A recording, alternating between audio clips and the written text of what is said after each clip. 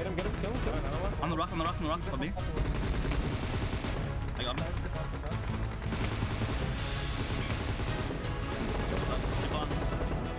I got you, fun. Should we insta get back up or like is the strat to like wait up, spend more time looting?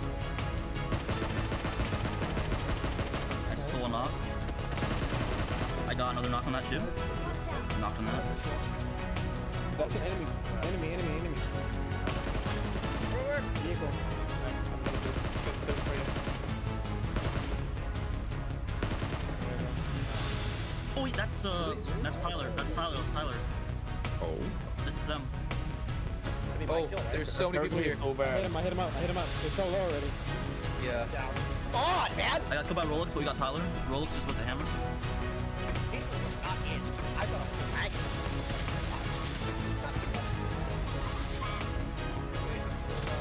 Wait, so low. I'm deaded. I can't move. Okay, I got Carnage, and I got Jacob, and I got Mo. Nice! Oh my god! That was kind of clutch. Let's go. You're so clutch, dude. You have any more coins or no? Nothing. Kill another one. Me too. Let's go, guys. You want this one? Oh, yeah. We can wait for a little He bit. got me. He's pushing over, right? You got that, brother? Oh! That's what I'm talking about. Let's go! Let's go! That was crazy. You're actually crazy. Who's Jacob? Who's Jacob? Let's go. Got one. Got Jacob. Jacob. Let's go, Rolex. iPad user. I killed Mo. Let's go, baby! You're Down you done. go.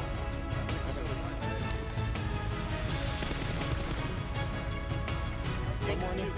Change your position. Change your position.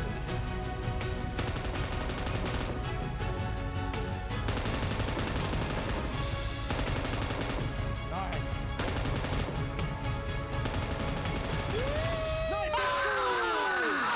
Let's do it!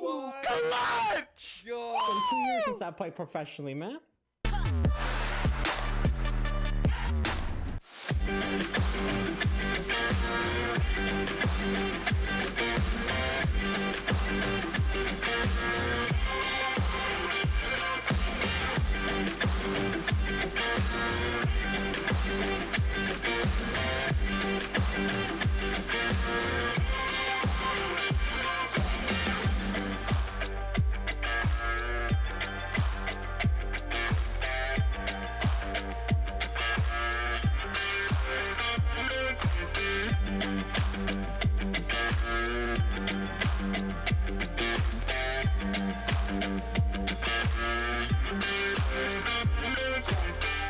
I love that for Pep Guru. It's like, you kill me, I kill me. And he kills himself. Zuxi, he was being a snake for quite a while.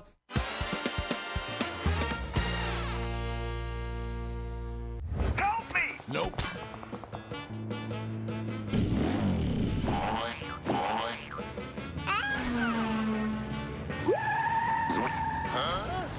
No! God, please, no! No! No!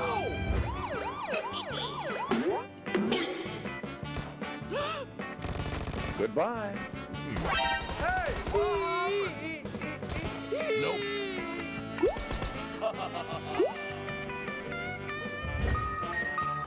Help me! Huh? What happened? Ooh. Excuse me.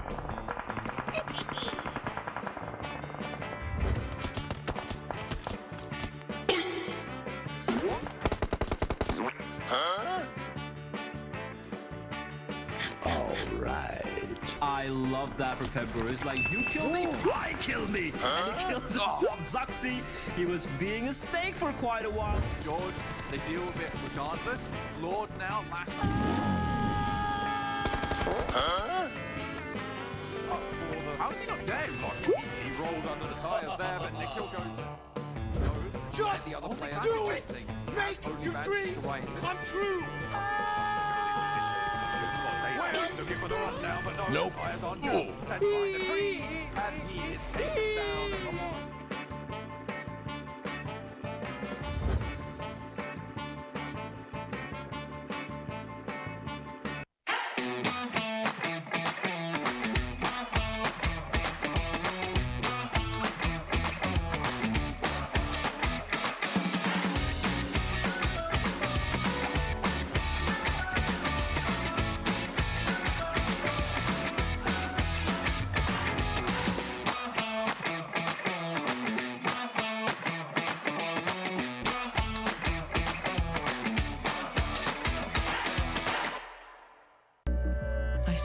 first light, the first steps.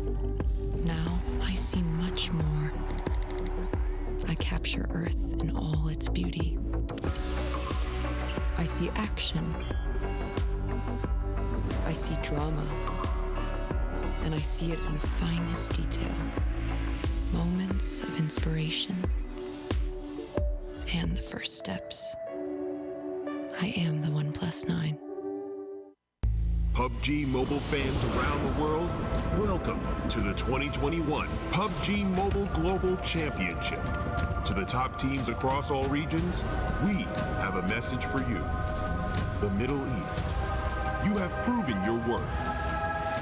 Now, make your formidable debut on the PMGC stage. South Korea, forget the past. This year, show the world you've ascended. Remind the world of South Korea's raw talent. Japan, you came so close last year. But what doesn't kill you only makes you stronger. Bring it back better than ever. The Americas, you're the alpha dogs that dominated the West. Now, lead the pack on the world stage. Southeast Asia, you took down so many strong teams on your journey to the top. It's time for a comeback on the global stage. Europe, it's now or never. Push your limits and surprise us all. This is the moment to create your legacy. South Asia, you were the dark horse of 2020. Amaze those who would underestimate you again. China, you carry the crown of last year's PMGC.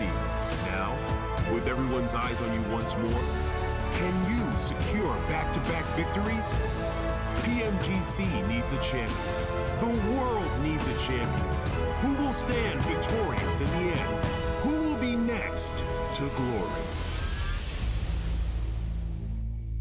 Hello, PUBG Mobile fans. It's almost time to bring together the world's top teams for the PUBG Mobile Global Championship 2021.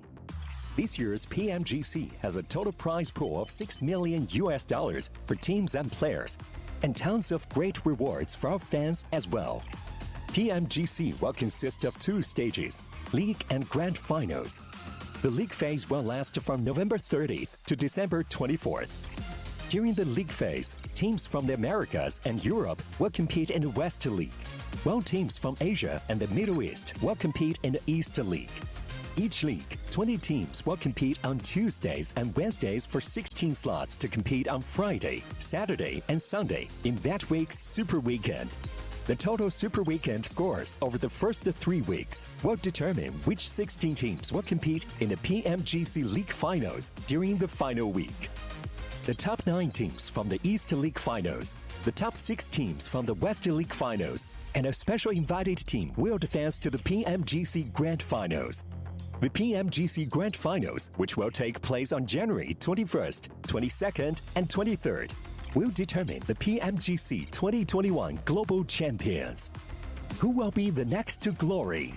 Don't miss a single minute of exciting PMGC action.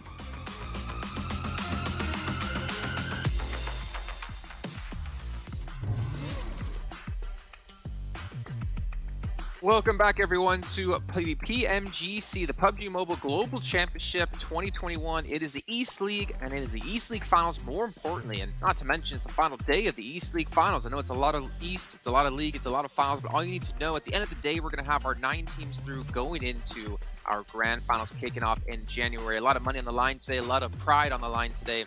And all these teams have a lot of pressure on them, especially of the teams who are outside that top 9, trying to break through, trying to get their chance at a shot for glory. But everyone, I'm Jason Campbell. I'm still your host here. We got Maxman to my side. Max, nice for you to finally join us on the show, and Kalaris there on the very end. Max, you know, I'm just kidding. If you missed out, I've been ripping him all day, all the event long here about not being here for the event, but he has been here.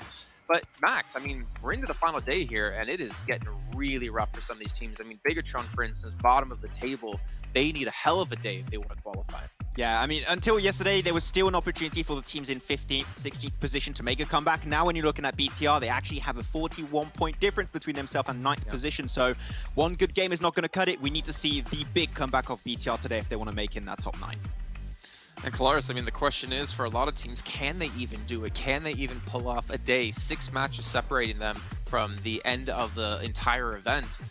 Can Bigatron, can these teams towards the bottom of the table get enough points to qualify? Because it is a large gap. I mean, we've seen, what, like 78-point days here from some of these teams, etc., and things like that. So technically, if things go right for the bottom teams and things don't go that well for those teams on the cusp, then it is doable. But as, you know, Mr. John Allen, as well as some people are saying, moving goalposts, moving goalposts. So, you know, we've always got to be careful of that. You know, it's an American football reference if you're unfamiliar. You know, it means that you're chasing a moving goal, because the teams that are in 9th place and above are consistently getting points throughout the day as well. Just to explain it, in case you didn't understand, Claris, I know you're European, Thanks, but yeah. you know, you also watch wrestling, so I have faith that you know American football.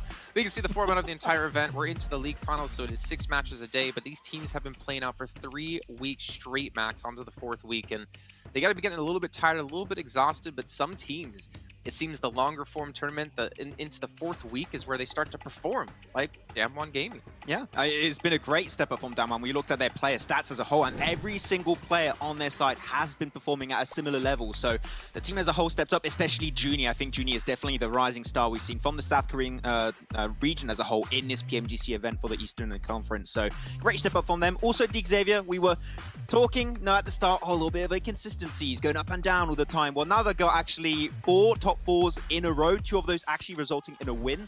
So, I mean, D Xavier are looking to be even more consistent if they build upon that even more today. I mean, I think we can assume they're pretty much already qualified in the top 9, but now they can maybe pick and choose a few of the teams that are going to make it in that 9th position. Well, it is $6 million on the line. A lot of money here. $362,500 for that first place. And the drop-off is quite steep. So, yeah, getting through into the grand final is obviously your major goal. But, you know, hot dropping teams, if you're in contention for that first place, might not be worth it in the end, because you can lose or win. I guess technically a lot of money here. But you mentioned D Xavier. There's a lot of other teams. Nova looking fantastic. 628. It feels like a lot of teams, in my opinion, Claris, have just kind of taken maybe like the last week and a half, maybe 2 weeks kind of off. I mean, we talked about this vacation mode. And then when it comes to these final 3 days, they're like, all right, okay, it's time to get down to business. It's time to defeat the East League. Yeah, I mean, there's always that kind of position where, you know, they come along into some of those final weeks in the league and think to themselves, well, we're already qualified. Okay, we can kind of maybe use this time not to go super hard, but try and extrapolate and take away as much information as possible about the teams around us based on that. And I do think Damwon Kia has been one of the teams to successfully do that quite well. Some of the positions that they found themselves in were fortunate, but you don't get to 154 points with the 2 wins that they've had, but just by being fortunate, right? They have looked so much better than their previous selves here, and now sat at the top. Yeah, sat at the top, and I'm still amazed, flabbergasted that they're doing so well. But at the same time, you know, for D Xavier, another team to mention, like they were on 2 chicken dinners, the only team to be on 2, and they were around, was it like 8th, 7th place? They were behind other teams so far, but then they get another 2 chicken dinners on the 2nd day, and they shoot themselves up the rankings. And looking on the list, I mean, I feel like all these teams deserve to be in top 9, but yeah, you're running out of time here, Max, and I'm getting really worried for quite a few teams. Yeah, I mean, some of the teams are actually just on the cusp right now. You got Team Secret that is in 9th, and you also have DRS that are currently in 10th position. So there's going to be maybe a little bit of back and forth between these 2 teams. But if you look at the top performing player from these 2 teams right now in the League East Finals, you had Kid, which was the big step up from the team that the big addition to Team Secret that we had in this tournament after the fact that we had Yuhai Boy go over to the side of BTR.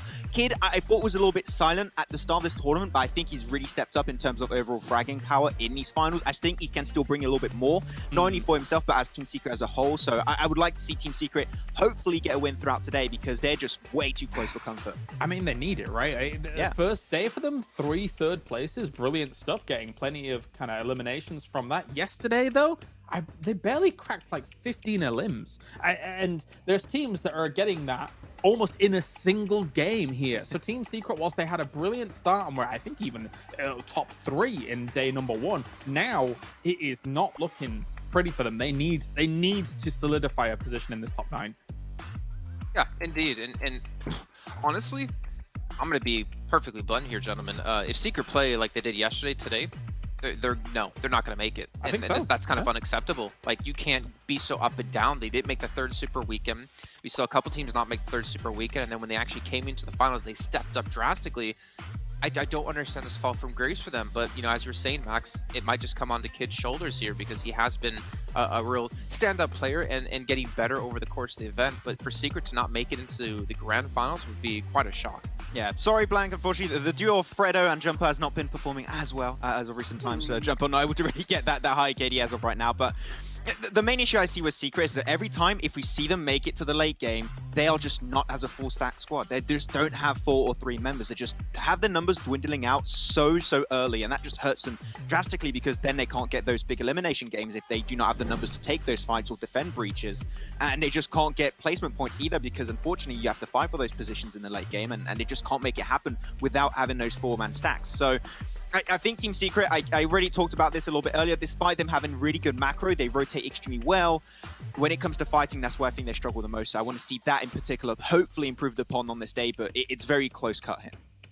And we can see here the final 6 matches of the day. We're going to have 2 Erangels, the 1 Miramar, sorry, 3 Erangels, the 1 Miramar, and the 2 Sandhawks. So for teams who can heal out in the blue, Nigma Galaxy, Infinity, yeah, I shouldn't say Nigma Galaxy, I should say Rove.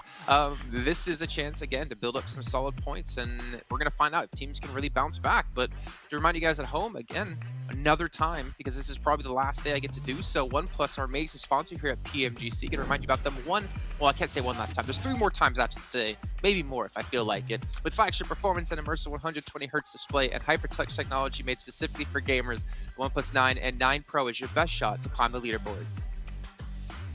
You liked that, Chris, man. Yeah, you liked that. I wanted to get in on it, but I had to talk at the same time, so it's kind of impossible to do both.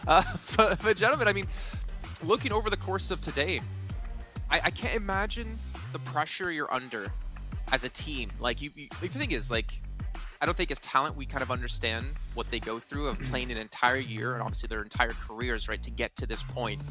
And to be in the situation now, realizing if I make that one mistake and we wipe, we could be out of the grand finals, compete against the best teams in the world to potentially be crowned the best in the world. I think we're going to see some teams become diamonds. I will say that. Just no. Max does. That's true. Oh, you're pulling out. Jason's pulling out the big guns here, I see. I think up until this point, Jason, for me, this tournament has been all about those power duos. And I don't think we've quite seen that here in the grand finals just yet. If you're looking at the Infinity, Stalwart, and Genesis Dogma, you've got Newsy as well as got Tunny. In Stalwart, you've got Action and Top. And in Genesis Dogma, you've got Satar as well as Daybot. Satar and Daybot especially today have to bring back that power duo capability, I think, here, because they need to be moving up these leaderboards. Yeah, I got to be hopefully stepping up a bit. I think the 2 only teams that had still that power duo that you mentioned, right, Kalaris, have been Infinity and also the side of Stalwart, but they also had those really good supports. You had Scry and PK that's been working really well into the league phase, but it's true they're not looking as persistent as they were during the entirety of the Super Weekend matches. So, you know, they're still going to be normally making it just fine coming into this. Like, they're looking still really comfortable, but they're safe. They're not just safe just yet. Stalwart, potentially you could say they're safe, but Infinity, one bad day and they're done. So they need to try and come back a little bit more heavier today. Max, when was the last time Infinity had a bad day? It's been a while ago. Yeah, it's been a while. Day 1 and 2 of week 1 of this event, 4 weeks ago. I mean, come on, for them to have a bad day here. I mean, statistically, you could say, well, they're destined to have one really soon. But at the same time, I mean, they've been so consistent over these 4 weeks. I find it hard to believe. But we'll find out, and it's time to get into our predictions as well, since the match is about to kick off. And I'll start things off. I'm going for my boys from Infinity. I have faith that today's not going to be a bad day for them, and I want to see them get top 9. I feel like they deserve. I'm going to give you some explanation. I feel like they deserve to make it to the grand finals because of how well they've played, how dominating they've played. 97 points ahead of any team going into the finals here. He's passionate. In East League, with the best teams in the world, they deserve a spot. He's gone. Go ahead. Okay, I'll jump in with mine. We were talking about Team Secret and DRS, how they're just on the cusp of that 9th position. I would like to see a DRS win here from the Nepali guys, so let's go for the first win. Okay, James. Stalwart, it's time for the championship caliber team to be the champions. Let's do it. All right, well, let's see if they can pull it off here. Thank you very much, guys. Let's head over to our commentators, though, to jump into that first match of our final day. Imperium and Blur, take it away. Thank you, Jason. You know what, Imperium? I wish Yes. Jason picked me once in a while instead of the Infinity, because the way he waxed eloquent about them. I mean, no one has said such nice things about me in my entire life. My love for you is Infinity. That helps. Okay, I'll take it. I'll take it. But ladies and gentlemen, firstly, Merry Christmas to everyone celebrating. And if you're not, happy holidays. We're going to be jumping in to the first game of the final day over here. And for me, Imperium, there are a couple of battles taking place. Number one will be the battle of the top. Battle to decide who is going to be the Kings of the East and going to be taking away home 300,000 plus US dollars. That's a lot of money on the line. Second battle, obviously, to be one of the teams, the top 9, to make it through and play in the grand finals later on. So much on the line, and I am so ready for it. I'm more than ready for it. I hope the teams are. You are dead right with the two fights that are taking place, and it's all within the same lobby. So all these teams kind of have their own little goal, their own little set of mind. And yes, you could say that the Xavier, Stalwart, Enigma, they're secure, but they're also close to the cusp of kind of getting into that fight for the first place, right? So if they have a couple of good games and Nova and Damwon have a couple of bad games, we could see that leaderboard shaking up. And as you said, down in the bottom, the desk alluded to the likes of Team Secret, DRS, Rico, Infinity, 4 rivals. That kind of last maybe 1 to 2 spots in line. Reject, they had a hell of a good day yesterday, Blair. They scored a total of 55 points, 3 strong games in a row. It fell flat after that, but it does show the potential that they have to jump from, I think it was something like 14th or so, 13th, up to 8th place at the end of yesterday. Well, Team Secret, though, off to a bit of a rough start here. Unfortunately, lands right next to Nima. And Nima's like, all right, I'm just going to carjack you. And that's going to be the opening elimination going the way. First blood being drawn here by DRS at the expense of Team Secret. Looking at the way the tables are, I mean, it is kind of, I wouldn't say, good for DRS, but that's a team they need to face off against, right? Secret on 80 points, just a measly 14 points separating them before that elimination took place. Now 13 points remain for DRS to try and snatch the 9th position away from Secret. You pointed out, Reject, Secret, even 6-8. They shouldn't be feeling very comfortable here because the team's right beneath them. 4 rivals, DRS, Rico, Infinity. Sure, they haven't had the best of times when it comes to the past couple of days in the finals, but they have shown that they can stand with the best in the lobby, at least during the Super Weekends and the league stage. So if they do show up here today, and it could very well happen, then Reject, Secret, 6-8, their position, even Infinity's position, is not secure at all. No, not at all. And to highlight 6-8 a little bit more heavily, they bookmarked yesterday with some strong results, but in between that, 2, 3, 4, 5 games, 1, 1, 1, and 3. That to me isn't even kind of volatility. That's more saving your day by the skin of your teeth, so to speak, in the amount of points that they scored. If they hadn't have had the 19 and 18 point games that they did in the first and last game, they probably would be behind the likes of DRS and even down with the 4 rivals guys. So for sure, I'm definitely not super safe if I'm in the eyes of 6-8 and DRS. They had a little bit of a similar day to Reject yesterday in terms of scoring 43 points in comparison to 23 under day 1. We haven't really seen the magnitude of results that are needed across the PMGC from DRS, but if there's a day to do, if there's time to do it, it is now. I liked where they dropped. It was kind of on that Lipovka area because of that plane path that was a little bit more up towards the kind of southern side. So they kind of stopped there. Now they sent 3 of the players up towards Yasnaya. It made sense. They got early looting and they picked up an early kill. 2 teams who had very different entries to the finals here of the East League. Like, you're talking about BTR, you're talking about Genesis Dogma. Genesis Dogma, honestly, if you'd asked me just 3 days prior, like, hey, you know, do you think Genesis Dogma are going to make it to the grand finals? I would have said yes, 100%. Because it looks so good during the Super Weekends, but right now, 14th place, 50 points. They were looking so fantastic. And then you look at BTR, who, like, till the very last couple of days of the third Super Weekend, we were still questioning, are BTR going to make it? You know, we were lumping them alongside the side of FaZe Clan, who didn't unfortunately make it. But BTR, they had a little bit of a resurgence, so to speak. But it feels like they've kind of run out of gas on the Super Weekend itself. Right now, 16th position on just a measly 39 points. And I gotta say, it's not impossible, but it is highly improbable they're going to be cracking the top 9. It is simply because they haven't really shown it in the final so far, and they rarely showed it across the PMGC. It was that last Super Weekend which we saw lights of like sparkles of strength from the BTR side, but their weaknesses, their mistakes in the finals haven't really been connected so much to the strengths they did show in the final Super Weekend.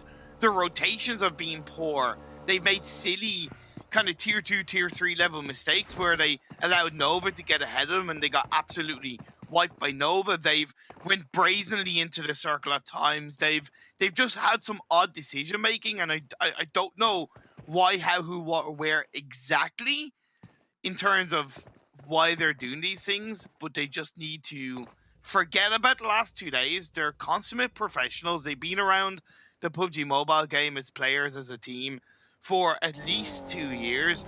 They know what they need to do, and they have to have belief and trust in themselves, and those performances hopefully will show. Talking about this phase 1 though, it is on the eastern side, kind of complemented the playing path. We see some early movement from the likes of Genesis Dogma away from Milta, BTR as well, away from Farm Area. Down One Gaming going for a pretty early rotation to create that kind of line right in the center. You can see Luxy getting a knock onto Booms. Other than that, nobody else is really harshly towards the center. The Xavier around the prison region. You have 6 to 8 now heading up at Potato Hill. There's a lot of opening areas for teams to rotate throughout this phase 1. Yeah, Stalwart Esports, I'm keeping an eye on them. They're having a very, very comfortable time crossing the Nova Bridge and heading towards Milta. And then, of course, you have Reject, who've moved in a little bit earlier. And again, Infinity, the timing is just so pristine. The way they're able to seemingly every single time just thread the needle and cross on over towards the Ferry Pier Bridge. The one time they got caught with the pants down was by 6 to 8, I think a couple of weeks back. I think it was week 2 or week 1. But apart from that, they have looked incredible, impeccable, I might even say. Although thus far, 6th position, 107 points. They could still have that pop-off day. As Adesk alluded to, they've never really had a bad day apart from the beginning, the very beginning of the entire tournament. Of course, 2 teams I want to keep an eye out though, like just this battle for the top place, right? Down One Gaming, what an incredible couple of days they had. The South Koreans, they have come in all guns blazing, looking to claim the title of being the kings of the East. But then Nova, it's just been a gradual rise. So for Down One Gaming, it's almost like, if you look at the rise, it's almost like a straight up vertical line. Yes. But for Nova, it's been like a nice exponential curve upwards, where we were questioning, are they going to even make it to the finals? And here they are, 2nd position, 144 points. And coming into yesterday's games, I wanted to allude to, but kind of Down One have already kind of spoken in game what I was going to say verbally, and that was, you know, there's no such thing as like Chinese domination, because I'm sure a lot of people, when they looked at the leaderboard at the start of yesterday and saw Nova on top, thought, oh, okay, Chinese domination, because that tends to be the thing. Clearly, it's not the case. Look at that one game and look at what they've done. Look at the Xavier, right? And the performances they've had. They're only 9 points behind Nova, and then you counter in the might of Mongolia in the arms of Stalwart, their very first big global tournament, and they're close by. We see already Jimmy getting knocked down. Man, Nova, they may be close to the top. They can't start off like that, losing a player right off the bat. Yeah, it's just going to be so very close between Damwon and Nova. And as you pointed out, losing a player early on could be problematic. And looking at the way Paraboy and Order are repositioning themselves, okay, they're looking to take the fight. I like this from Nova.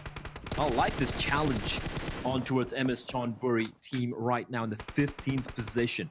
So for them to even just have a snowflake's chance in hell of making it to the top 9, they need to have some monstrous games here today. And the first challenge, if they can manage to hold their own. Oh, Ponzai lines it up. He whiffs it. That's a shot you need to land, Ponzai. And it just goes whistling past to Paraboy's ear. Smokes are getting deployed as well, and the res might just take place. And MS Chonburi, they seem to be a little wary of committing to this fight. And honestly, I kind of agree with that. I'd nearly say they should fully disengage.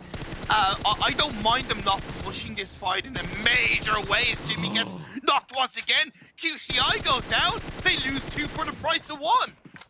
That is the way MS Chonburi want things to go. That looked like Nova were going to pull off the great escape, but now MS Chonburi, now he should go for the play. Now should go in for the hit. Now should go in for the squad wipe. And Ponzai continuing to tickle away at the HP of Order.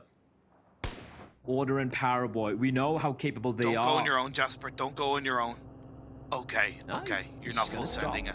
Yeah, I'm glad he's stopping by the dip. Yeah. Yeah, and they have the trap, right? Like, it doesn't look like there's any escape route for Nova. So right now it's about trying to defend his fortress. And I like that MS Chonburi aren't getting too gung-ho. We saw a few teams kind of fail because of that yesterday. But if it takes too long, another team could come in and third party and ruin their day. There is a potential indeed of a third party from 6 to 8. Now, that's more towards MS Chonburi the longer they leave this fight, because at the end of the day, Nova's 2 players do have the protection of 4 walls outside of the windows. Whereas the MS Chonburi guys, they're out in the open. They have a 3-1 split. And they could get surprised if they leave it a little too late. Into the vehicle they go. The push comes through. Lovely driving there, avoiding the preemptive nades being lobbed in by Nova. Nade sails in, Order should fall here, right? He should fall here. No, he's going to patch himself up. Meanwhile, Paraboy duking it out amidst the smoke. 1 player remains for Nova, and his days seem very, very numbered. They come pre-firing around the corner, and MS Chonburi, sure, it took a while. Sure, it looked a little worrisome at certain points, but they do a very good job of neutralizing the threat of the Chinese side. Cryptics, though, they're aware of what's just transpired there, and they're going to use that opportunity, but hold on, they're going to be exchanging blows with the... Oh, yeah, never mind. It's the 1 player of MS Chonburi out in the distance, providing eyes, and because of that, Cryptics are like, you know what? Maybe not really worth going for this fight. This fight kind of took long enough that we transitioned from phase 2 to phase 3, shifted up towards the northeast. The king of the hill, the Lion King compound, is held onto by Rico. Mansion is open. There's a lot of flat terrain, though, between kind of Mansion and Prison that teams will need to be aware of. You do have the museum area, which I believe is held onto now by DRS. That's a really good split that DRS have. Now BTR, they're going wild into the circle, going up against Genesis Dogma. This is very, very tricky up the Lumberyard Hill. The 2 teams at the tippity top. I won't say they're struggling. You know, I mean, Nova obviously struggled a little bit there. They got a complete eliminated, but Damwon Gaming losing a player as well. Sung's going to be knocked down and finished off at the same time. Damwon Gaming, they are bleeding. And if I am D Xavier right now, I'm like, yeah, boy. Yeah, let you keep going. Keep going. Die, my pretties, die. Give us all the points. Die, die, die, my darling. Nigma Galaxy, in the meantime, might be going up against their MENA counterparts. And we've seen this so many times, Enigma against Cryptics. And I'm just going to pull a number out of my butt. But I feel like Enigma's always seem to have Cryptics' number, majority of the time. Well, to be fair, I'm not saying it's every single game, but kind of the points speak for themselves. I have to give credit to Cryptics. Hell of a day yesterday overall, comparative to their day 1, 37 points compared to 15. So they show they can do it.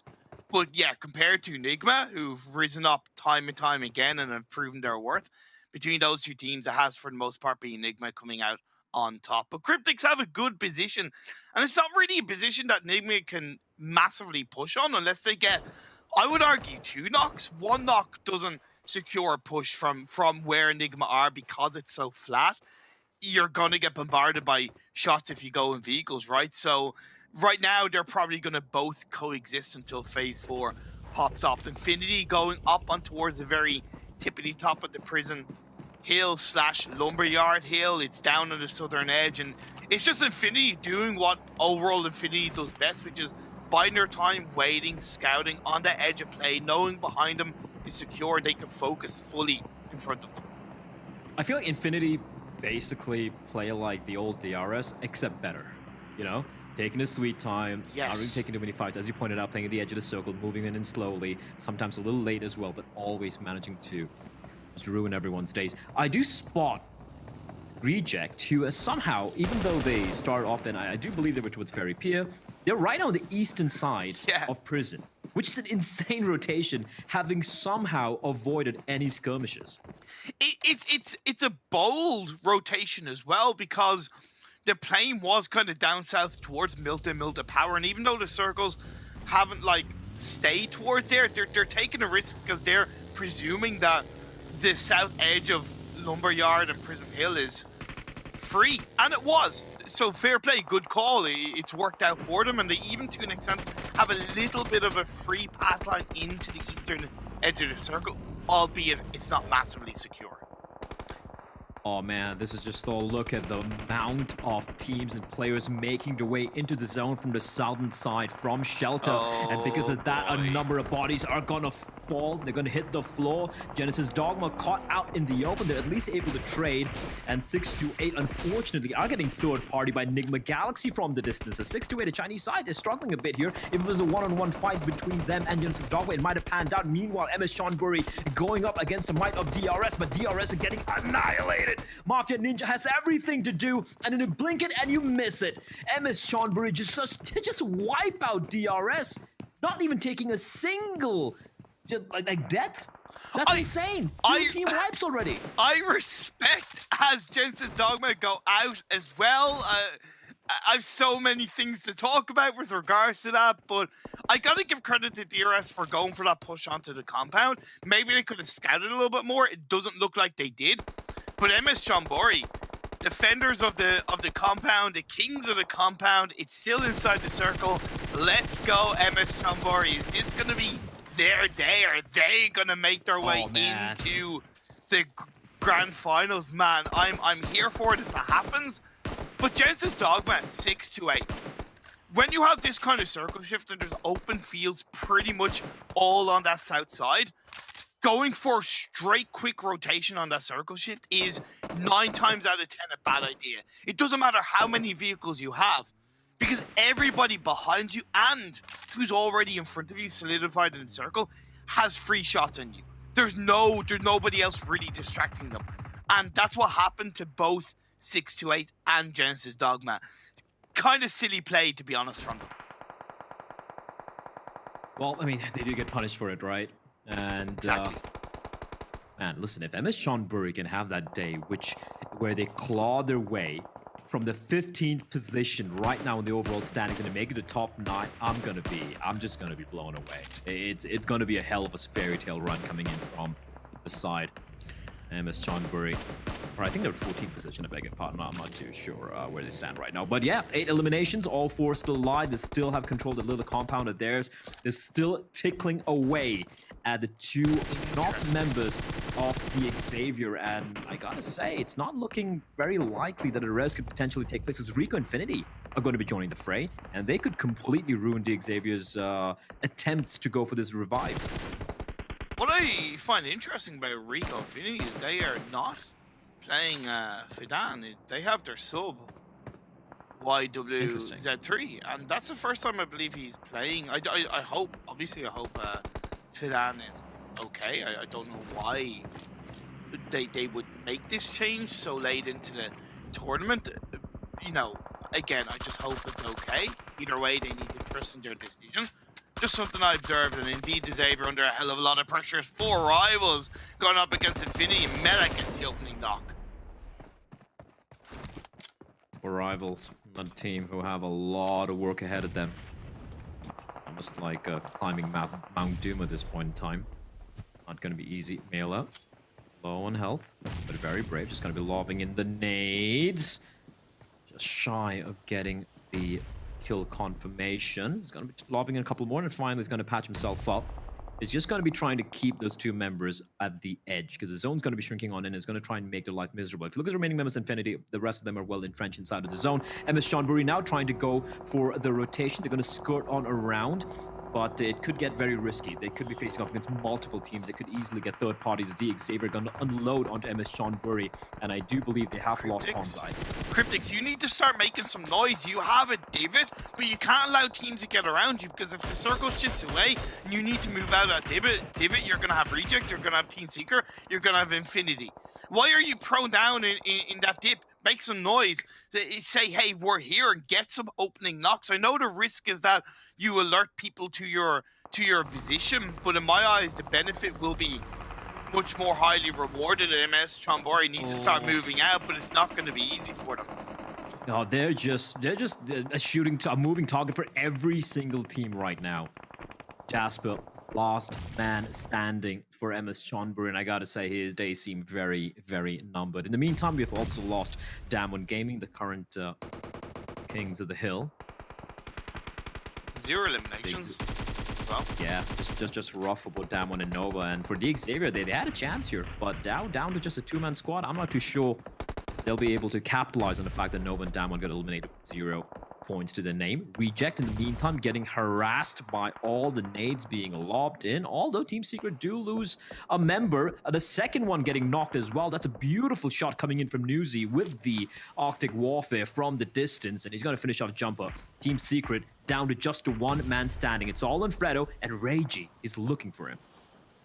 he's not looking in the right direction right now. He's behind the rock. He's going to get caught out. Fredo opens the door. Says, hey, I'm here. Gets a knock into Rage also. By no means safe. He has to climb into the edge of the circle. Throws out a smoke here. Throws out a smoke there. And again, Cryptics have the opportunity to third party this. Why aren't they? I know they have Infinity behind them now, but even then, they could probably take shots towards Infinity, because Infinity are kind of a little bit more focused on Reject and Team Seeker. Uzi is being quite a problem with an AWM, but he's also got to be careful. He's getting shot at by Stalwart Esports from the distance, and Pika has an M24 to try and snipe a few heads as well. I'd love to see a little bit more bolt action taking place. Fredo, still alive. Cryptics, 0 eliminations, and as you pointed out, they just, get up, start delivering. Lamborghini trying to deliver, though. The last man standing for his side, I believe. Yes, indeed it is, and he's going to go up against the entirety of Rico Infinity, or rather, yeah, the entire Rico Infinity, all 4 alive, and they're going to be going in for the finish. Esketon with a little bit of some style points there, finishes off the Xavier. They will go down in the 9th place with 3 elimination points. Stalwart, 4th place team, 122 points, 8 eliminations. They're going to be in the running for the top spot if they keep on going like this. They do have to get past Sigma Galaxy. That's going to be a tough ask, but initial knock onto roof by Pika is wonderful. Pika is being so very brave here, and I'm starting to sweat for him. Great nade, as you pointed out, to get the knock. I'm not sure who picked up the finish. SK10 out the open. That's a bit of a problem, and he should be done for here. Appy is going to ensure he tries to get the elimination, but the play zone is going to steal it away from him. Rico Infinity have lost a couple of members here. It's not looking pretty at all. They do have 6 eliminations in the name, but as you pointed out, Stalwart Esports, 10, and they're moving in for the kill. Enigma Galaxy, I think they just have 1 member still standing, and Stalwart are pushing in for the kill, and I do believe they've done so. Enigma Galaxy out of here. Stalwart Esports, sure, they have a man down, but the res is going to be coming in. 13 eliminations. They're looking for more. Could we see the record be broken on the final day of the PMGC finals? That would be certainly sending a message to the rest of the lobby. That would be Stalwart making a massive statement to the rest of the lobby, saying we are here, we can do it, we will do it. The grand finals, the global finals, the big dog and event powers for the taking. I mean, there are like 12. They found another one as well. Rico Infinity will finally fall. And yeah, Stalwart Esports, 14. They have 12 more players to find. They can easily break the records if they do wish to. Action, however, for the time being, a bit of a halt to the action, as he will be brought onto his knees courtesy of 4 rivals. Reject will, in the meantime, will also be knocked out. Down to the final 4 teams, 15 still alive. For Rivals, they stuck in this. They were put under pressure by Infinity at one point, but they got themselves up as a full squad. They used this little bit of a dip on this side of the hill to their advantage to be avoided by the teams up and towards the northern edge of the circle, even get a couple of counter shots off, and they're away from the sightlines of Infinity and Cryptics, more importantly. So for Rivals, although they now have to move into the circle, they played some great positioning in this game. Yeah, even Starwood Esports, even the Cryptics, they do have that trench. The fact that Starwood Esports have the zone as well, I don't think they really need to move in. So this could potentially come down to Starwood Esports and Cryptics. Lazy Boy trying to go over the top and is going to get a knock onto Newsy. I think it's been finished off as well. So Infinity getting harassed in multiple directions. God Tunny will fall to 4 Rivals, and one member still standing. It's Logan. He's got to pop his claws. He's got to go big here. Rez looking unlikely, and 4 Rivals can see them slowly crawling away, trying to take care of Infinity so they can concentrate on the other 2 teams still alive in the zone. Cryptics again could be getting a little bit more aggressive if they wanted to, but they are allowing Infinity and 4 Rivals to take each other out. Logan put down to like 10 health. How is he still alive? I think they saw it. Oh, there we go. Eventually he'll fall. His healing factor doesn't really come into play here. 3 teams, 4v4v4. We rarely get to see this. This is going to be spicy, Imperium.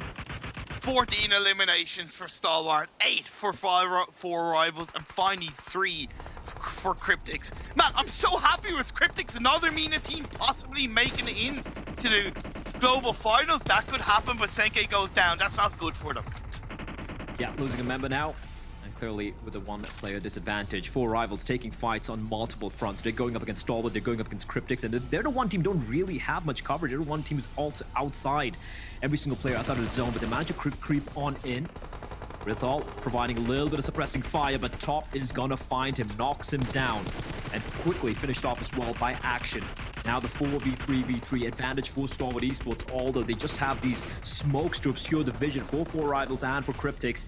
And Appy just pushing on that nade! Oh, that nade is massive, along with the incendiary as well. And Cryptics have just got absolutely annihilated by 4 Rivals. And now it's all on Starwood Esports to put them down. It is a 3v2, I do believe, and 4 Rivals make that just one man standing. Can he hold down his own against the Mongolians? It is looking unlikely here. He's gonna lay prone. He's got no first aid kits, and Starwood Esports are gonna take the chicken dinner. 17 eliminations. Sure, they don't break the record for the tournament, but holy hell, we might be seeing a 4th contender for the throne now.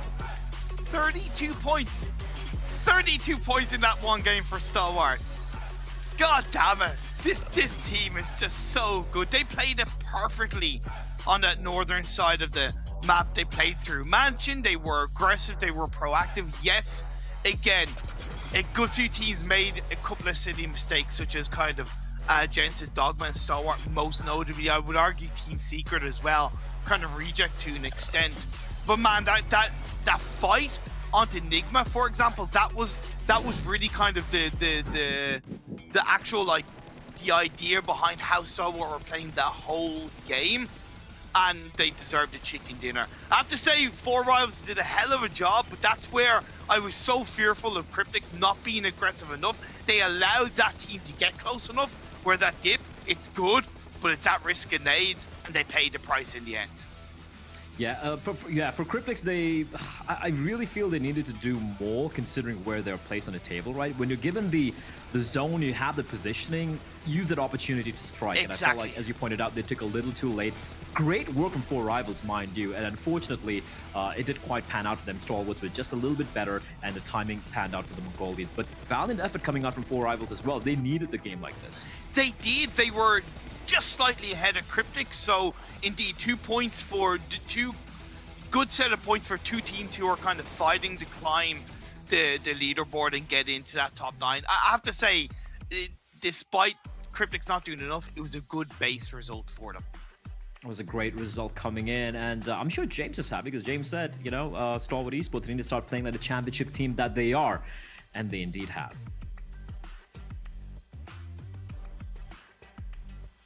Okay, I was expecting a little bit more gloating out of James there. I know I would have been gloating if Infinity won. Yeah, that's about it. Oh, What was he doing with his fingers? That was interesting, but also the victory out of Stalwart was interesting, as we did see there, closing things out with quite a few eliminations. 18, as a matter of fact, 33 points. The boys from Mongolia, a fantastic finish for them. But also, you got to give credit to 4 Rivals who did need these points. They were not safe. They were not in top 9. And, well, the question at the start of the day was, will teams that need to step up do so? And so far, the answer's been, yeah. Yeah, 4 Rivals, Cryptix needed himself a good performance here to kick off the day and hopefully build a little bit of a momentum going throughout these next 5 games that are going to be happening today. So great from 4 Rivals, great from Cryptix. Want to see a little bit more. Cryptix were a little bit on the lower side. They had a total of 52 points before this one, so they are going to be closing that gap a little bit, closing that gap with themselves and Team Secret, which is good. Same for 4 Rivals, but we still need a little bit more, right? And hopefully we're not going to have some topsy-turvy results. We need to see some consistency from these guys in particular if they want to have a shot at the top 9. Yeah, that's all cool, but let's talk about the championship caliber team, all right? Okay. They were in the south, I think Circle 1 and 2 as well, having a barrier to entry. What do? They rotate east and go all the way up to the north, and it's top again! Number 1! 1,100 damage. That's going to count as my noise for this one, Jason, because it was loud and high-pitched. They are the championship caliber team. The rotate that they did in the east side was absolutely crucial for them to stage this campaign here in this game. And then they started sweeping, Jason, and then they found themselves a top spot. And now look at that, Jason. They're number 1. This is the championship caliber team. Sorry. I don't know what to do with that, Max. That was just a lot of energy for 4 AM for me. But yeah, you're right. 155 points, Stalwart. A fantastic showing for them. And again, $362,500 on the line here for the number 1 place team. It is a perfect time for Stalwart to step up here and make some bank. But we got to look down the list here, Claris. I know you want to talk about your championship caliber team, but Max, man, 4 Rivals have been able to get into top 9 for the first time here. And Secret, they've fallen out. Yeah, if we would stop the tournament right now, it would be 4 Rivals just barely making it in with a 6-point lead above Team Secret. So good to see a little bit of a step up in that game stuff for second place. Of course, it's not going to be a chicken dinner in 4 Rivals fashion, as we would expect, but it was definitely a lot more confident from this team. They took a really good high ground position. Their main focus was to make sure that they could get rid of Infinity. If Infinity is gone, you have full ownership of that last circle. Cryptix are not going to pose a threat at all, and even the side of a Stalwart could not make that push happen towards the end, unless the circle moved away, which it did. So got a little bit unlucky for them at the end, but 4 Rivals were playing that position extremely well, remaining as a 4 stack and really trying to just destroy all the teams in their vicinity. And try and destroy as much as possible, and you guys at home, you can destroy, well, this doesn't really make sense. I was going to say destroy your chance to get a permanent item, but you can't, the chance to not destroy. Don't destroy your chance. There we go. Don't destroy your chance to get the treasure box going on currently between the 22nd of December and the 13th of January. You can get some permanent items unlocked as well as some special rewards on top. All you have to do is be watching the Esports Center here on YouTube. You accumulate these PMGC tokens, and also you can win 900 of them if we hit 500,000 or more peak concurrent viewers. Don't worry. It's not like we have to hit 500,000 exactly. It's 500,000 or more. I got your back. Don't worry. And all you need is 1,200 in total to unlock the chest anyway. So you're getting really close. We can hit those numbers today. We have about 6 minutes of time before we get into the next match here in Colares. Championship caliber team, are they going to be the championship caliber team of the day, or is it just in the match? No, it's today. I've decided, just like I decided that Unicorns of Love were going to win in EU West, and I kept riding that unicorn for the entire time. Now it's time for Stalwart to show and pay bank. We have got them at now number 1 here. They've won 1. They're going to win at least another today, Jason. Okay, big words coming in from Colares, but you know, his predictions have been spot on today. 100% accuracy in his predictions. We'll see if his prediction accuracy will hold on, though, as they enter a second match. But that's coming up, though, after a short what, Max? Break. It's break time. It's like, you kill me, I kill me. And he kills himself. Zuxi, he was being a snake for quite a while.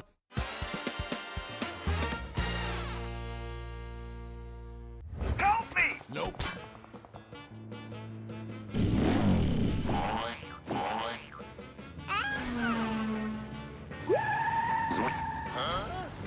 No! God, please, no! No!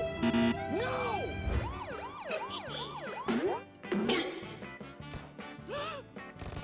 Goodbye. Hey! Mom! Nope.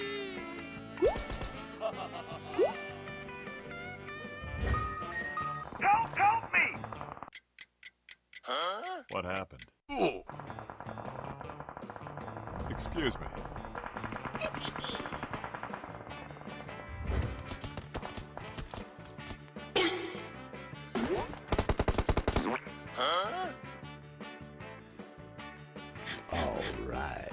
I love that from Pebble. It's like, you kill me, I kill me. And he kills himself. Zuxi, he was being a snake for quite a while. George, they deal with it regardless.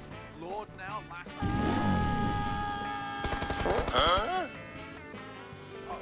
How's he not dead? He rolled under the tires there, but Nikhil goes. Just the other player do it! chasing. Make your dreams come true! Looking for the rundown, but no Nope. tires on. Set by the tree, and he is taken down at the last.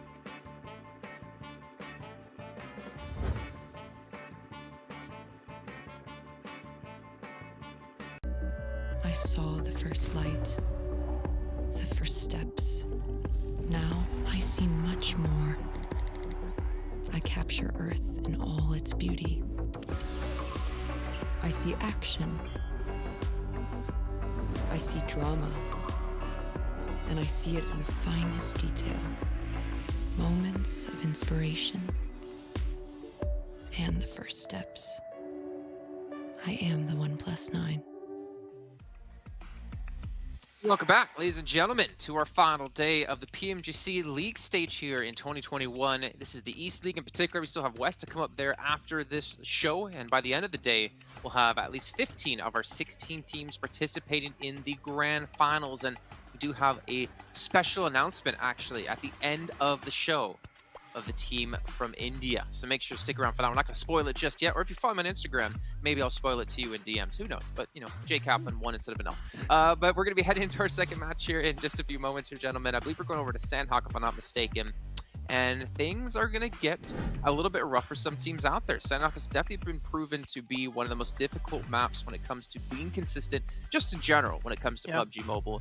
But here, I feel like with the teams who need points, I feel like we're going to see so many of them just turn to healing as much as possible and trying to stick out in the blue. I was going to say, it's consistent if you're able to pick up 30 first aid kits, Max, right? I mean, unless you're Rolkis or you're Ralph, right, you're gonna do great. That's why I can't wait for the finals in January. It's gonna be the best crossover ever. Oh, so, no. Rolkis next to Ralph just healing like, hey, how many, just a little competition off heal off, see who's gonna be able to survive the longest. But yeah, of course, Enigma Galaxy's coming to this. You know, you expect them to be a top 3. That's pretty much a given. They're gonna be able to scavenge all of the first aids in the entirety of the map of Sandhawk. Yeah, but otherwise it could be an opportunity for some other teams to have their big step up. That is the map where we had the initial step up from Damwon was those 19 elimination games. It is an opportunity for maybe another team that's currently struggling to get another big performance and to start creating some momentum here. Max, for your scenario to play out, you need Unicorns of Love to not be 16th, though, right? Because it's not... Yeah, sure. Well, to be fair, Alpha 7 were outside top 9 before yesterday, and then they were able to actually get into it pretty quickly, funny enough. I think they got 2 chicken dinners on the day. But taking a look at some stats here, when it goes over to Sandhawk, okay, well, we're going to move past that because the match is about to go. I was trying to read the graphic in time. We were comparing Damwon and Nova, which is interesting because normally Damwon is a team you would compare against the top dogs. But again, if you've missed out on any of the days of the finals, well, they're currently sitting in second place, and they've only lost their throne because they're tied first place now after Stalwart and their victory. But we do only have a bit of time left, a little bit of time left. A little bit. So I think it's time to get into our predictions here. And I'm going to go with Infinity, Maxman. He's going to go with BC Swell. Kalaris, he's going to go with Unicorns of Love. Go ahead. Oh, wait, no, guys, stop! No, I didn't say it! I didn't say it! That's not even the team! Okay, BC Swell with the new logo and new name. No, Max, explain your 628 pick. So the first day where we had ourselves 2 Sandhawks, they actually got a 2nd place and a 3rd place. They were still lacking on the eliminations a little bit, but they got really close to a chicken dinner. And as we know, back to last PMGC, teams from China tend to be actually pretty good when it comes to playing the map of Sandhawk. So I think that they haven't got a chicken dinner yet. This could be the one where they start to create a little bit more momentum to secure themselves in that top 9. Okay, well, the Godfather on the very end of the desk here, who has 100% prediction rate here in the 3rd day of the finals. Who's gonna win? Nova. I feel like all he needs to do is speak one word. If he speaks more than that, I feel like he might. Wait, what's that? Did I hear something? That's no. it. No. All right. Okay. Well, Nova coming in. I mean, Nova's a strong pick. I feel like Nova have definitely shown a turnaround since the first 3 weeks of play. I feel like Colors is just gonna nod. I do like how much Colors has participated though in this segment. So thank you so much, man. And also like how our cast can be participating by bringing you guys the match at home, Imperium and Black. Thank you, Jason. Interesting picks coming in from both Max and James, and they really seem to feel that the Chinese teams are just better on this particular map of Sandhawk. Jason obviously continues to be the most biased caster in PUBG Mobile history, just going for an Infinity. Why does he do this? I don't know. It's an okay shout going for Infinity, at least so far in the finals. They have a 6.7 points per game average in Sandhawk. But I think people are sleeping on Damwon. They currently have the highest point average in Sandhawk, 17.3 per Sandhawk game. And yet, they're not picked. Okay, Nova are close behind in 14.7, and Stalwart on a side note are 13.7. But yeah, people sleeping on Damwon. Okay, you know what? I'm not gonna sleep on Damwon. I feel our South Korean friends can definitely claim the chicken dinner here. So instead, I'm just gonna flip it a little bit this time around, Imperium. I'm gonna go first. I'm gonna go with Damwon Gaming. I believe in your numbers, and numbers rarely lie. Are you gonna be siding with me as well, or are you gonna go with something a little bit more Mongolian? Because we know what Stalwart can do on Sandhawk. I'm gonna go for Stalwart. Just it means I kind You of. don't even believe in yourself. What is this? Whoa, whoa, whoa, whoa! It's not that I don't believe in myself, but I recognize that Stalwart are off the back of a 33-point game. That momentum, that confidence going into another map that they're strong in. That's a recipe for success, right? That's like adding MSG to a meal. It just automatically makes it tastier. Okay. I agree. I feel MSG is very villainized in the Western world, Western cuisine. And I'm like, listen, guys, it's amazing. What's wrong with you? Asian food is just better than everything else. I'll just say it out there. I'm biased. And much like MSG, MSC had a good game in game one. See what I did there with transition? Yeah, I can't believe I'm kind of proud of that. I'm kind of proud of that. They had a good game yesterday, but the unfortunate thing for them is that teams who were ahead of them coming into today's games did better. 4 rivals, Cryptics, Rigo Infinity. So as much as it was a strong 9-point game, that barrier, that cushion becomes a little bit further away for them. It was helped that the likes of DRS and Team Secret had bad results, but you know, if other teams ahead of you are getting stronger results, it does continue to make it harder. So I'm hoping that they can sprinkle a little bit of that MSC magic and get a successful game in this Sandhawk one. I have a question for you, right? As we continue with the day, right? Once we enter game 4, game 5. Oh, I like that, Zuck. See, look at that. Great style points there. Unfortunately, not able to get the points in the server right now, RBTR. And coming to that, let's assume you're one of the teams at the very bottom, right? Like the bottom 3. Okay. And your chances of making it to the top 9, it's not even minuscule. It's virtually non-existent. Like you'd need like a 50-point game to qualify, which is just unreasonable to ask. Would you just continue playing a game, or would you just say, screw it, I'm just going to mess with a few of these teams and just go for some hot drops and try and ruin someone's day? That's a really good question. I'd do it. 100%. If it means your regional counterpart has a chance of qualifying, yes, I would. You know, there's it's a hot topic to entrench.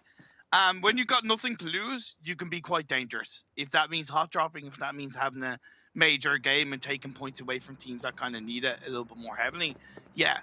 I don't think we're going to get that in the last day of these finals. I feel like every team is just kind of locked in on just trying their best every single game and playing their normal game. But I would like to see that little bit of drama, that little bit of spiciness in the final couple of games, because it would add a lot of weight to what is competitive PUBG Mobile. It's a good question to ask.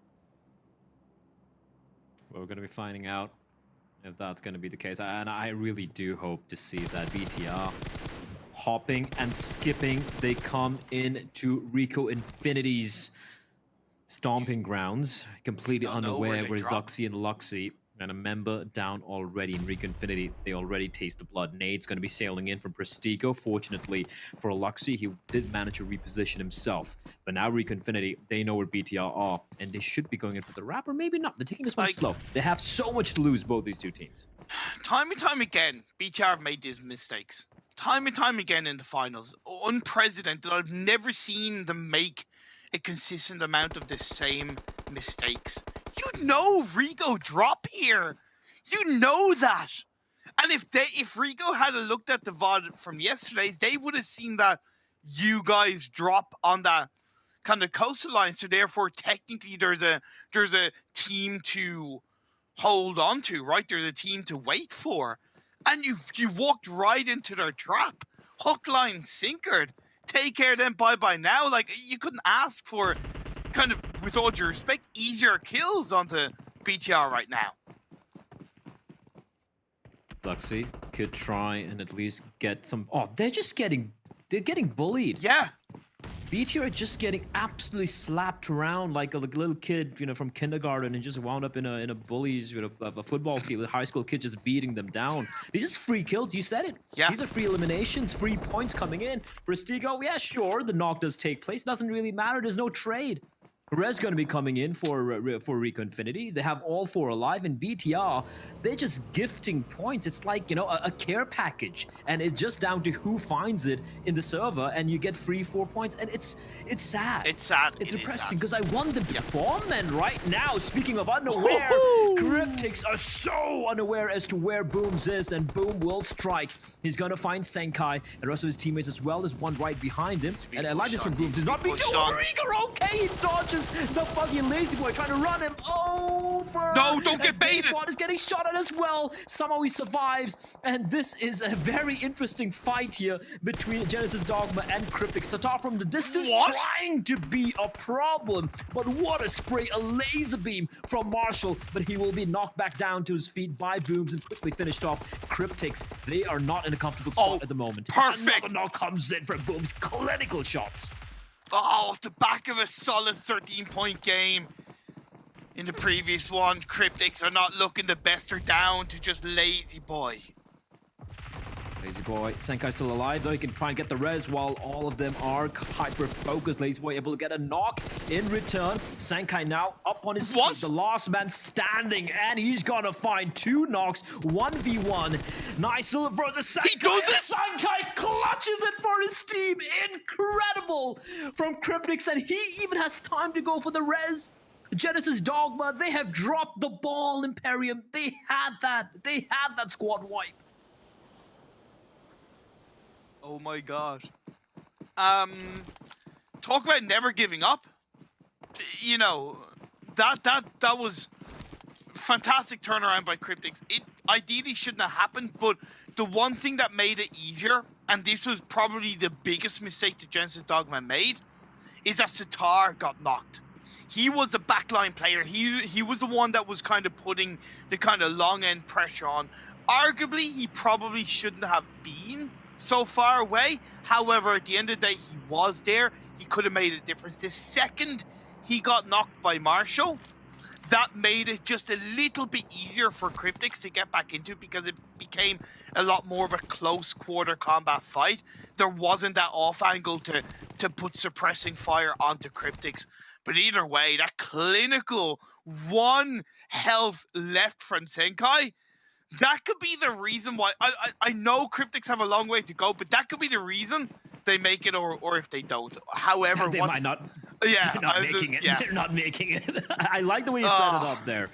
You did a great job, but Nova, they like hyenas in the savannah. They smell the blood. I wonder what's going on there, Cryptics. Despite the heroics of Senkai, it's not looking good. Nova looking to redeem themselves after what was an abysmal first game. 0 points for them, 0 points for Damwon as well. So they're looking to definitely redeem themselves here. And they know there's a player nearby. They know it was an instant wipe, and they're looking for him.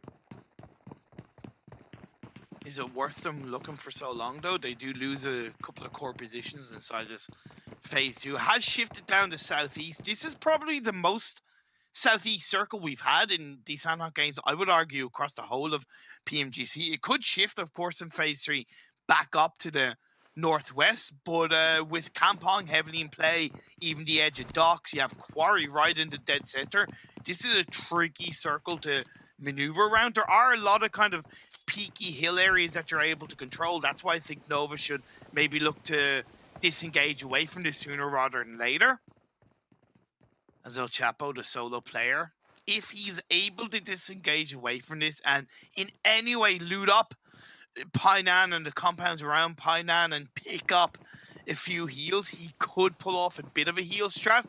But I can't argue, I can't see him getting any more than an extra 3 to 4 points from this one.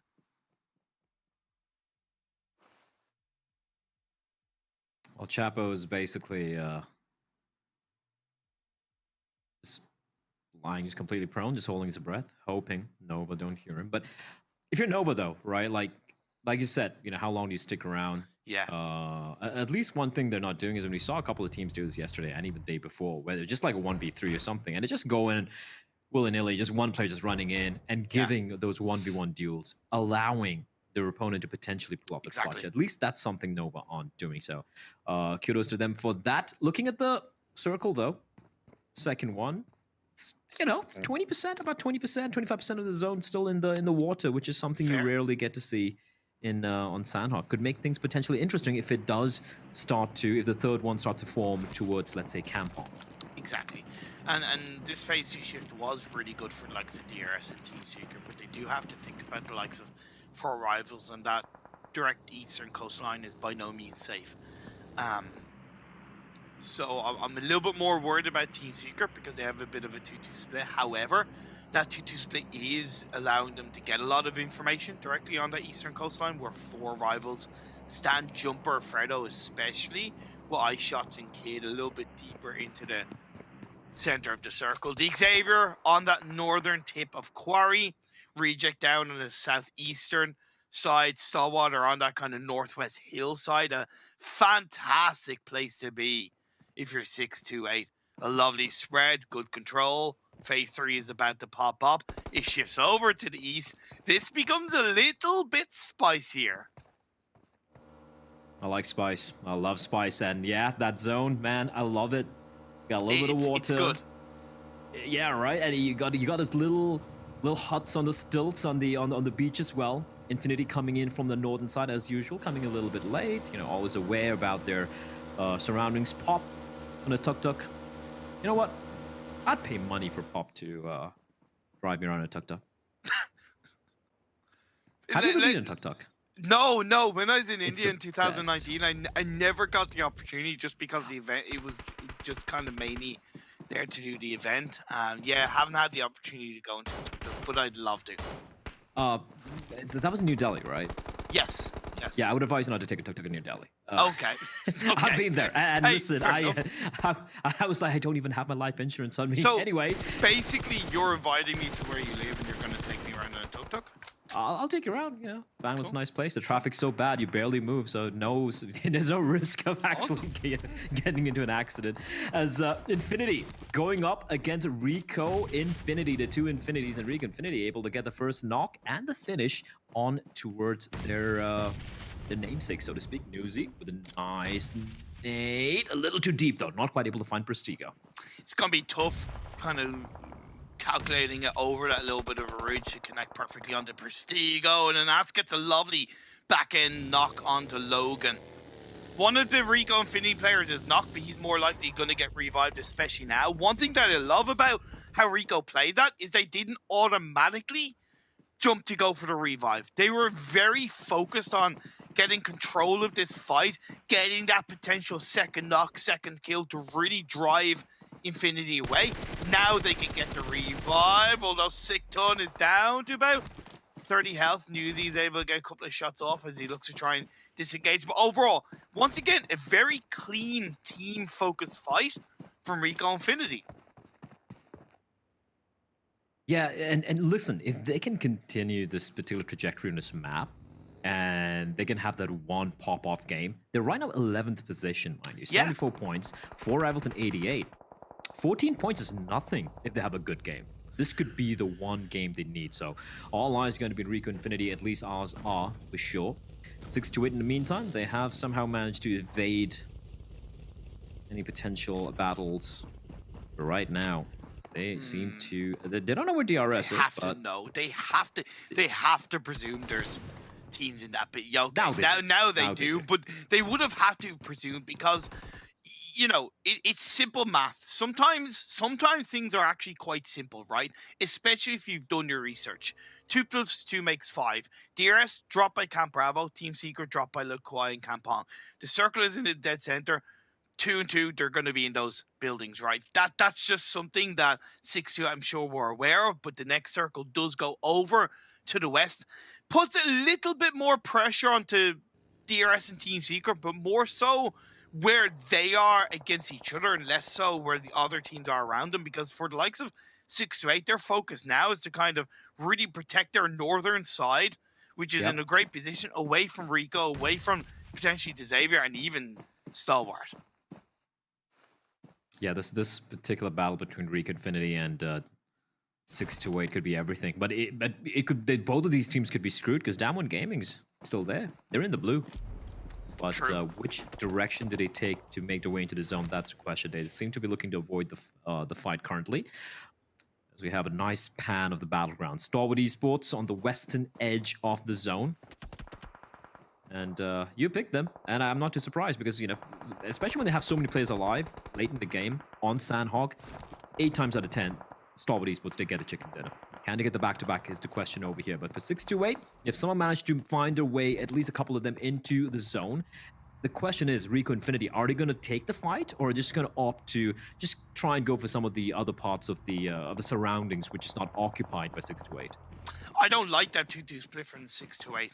It puts them too much at risk of taking multiple fights at once as a duo and getting drowned out. I would much prefer 3-1 focus on one side of that northern edge of the circle and take those fights in a more of a confident way.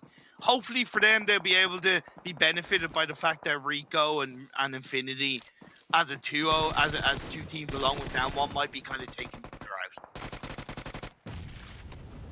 Newsy. 1 point of health. Oh, it's going to be found. And quickly finished off as well. Rico Infinity lost a member. Prestigo's been down as well, but is still battling it. And of course, 6-8 are very, very aware of which direction Rico Infinity is going to be making their way in.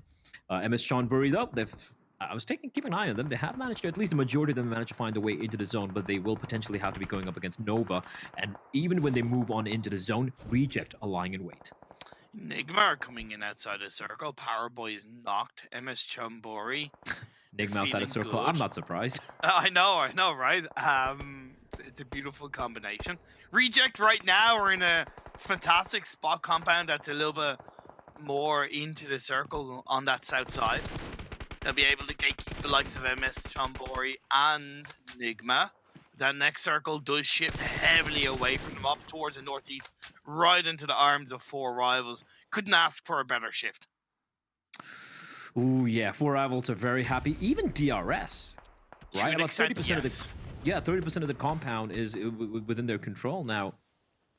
If it shifts away, sure, it could be problematic. But for D, Xavier and DRS on the polar opposites of that particular zone, they're going to be comparatively pretty happy. In the meantime, Enigma Galaxy, their usual game plan on the map of Sandhawk, it's not quite paying out for them this time. They're getting gate kept by MS Chonburi, and I don't think, considering it's just Zone 5, and it's still so many players still left alive, so many teams, 14 teams still vying for the chicken dinner, I have to say that I don't think they're going to make a top 5 here. Or even a top 10 for that matter. This is what I was worried about with 6-8. I don't think they did the best job of gatekeeping and really controlling that northern edge. And now, because they they took too much of a split and they allowed 4 rivals to enter on that northeastern edge. They're kind of getting punished by them. Lord gets knocked by Reject. Reject doing what I predicted they could do and at least punish some teams on the southern edge. They do allow Pop to make it into the circle on that vehicle, but let's see if he's gonna pop out of the lobby if he gets called out. Fredo gonna be pushed in. T-Secret and DRS, the fight is initiated. Initiated and quickly finished off by DRS. Only shots remains out in the blue. And yeah, Team Secret again. You brought this up at the beginning of the day, Imperium. You said Team Secret, they every single time when things started to look good, the inconsistency doesn't quite pan out for them. And right now, yeah, a team battling to make it to the top 9. They had a good start. Right now, it's not looking so good for them. Still a player alive, though. A lot of teams just won alive. There are 7 teams with 1 player alive. And apart from MS Chonburi, every single one of them are out in the blue. 6 to 8 are getting annihilated in the meantime by D Xavier. As Reject having to go up, or rather DRS striking from underneath, from below the hill. And they're making quick work of them. As Forward Esports also going to be joining into the fray. And third partying in Reject's position, it's looking quite untenable at the moment. Cryptics go down, their final player bows to the blue. Stalwart on course to get another strong result. It's why I put their name in the hat. They've looked so confident on these Sanhok games. The circles have benefited them. They played it well, but they've got to deal with the Xavier. Reject being heavily hurt. Whether it's the blue, whether it's shots from DRS, and now as they crawl their way up that hill, pressure being laid down as the Xavier take the fight to Stalwart. The Xavier 6 eliminations, man. 7, all 4 alive and kicking. They are looking like the Xavier of yesterday. They are looking almost unstoppable at the moment, but DRS as well can't count them out. Sure, just 3 eliminations, well, make that 4, but they also have all 4 members alive. And this could come down between these 2 teams. In the meantime, 4 rivals, they need to make a move in, but the Xavier doing an incredible job keeping them at bay, but Frankie and Duck will be dropped, and DRS are gonna finally strike, and I do believe that was Reject getting eliminated.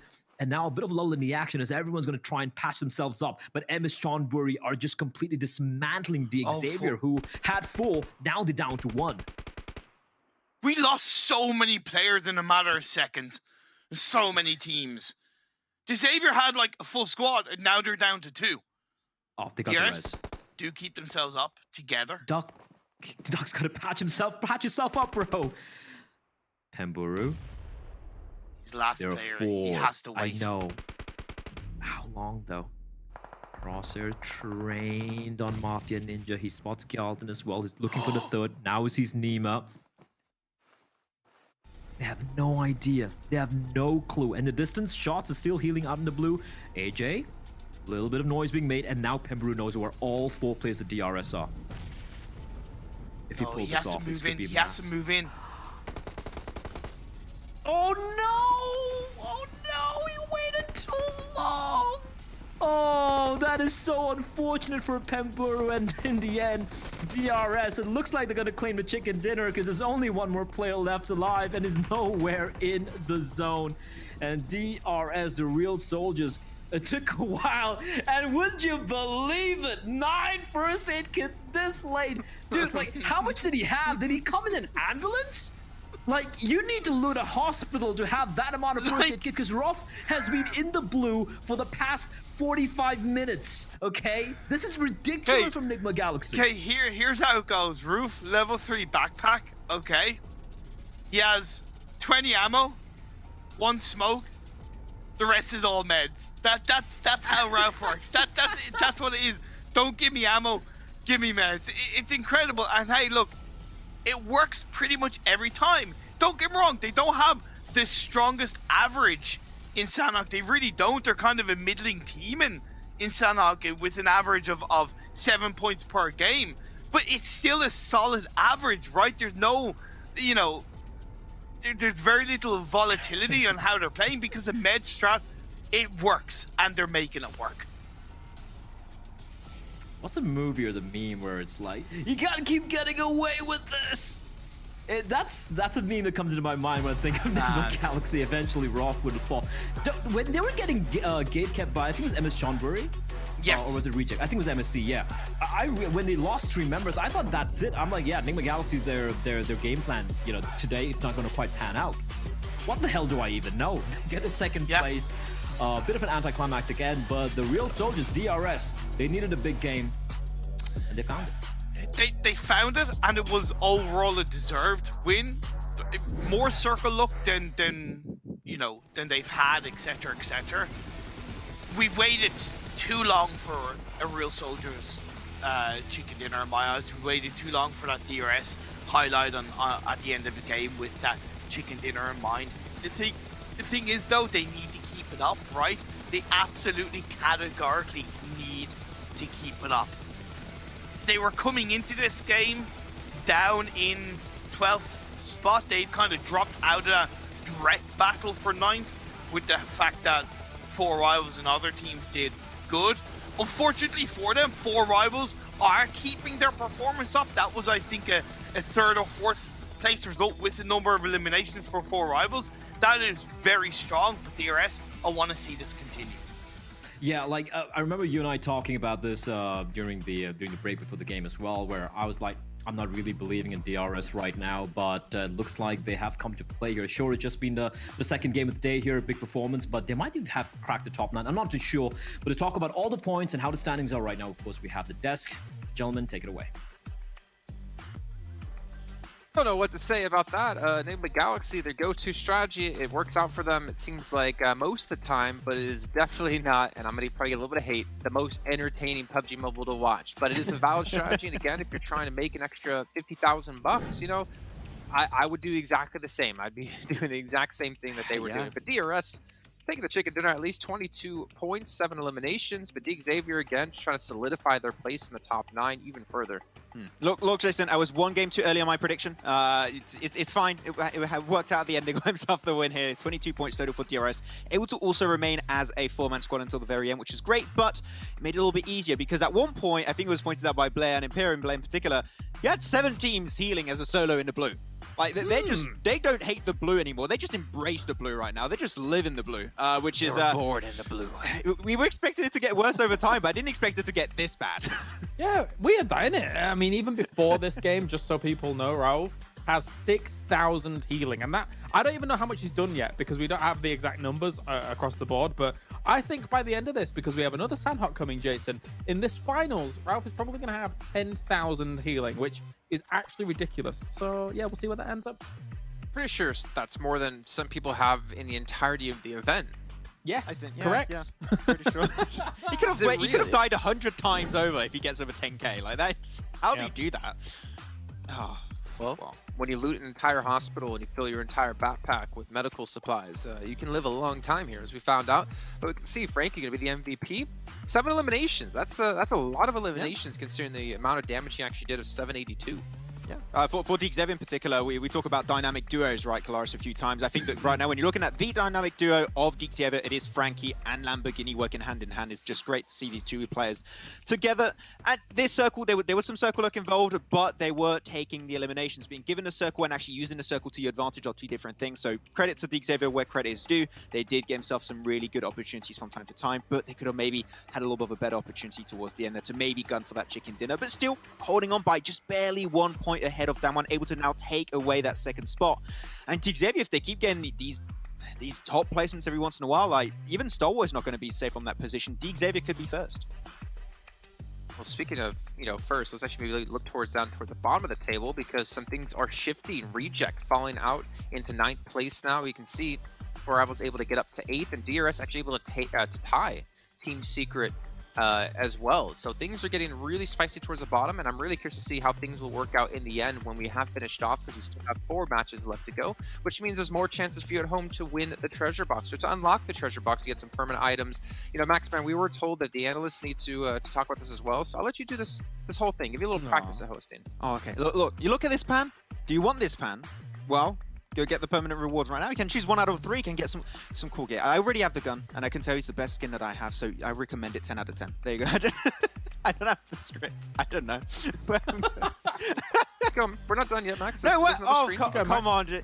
I hate when you do this, Jason, so much. And you can also gain some points by watching PMGC live on YouTube right now. I mean, if we do reach the 500,000 concurrent viewer, we can try and get an extra 900 tokens right now to try and unlock as many extra crates as you can to get, once again, one of your few permanent items you can pick from. And especially I recommend the pan once again. And thank you, Jason, for that experience. That was great. I love it. No, you're still not done yet. You're still not done yet. Look below you. And you can also claim these rewards using the code PMGC token, and you can follow the instructions in the live chat below. There you go. Jason, Okay, now the 1+ call out. There's no way you're getting him to do that one. Jason, is it not also in the esports center in the game as well? Did Max make a mistake and just say the YouTube? Yeah, but I'm used to Max Oh, making okay. mistakes. That's why we are here to clean them up like little janitors on the show. That's right. We can see Miramar going to be coming up next. Max, this is just your early Christmas present, you know, just to Surprise. help you become better. I'm going to turn into the around Grinch now. as a talent. I don't like this. I Well, still love Miramar is coming up Christmas. next. It is the final time for Miramar here in our PMGC run, at least in the normal stage before the grand finals. And Reject, who have been, or unfortunately have fallen down to 9th place, need to have a good place in here. We'll find out how they're going to do, and others will do after a break. What a play! What? He's gonna get it! He gets it! Tony K!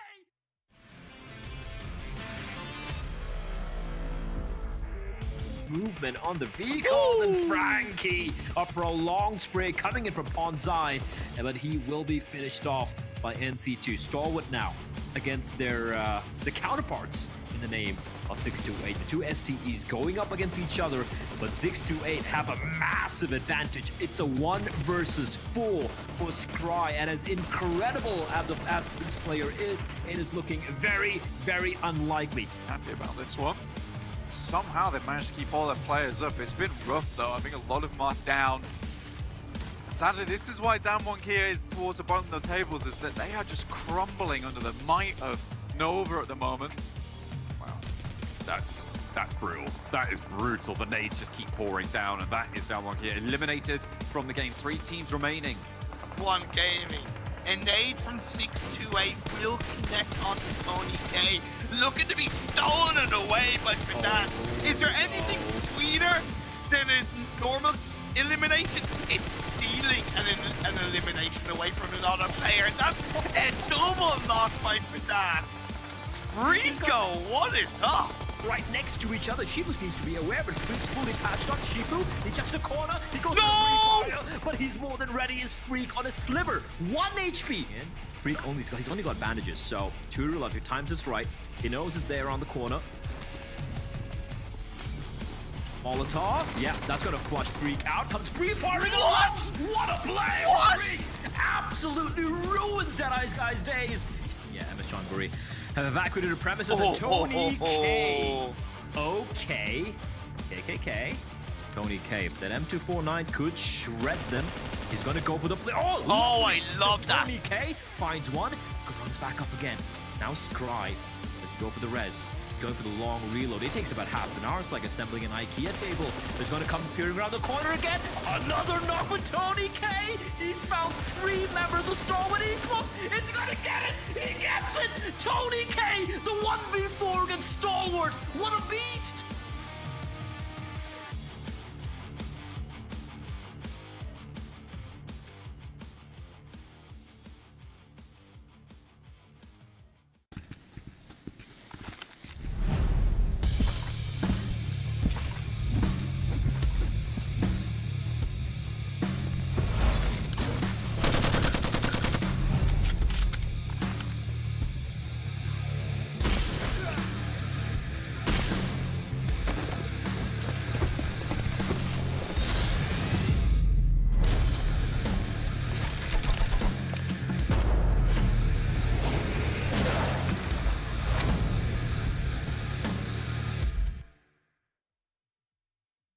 I love that from Pepper. It's like, you kill me, I kill me. And he kills himself. Zuxi, he was being a snake for quite a while.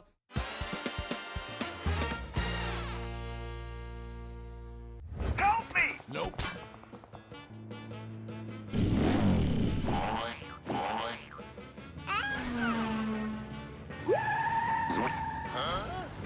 No! God, please, no!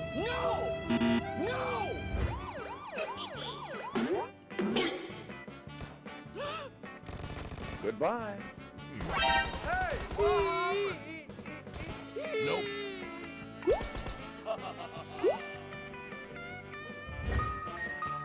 Help me!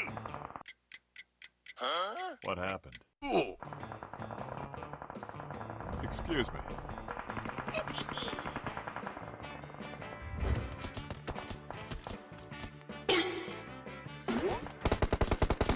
Huh? I love that from Pebble. It's like, you kill me, I kill me. And he kills himself. Zuxi, he was being a snake for quite a while. George, they deal with it regardless. Lord now, last. Huh? How's he not dead? He rolled under the tires there, but Nikhil goes. Just the other player do it! Make your dreams come true! Looking for the run down, but no, Nope. tires on Ooh. go. Set by the tree, and he is taken down at the last.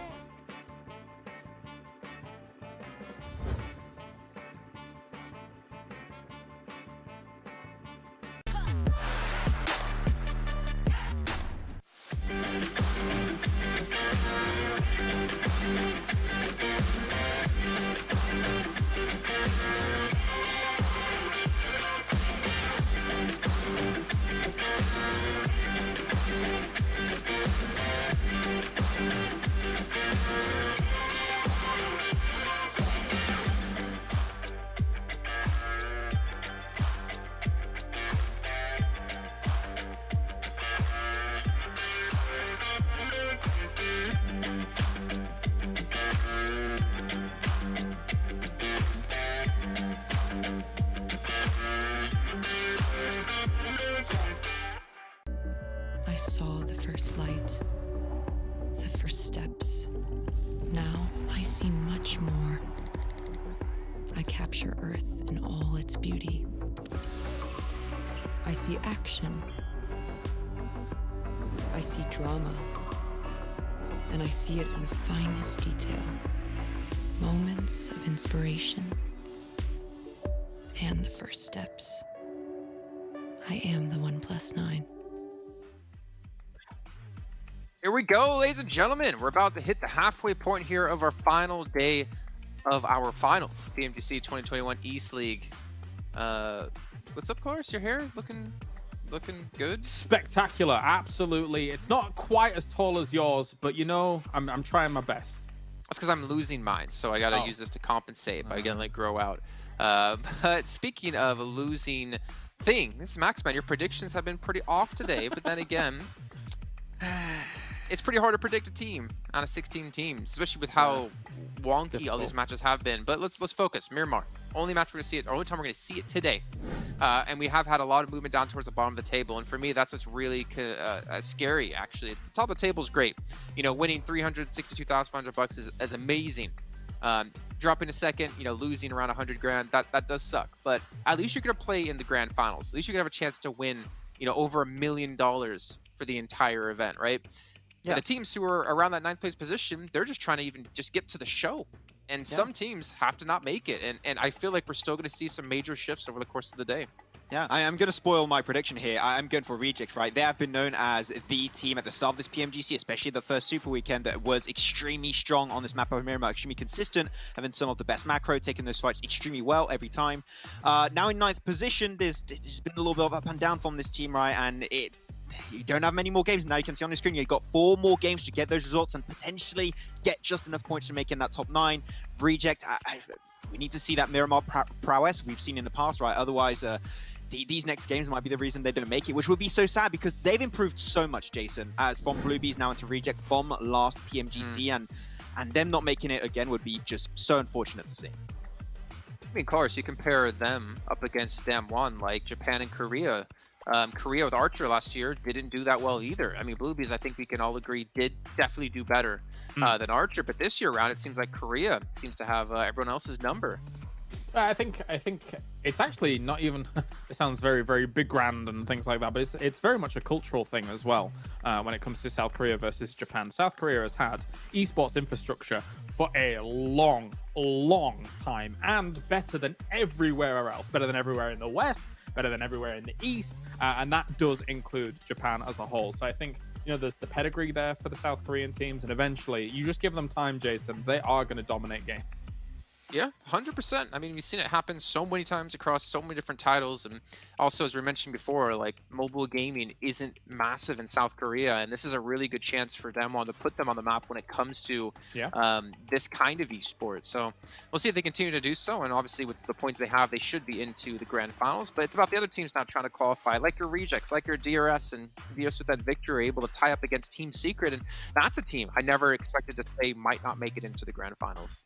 Yeah, it's an oddity for sure. That them potentially not making it would be really weird when you think about it. But not only that, I mean, teams that you think it might not be able to make it, and I would almost put out of the race for top 9 right now, I would have to put BTR and Genesis Dogma from Indonesia. The two teams from Indonesia that the first game, they both got 1 point. The game before, the last game actually just on Soundlock, they got 0 points each, both going out almost instantly at the start of that game.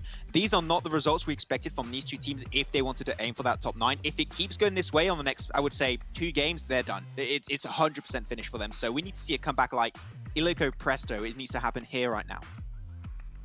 Illico Presto. I'm not. Is that a French thing? I don't know.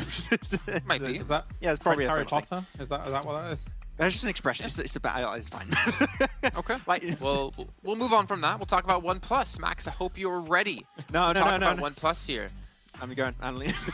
Is our sponsor here at PMGC with its flagship performance and immersive 120Hz display and hyper-touch technology made specifically for gamers. The OnePlus 9 Pro, your best shot to climb the leaderboards and also get rid of Maxman. So fantastic little side addition of what it can do. Though I never want to lose Maxman, so let's not have that happen again. Max, stay here, don't leave. With me. He's been nice now. I don't know. Maybe play host. I just like to before see his confusion. It's like, you know, you just toy with his emotions so often. You be mean to him, they start to be nice, and he's like, wait a minute, should I? I feel like there's syndrome. Yeah. That's true. I think that's why Max loves me. And let's start to talk about some of these teams. I want to bring up like the leaderboards again to bring things up for you guys, since we have about 6 minutes, so we're heading to match. I think there was a remake. Secret 90 points, 11th place. Rico Infinity Team 82 points, 12th place. And then I'm gonna skip down a few. Genesis Dogma 53 points in 15th place. I never would have thought Genesis Dogma, with the performance they've had with Sitar and Daybot, would be this low in the leaderboards. I mean, the thing is, we said it at the beginning of the day in terms of these power duos, right? And Sitar and Daybot was one of those power duos that came up. In this final, they've not performed, unfortunately. And it has been Booms that's been trying to, you know, leverage his position here for this team compared to those guys. I mean, currently, despite Genesis Dogma not being in the best position right now, Booms is still at 9th place with damage done overall. 10 eliminations off the back of that, which is not that high, but still, he is putting in work, whereas I think the rest of the team is having a really rough time here in this finals. I think so far for the side of Genesis Dogma, it's only been really Sitar with his M24 or his Kar98 or even his Orm if he gets it from time to time. He's doing a little bit of work there, but they just can't convert that into eliminations because when they close the gap, they take those fights, they tend to crumble. But when you're looking on the other side for example, BTR, I didn't see last game if Yuhai was there because they went out so early. I didn't even have time to see, but Yuhai Boy was not on the roster for that first game. And we talked about that many times. Yuhai Boy was potentially even the reason why they qualified for this stage in the first place, but having Yuhai Boy potentially benched on these very pivotal games would be a very drastic change that might just stop them from qualifying in the first place. As Max says, I think these two teams are done. I think that's it for them, unless somehow they had an absolute miracle run in these next couple of games, which it's a shame to see these big names kind of go out in the position that they're in. But again, the rest of this region has stepped up around them, and you've got to keep the pedal to the metal, Max, if you want to keep up with the ever-changing lobby, the ever-changing dynamics here. And I feel like I want you two to actually maybe keep me in check here, but I feel like this is like the official end of a dynasty for Bigatron, because they've tried roster changes. They brought in, you know, 2 different people on the team, and yet they're still not able to perform. I feel like that Bigatron that, you know, will always live with rose-tinted glasses, looking back on it, is almost dead. I don't think we're going to see Bigatron in its current form ever be in the top echelons. Well, they're in the top echelons. Don't get me wrong. They're playing, you know, with 20 or 19 other of the best teams in the East, but they're never going to be, I think, that #1 team anymore that just dominates the world. I think there's just too many good teams, too much good talent moving up in the ranks for them to do so. Yeah, the BTR era was end 2019, mid 2020. The last big tournament they were able to take a win in was the PMWL that we covered, Colaris, and it was close. It was down to that last game where they actually made it. So even then you were like, oh wait, teams are starting to contest it. It's not that easier of a domination for them. And from there on out, it's just been slowly downhill. And they tried to make big changes, of course, Microboy going out from the team, bringing in Liquid, which brought some amount of success for the team in the finals of PMGC last year. And now they got Yuhai Boy in the team, which, no, I think Yuhai is a great addition to the team, but on par with what teams have been able to bring to the table, I just don't think has been enough. And they're going to have to come into next year's PUBG Mobile esports circuit with a completely different approach, because this is not going to cut it anymore. Well, I mean, as you said before, Max, you did hear maybe like rumors of Ryzen wanting to take a step back and maybe take some time off. I mean, maybe that, not to, add into rumors or anything like that, because they are what they are, rumors, that I wonder if there's a chance that Luxy and Zuxi might take a step back for a little bit of time and just kind of recoup and just try to think things over about their future, because they've been grinding at this. And I feel like if we talk about the mentality of teams, right? It's so much harder for a team who is at the top for that period of time, for a year, 2 years, to lose it and then struggle for the next year or two to try to get it back and be unsuccessful than a team who's never been able to break through to the top. Sorry to interrupt here, because I guess this is kind of directed at Max, but the thing is that I think that teams like BTR, where they were for a long time, they're slightly ahead of the meta, and it's everybody else's objective to catch up to that. And it's easier to catch up than it is to stay at the top and innovate, if you know what I mean. Like, if you are then suddenly looking to be like, okay, this is the current meta, but what's ahead? What's next? And that is such a hard skill to have. And for a long time, they were there. 2019, mid 2020, they were there. They were doing that.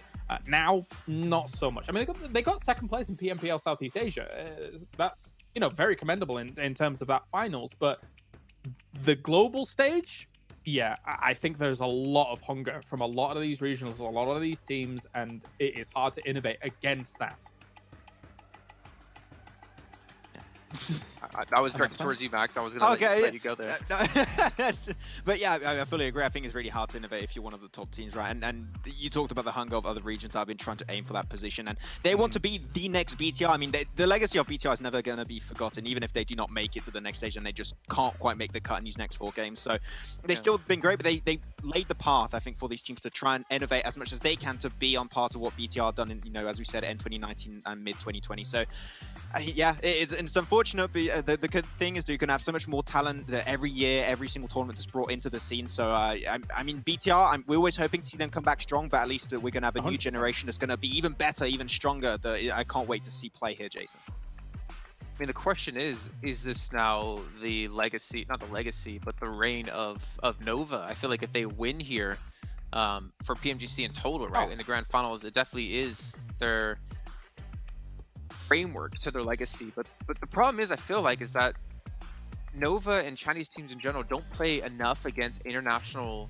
events or in international events. I mean, obviously with COVID, I understand it's been extremely hard this last year, 2 years, but they've never played like BTR did against teams from around the world. But then again, BTR never really played against like top teams from China. We did have like some other teams come through. I'm trying to remember, was it Box back in 2019, Box Gaming, or the Top, I think maybe it was Top Esports actually. Yeah, it was Top Esports, and they weren't necessarily the best of the region. So it is a little bit hard to like justify, is this the reign of Nova? Did Bigatron ever have like a full-on chance to try to dominate the entire world because they never played against the best from China? I feel it's a really interesting conversation, but it's a conversation that you can never really have a full answer to.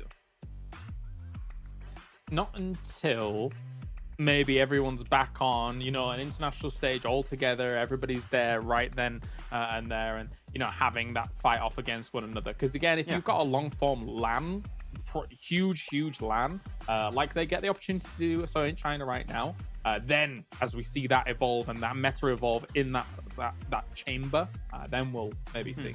Well, so on that note though, I will not criticize PEC, but PEC for me will never be on the same level as like a PMGC, just for the fact that when we see teams go, they're never full rosters because people can't fully go to China. It's hard to get visas to get in there for teams from all around the world. So we see teams have like 1, 2, maybe 3 people max from the actual roster that's participated. And and again, that is the asterisk that always I think Chinese teams have to deal with when it comes to these international events that they hold with PEC. Yeah, I do think it's a good representation of how good a team could potentially perform in PMGC. I fully agree with that one. So I don't know if they're going to bring changes potentially to how PC is going to work out. I think that potentially going to online would help out to have actually the true main rosters being part of it. But as we're talking about teams, for example, from China that you were mentioning there, Jason, of how they have not had the chance to play against these international teams too much. One big change that's going to be happening actually next year for the PL and for the Chinese scene as a whole is they're switching from first person to third person. I can't wait to see what type of new metas and maybe macro rotations are going to be coming out of the Chinese region after that, because I think that's one of the biggest changes that's been happening in the Chinese region in recent times. And coming into next year, I wonder how things are going to work out, because they're going to come into next year's PMGC, the Chinese teams, with a completely different approach that I think could be changing things for the better. I mean, I'll be blunt about it. I feel like playing first person is way more difficult and competitive than third person, but it is a slightly different game, right? You gather so much more information when you have the ability to play third person, so you play angles differently, you play situations differently. But when you limit information that players and teams can get, I feel like it makes you rely more on those like strong in-game calls. Any information you do gather becomes even more impactful for you, and not to mention your mechanical skill has to be a lot higher because you don't have the ability to react and play out positions where people push on you, and you have the information, you can see them before you even take the shot. Yeah, it's what makes 628's finish to the way they qualified to this tournament even more impressive. The fact that they were able to do something like that. They're currently sat though where they are right now, I think in 7th place here. It is, I feel like they could be higher. They're not obviously right now in the overall standings with only about 100 points to their name here, and actually kind of threatens to not qualify into the next stage of this, right? If you're in 7th place here with just 10 points bearing down on you where DRS and Secret are, yeah, you've got to be scared of 628 as one of the teams coming out that, in my opinion, looked really strong coming into this tournament. I'm not gonna lie, I'd be scared of pretty much any team at my skill level. But yeah, I mean, when you're in those positions of trying to get top 9 and being on the precipice of being knocked out, the precipice of getting in, it just feels even scarier. And the fact that you could be focused by any team and you want to avoid as many teams as possible. At least you got Miramar here, which is a lot easier to avoid the teams earlier on. Not going to see a lot of early fights happening. But with about 1 minute and 15 left to go, I think it is time to head potentially into our predictions. I don't know if you guys want to start to give them with me. Well, I won't go first. Since we already know, I'll let you guys go first. I will go. I am going to pick the Infinity because that's what I wrote 15 minutes ago. And no, I do think it's about time for an Infinity win, all things considered, because they're a fantastic team. Okay. Flores, I had Infinity written down like 2 weeks ago when we started doing these predictions. So suck it. Max fan, what about you? I went for the side of Reject. I think I had that written down since last PMGC. So yeah, we'll see if they can get a win. They're on the cusp. They're on Miramar. They need to get a win here. Can confirm he had it written down since last PMGC, even though Reject wasn't even an organization playing in PMGC, but he had that forethought. You can see the giant head on him. He knew it was going to be happening. Sneak in a little random neg in there. Don't worry, Max, I love you. But yeah, I mean, obviously, it's going to be tough for all these teams. I want to see Reject qualify as well. I feel like just as a boom in general for Japan, it would be phenomenal, and to really reinforce the hard work they've been doing this last year has worked out in their favor. But last thoughts, going into Miramar here. Any last thoughts, Max, before we jump straight into the game? Just a good playing path. I just want a normal playing path. We haven't had many of those. They're like typically very south, very north, very east. So just a fun playing path, please, for this one. That's all I ask. Okay. All right. Well, let's head over to our commentators to kick off our second match of the day. We're heading up. Sorry, third match of the day. We're heading over to Miramar with Imperium and Blef. Thank you, Jason. And heading into map number 3 here, the stakes have never been higher as our analysts just broke down their Imperium. So much on the line. And also our final game here in PMGC East. It's been a hell of a journey. It's been a hell of a month. It is our final game in the PMGC East. It's our final game, of course, not for the teams. Yeah, our final game, yeah. The last two are going to be done by the wonderful John and Blank. And look, just to give a quick, massive shout out to yourself and all the production and everybody involved on being part of the month, all the fans. It's been an absolute honor to cast a PMGC, especially with yourself. And I can say it's the most enjoyable event I've done this year, and probably the best event I've done this year. So, yeah, thank you, and kind of Merry Christmas to all of you out there. Are you going soft on me? I did. I went a little bit soft for a minute, but... Joking aside, yeah, Phoenix Mutual, man, had a blast, and I'm looking to, at least for us, end this one on a bang. Miramar, a lot on the line we were talking about. We were talking about a lot of teams and, how well the standings are right now and how things might be panning out for a lot of them. I do want to touch upon what our desk did allude to quite a bit in detail about the end of this, the dynasty of BTR, so to speak, or I'm sure John's watching. I'm going to call it dynasty, so to speak, is supposedly is how you're supposed to pronounce it. And he's English. I'm Indian, so I'm just going to believe the English here. To be fair, I've always heard it as dynasty, so I'm going to have to back with John on that one. Listen, I have nothing in this fight. I'm okay with either. But looking at the placements, this is what I wanted to touch upon, right? Starwood Esports, they have that little bit of a lead, 159. DXavier 156, Damwon Gaming 155, Nova 149. The top four, the difference is 10 points. And that's 300 and something. It's so many numbers, I can't keep track of it. There's a lot of money on the line for the first position. But then you head on down, 6th place to the 11th place. The difference is a measly 30 points. Anything can happen. I do want to shrink it a little bit. You're dead right in what you say. I kind of want to exclude Infinity away from 4 rivals in the bottom because that's 20 points. Whereas from 4 rivals, indeed down to Rico Infinity, that is 18 points. That's just above a chicken dinner. That is massive. And then to allude even further onto that, Blair, one thing we need to consider is the very first tiebreaker when 2 teams are on the same points. That is the chicken dinners earned. And the reason right now why you see 4 rivals ahead of 628 and Secret, well, actually, technically DRS are ahead of Team Secret, but the reason why you see that differences is because 4 rivals have a chicken dinner and because DRS have a chicken dinner. So do Reject as well. Right now, 4 rivals, 628 and Team Secret, they don't have chicken dinners. Yeah, that could be. Imagine if that becomes a factor. Imagine if that is what decides whether you, don't participate in the grand finals or if you make it, right. And for DRS, sure, they're right now in the 10th place with 90 points.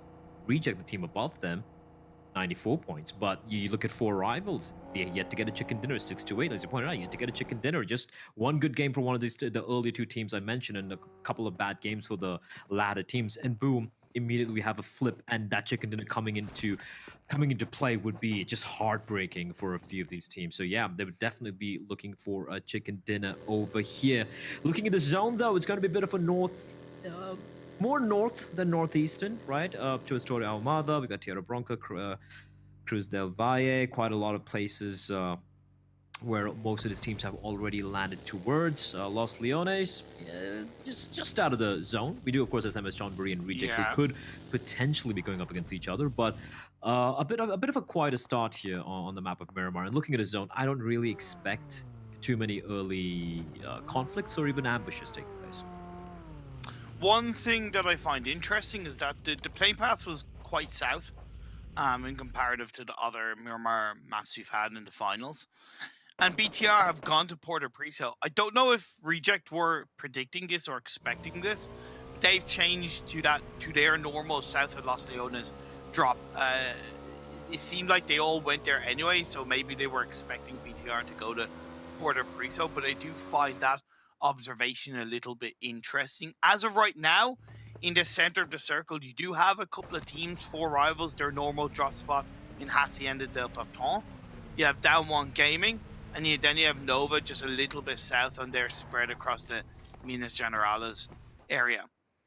To bring in the chicken dinner aspect, or at least the first tiebreaker rule, it does help also the Xavier, right? Because they have 4 chicken dinners. That means that if they end on the same points as Stalwart in first place, they take the top spot. 4 chicken dinners, it's kind of mad. considering you know, it's a only day. 18 games, and yeah, it's just like yeah, they got it in 2 days, and you still have 4 more games to be played out here, 4 including the Miramar we are observing right now.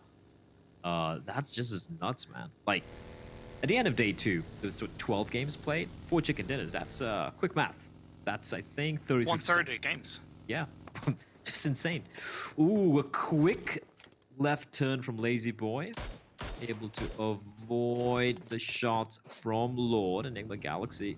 Maybe if Lord hadn't shown himself, he could potentially have pounced on the Lazy Boy, but Lazy Boy, for the time being, has been able to avert what could have been a disastrous start for Cryptics. It's interesting, right? How, I don't know, it could be just recency bias, but I always seem to see Cryptics go up against Enigma Galaxy early on.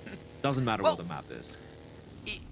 In this situation, that's less of a, in this direct situation, it's less of coming together. And honestly, I'm a little bit surprised that Lord is so far south on that main roadside. But we have seen Cryptics and Enigma go up against each other quite a few times, as you pointed out. And I think it's the fact that they're both very familiar with each other within the MENA region. They've competed against each other time and time again, tournament after tournament, whether it's PMPLs, whether it's PUBG Mobile Star Challenges, you name it, they fought against each other. So that brings a little bit of familiarity and a potential opportunity to try and clash. And you bring in the third MENA team of Rico Infinity, and you have a beautiful MENA party. Now for Cryptics and Rico, both of these teams are fighting to try and make it into the top 9. It's a lot easier for Rico because they are 82 points, only, like I said, 18 points away from 7th place. Cryptics do have a bit tougher of a journey to take. They had a good game 1. They didn't score a bad amount of points in game 2, especially that clutch squad wipe against Genesis Dogma. But they do have a bit of a gap of 12 points behind Rico alone. So that's a total of 30 points between 13th and 7th. Cryptics haven't shown like a massive control prowess in the final so far. 4 games left. Let's see if they have what it takes.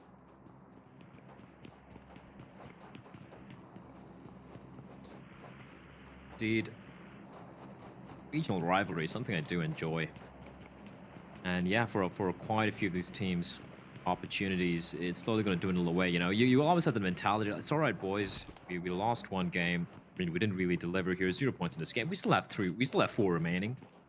Later on, it's like, we still have 3 remaining. Then you're like, guys, we have 2 remaining. And then you're like, okay, listen, we have 1 game to make it. We need to deliver. You don't want to be in that position. You don't want to be put in a spot. It's a worse position to be in, man. It's a worse exactly, because then it's not just about you getting 15 points, 20 points, or whatever. It's also you hoping that the team right above you gets 0 or, you know, get wiped out early on. So many factors outside your control. So if you're any of the teams in that middle of the pack, you're in the table, middle of the table, that little bubble, you want to try and give yourself a big leg up in some of the slightly earlier games. 4 rivals looking pretty comfortable here, smack in the center. All of that being said, there are all a multitude of teams all around them, but considering it's Miramar, there's quite a lot of distance between them as well.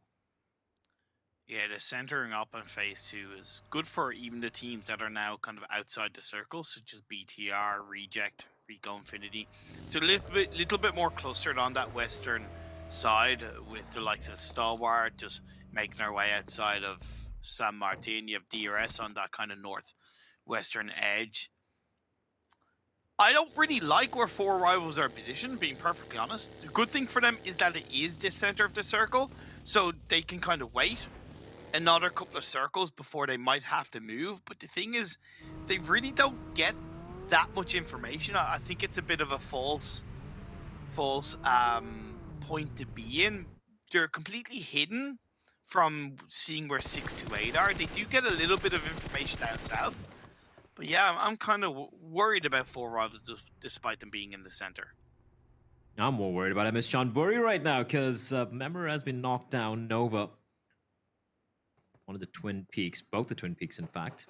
That nade, somehow Ponzai staying alive, but a rescue mission is a lot of utility being used. A lot of utility being used. honest. They want to keep all 4 alive. And you pointed this out a long time ago as well.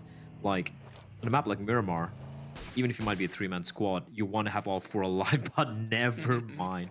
All that utility, all the utility just gone to waste. Sarah just comes in like a little thief in the night, as you said, and just steals away the kill point from Nova. So both Nova and MS Chonburi probably seething a little bit at the moment. It's like, what? Oh, that's a player on his knees? Oh, thank you. I'll take that. Such 3 an points easy for us. knock as well. It is. But Nova getting a little bit of revenge on MS Chonburi, considering what they did to Nova in the first game of the day, and then the second knock by order on the pop. The Weasel goes down. Now it leaves MS Chonburi with just 2 players up. In the leaderboard, again, they're a little bit like, well, they're worse off than Cryptics, to be fair. Down in 14th place with a total of 67 points. I would argue that this is their kind of real final opportunity to make a big push. Overall, I could be proven wrong, of course, with 3 games after this. But like you said, again, it comes back to kind of what you said, like, got 4 games left, 3 games left, 2 games left, and that mountain becomes so much sharper to climb. Indeed. And right now for MS Chonburi, from Nova to Genesis Dogma. Nova, they're just battling for that first position, pretty much almost guaranteed to qualify for the grand finals. Chonburi and Genesis Dogma, not so much. Genesis Dogma, like their opportunities are slowly but surely just fading away. Both these 2 teams, 14th and 15th place respectively, MS Chonburi and Genesis Dogma. So whoever comes out on top here, even if they get a team wipe, it's still, I don't know if it's still going to be enough for them to make it the top 9. We do see the zone shift towards Hacienda del Patron, just east of San Martin. It's a good shift in my eyes, because it's not too much of a hard shift. It leaves Graveyard open if anybody's aware that nobody is there. Reject is fully straight up on that with their rotation from the southeast over to the direct south. Second knock, or third knock, should I say, into MS Chonburi leaves with just 1 player left standing, Jasper, the IGL. Cryptics have rotated to a good spot just down towards the eastern side of the San Martin Hill. A little bit shy south of where Stalwart are located. The good thing about this kind of area, it's quite flat, dead center, but it's also not completely flat right up until the edge. So there are a number of little dips, rocky areas that if you have a couple of vehicles, you're able to spread out a little bit. It becomes quite a positively controlling area. Like I said, Graveyard to me is probably the core place to be right now, because it gives you pretty big sightlines on the teams up high above, down low, such as, let's say, Infinity, possibly Down One Gaming, Cryptics even to an extent. So Reject could be is it like the Eye of Sauron? Is that a Lord of the Rings reference that I can use? The Eye of Sauron, yeah. Yeah, cool. You got it? Cool, thank you, man. I still can't I'm believe learning. I still can't believe you haven't watched or read LOTR. I'll watch it at some point next year. I mean, you could do the Director's Cut Marathon during the holidays, I'm just saying. That's if my girlfriend allows me. Has she watched Lord of the Rings? I think she has. I Listen. think she's a little bit surprised that I haven't watched Lord of the Rings. Oh, listen, man. All I have to do, like, just tell her you want to watch Lord of the Rings, and she's going to be like, 100%. She's going to cancel the plan to the next day, 100%. And you're going to sit there and watch 12 hours of some of the most glorious piece of cinema ever made. Lord of the Rings and chill. I'm down for that. Yeah, Lord of the Rings and chill. Gonna try to ignore any innuendo you might have tried to inject into that statement, but in the meantime, I didn't inject anything. Thank you very much. You didn't? All right, cool. No. Yeah, just flexing that you have a girlfriend. Cool. I see what you're doing here, Imperium. We do have the fourth zone coming up very, very quickly as Team Secret have been spotted by Nova. Nova's been keeping Jasper pinned down all this while, and they have no idea they could be walking into the waiting jaws of Nova. But fortunately for Team Secret, they're going to be making their way in from the other side of the compound, providing them a semblance of cover. But looking at the shift in the zone, they might have to make a move anyway. I get the idea around Team Secret's rotation, but it's such a short-term success, long-term failure of a rotation. I really don't get it. Now they have to go back from where they came from, because of that circle shifting up north, they could get called out. We see DRS in the kill feed getting an initial knock onto one of the BTR players. It seems like BTR's rotation, although a lot more variable in this game, which I give them a little bit of credit for, just a little bit too variable as Team Secret have to wait it out. At least they're up as a full squad. Nova are a little bit more split than you think, so there's that chance they could get just a tiny bit picked off. Come on, BTR, do something. Well, not doing much. That's doing much. Just, man, I feel like we spoke about the the end of the dynasty that is BTR, but it's such an ignominious end. It's such a ugly, just without even barely a whimper. Right, not even a semblance of a fight being put up, and I wonder maybe at this point I feel like just the mentality might just be cracked for BTR. Motivation, everything, it's definitely at their lowest. And look, BTR will come back again. I know Blank talked about it. We've no doubt about it. They're no means kind of done. I've talked to a couple of people. I see what they're trying to build for next year, even to an extent. I know BTR will be back. It might be a completely different roster. That's something we'll have to wait and see. For the time being, their journey, in my eyes, in the fight for the Grand Finals position is over. They'll have 3 more games to try and pull out some kind of good win to end on a tiny bit of a high note. But Nova, Jimmy, has the high note onto Reject and gets a bit of a knock. That's where Nova's spread is working out for them, despite them getting knocked by Jasper, the last player of MS Chonburi.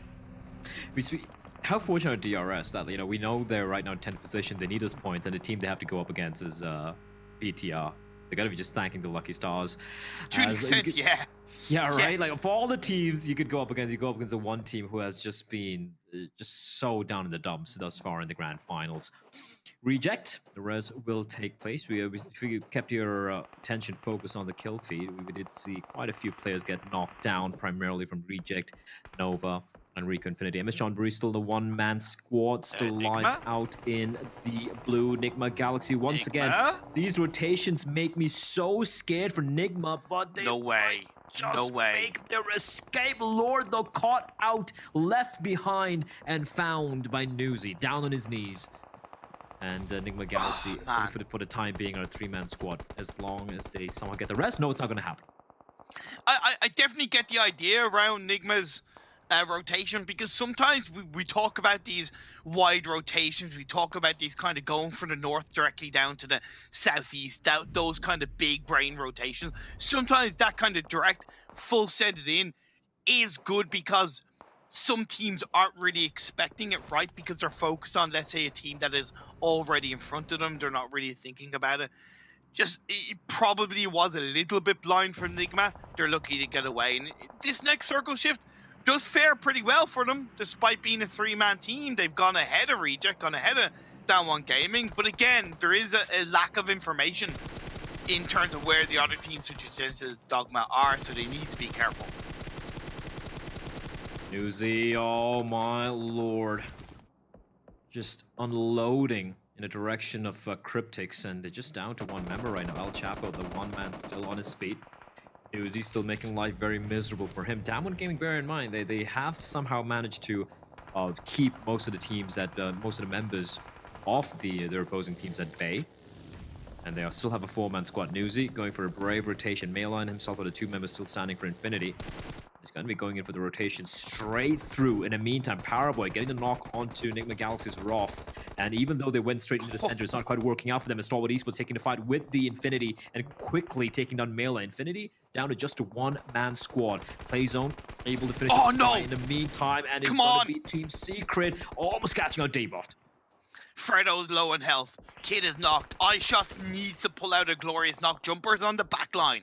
It's a good spread from Team Secret because they're close/inside the circle, so they don't have to deal with the worrisome of the blue.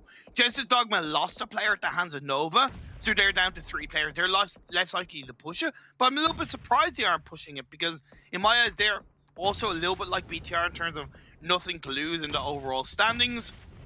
But maybe they just don't feel confident pushing it because of Jumper being in the back line. The way Nova are spread right now, it doesn't really bode well for them to challenge the typically top of the table, at least for the time being here.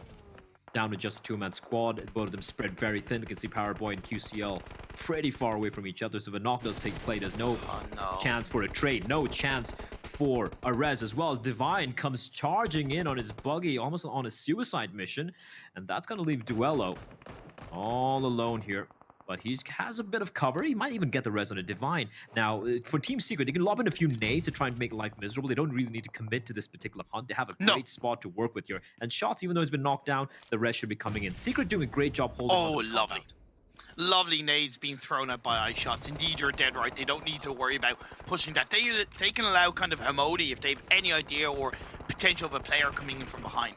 I love how proactive Jumper has been, but they need to focus on Genesis Dogma. That's a direct fight that's in line. Rico, by the way, went down with 0 eliminations. Cryptix went down with 1 elimination. MS Chambori went down as well. So the teams that are below the 7th to 12th spots have had bad results. Therefore, it makes it just a little bit easier for them to focus in their own little fight. As DRS go down 4 eliminations with, I believe, 1 placement point. That's 5.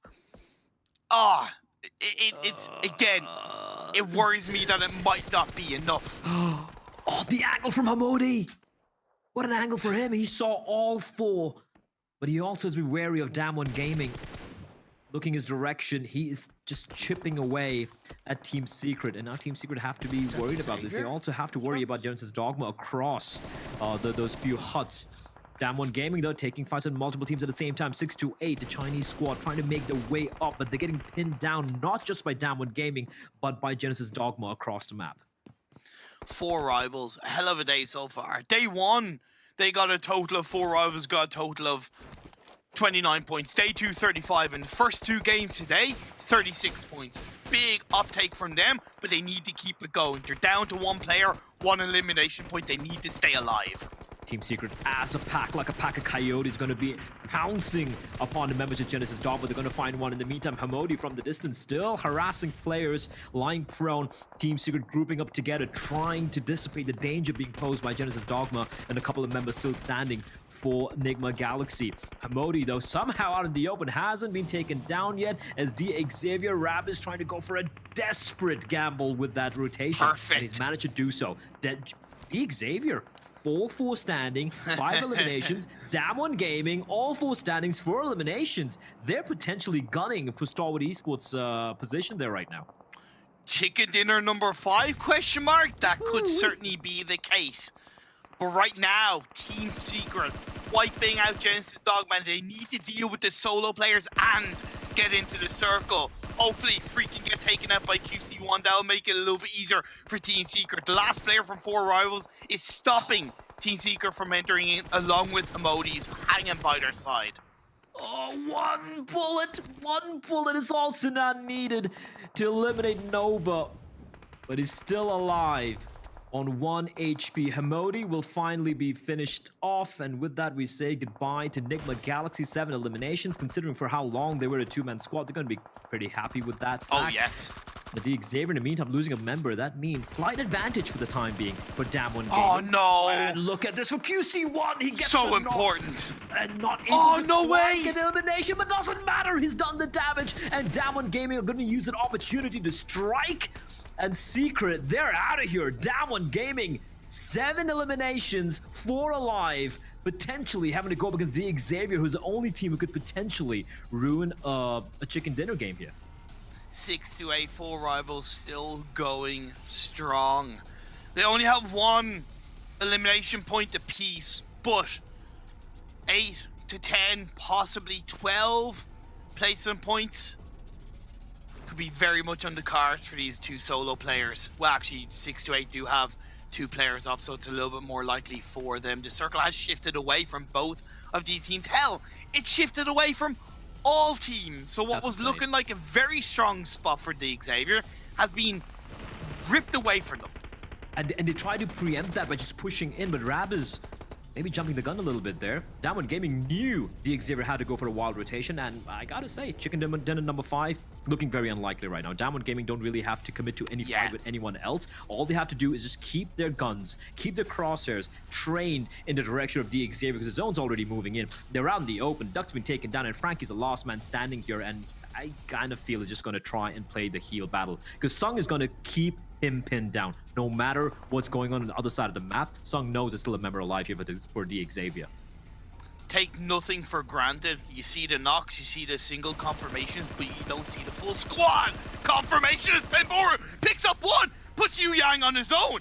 4 rivals stealing the second place away.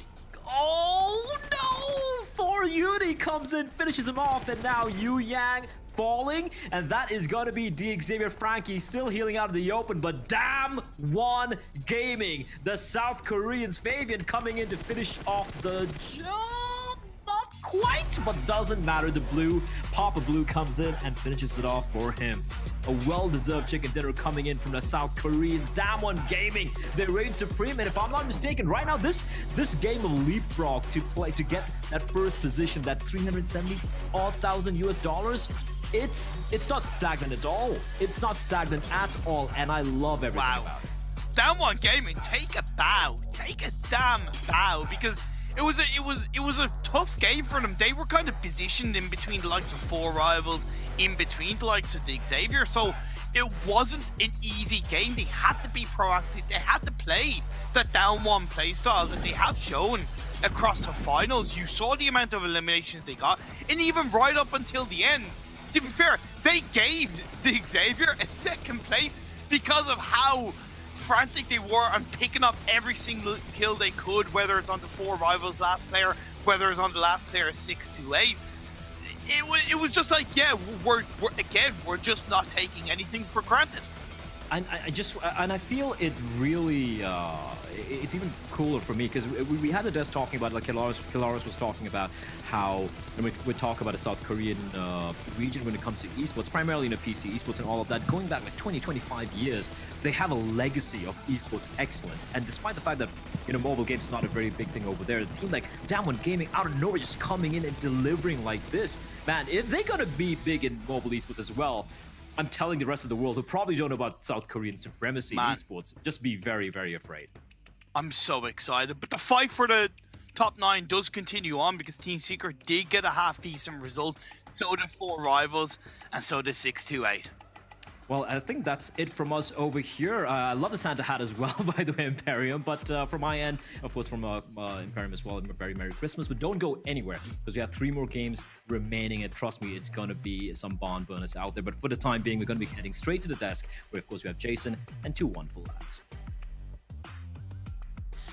By the 2 wonderful lads, he means Jason 1 and Jason 2, I guess. I'm not sure where I was going with that one, but what I can say, Damwon taking a win yet again. 26 points for themselves, looking to, I think, retain their title back in first place and get that 362,500 but closer towards them, and even DXavier as well. So some good point soaking happening towards the top. But Team Secret, I know we want to focus on quite a few different things here, gentlemen, but Secret off the bat is one of my main focuses, because they have just disappeared in day 2 and, well, at least in the first couple matches here in day 3, but this was much needed points.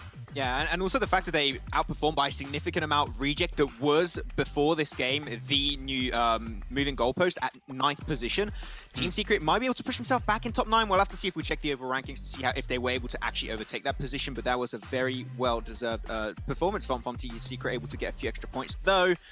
We've seen a redundant factor here, guys, and that is just Genesis, Dogma, and BTR just not able to get the games. We said it, these next 4 games, they need to get results, but I think that we can say it's GG, well played, like it's over. I can't see a comeback happen here.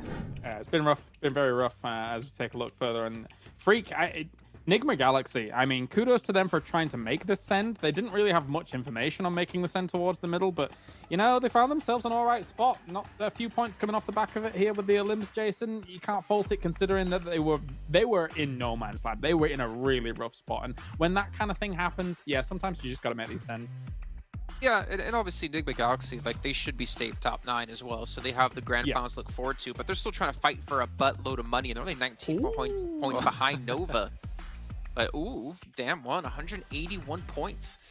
Wait a minute. How many points did they score in the super weekends? That's good. 222.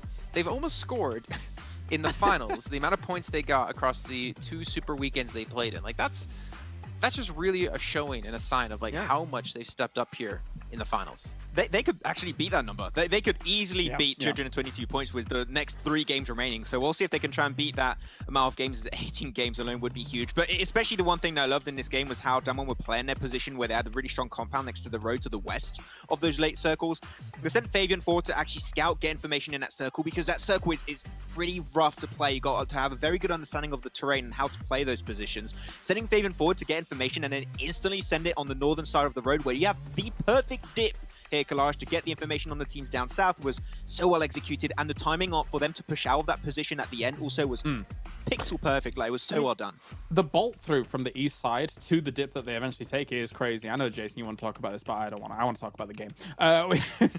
You know, the one thing that scares me a little bit is the fact that they're 4 alive at the very end, and then they all of a sudden just scout everywhere for the final person. And it's Xavier that they're potentially giving a knock and then a flush to over on that west side. You got to be careful about that in these situations when the points are close up towards the top. 1 point could easily be the difference at the end. So, yeah, good that you get the win, but just be careful, lads.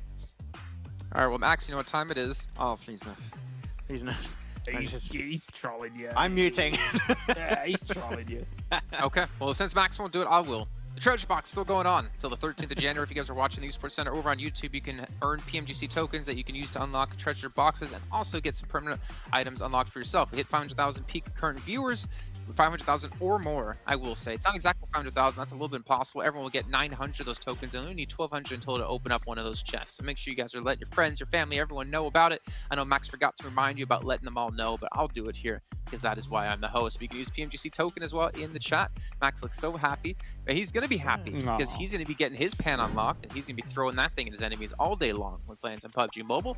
But he can't do it just yet. We still have 3 matches left to go. We got 2 Erangels, we got 1 Santa Hawk left until we do have our 9 teams, until we do have our champion here at the league stage. Who's it's going to be? I can't tell you. But one thing I can tell you is we're going to be heading to a break while we get things ready here for our next match. And we'll see you guys in about 5 minutes time. They're going to be holding off the entirety of DRS, pushing in onto this onslaught now. Knock has taken place. Just going to be falling on top. That is a very smart play. Oh no! Oh no, Nima! Help already from behind side here from Yasma Poliana. Nice. They could move closer. They could try to stick together. They find the revive coming from those stereotypical locations. Yeah, boy. So we saw these teams drop on by. No, don't do it. Don't save. Don't save it. The paraglider is using this as hay. Mello, though, in a position to maybe receive open arms for AG in a battle of his own. Roger that. Wall does get done. Will get down. Back up. Help me! Roger that. Sarah, in the meantime, has managed to push all the way up. But as the holdout coming through from the Deadeye's guy, straight through the window, lands some.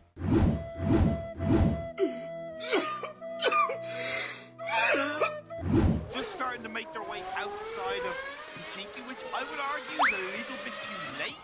A couple of teams are the likes of Helicopter! Extended more, and I'm sure others will join in on the mix. If there's ever a time to say, helicopter, helicopter! It was at this moment that Nathan knew. He f***ed up. No!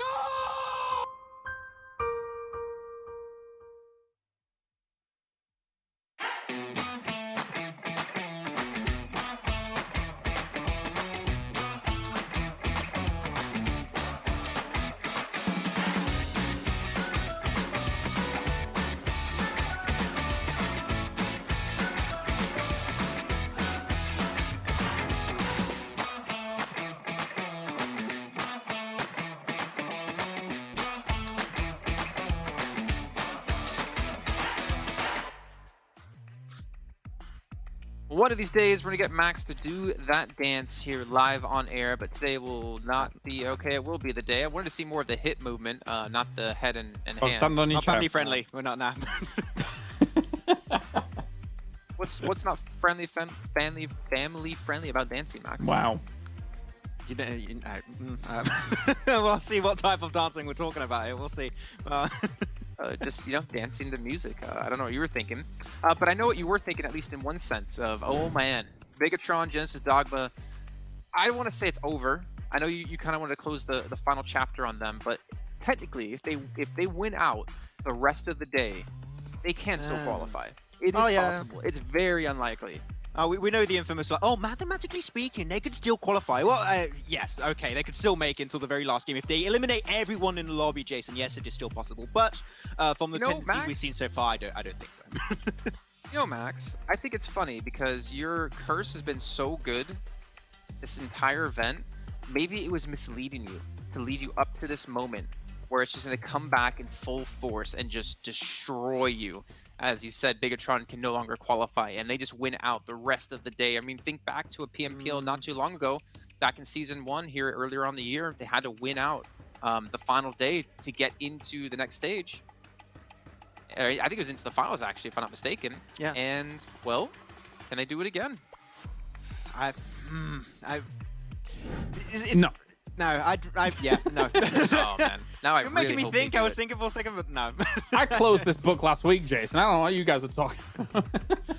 Well, I don't read, so I can't close books. No, okay. I read on a device, so I can't turn pages. Like you see a little head-to-head here between Freak and Fabian, and we talked a lot about Forrest and Uni, I believe, coming in from Dam 1. So nice to see, again, someone else on the team can step up here and join the ranks of them. And the amount of eliminations they've been able to get in this final still just blows my mind. I think there was one extra placement point. I think it was like 91 to 90 or something like that. For them to get this many elims just out of the blue, it's insane. And I don't think they were trying to like save energy or reserve strategies going into the finals. I feel like something might have just clicked within the team.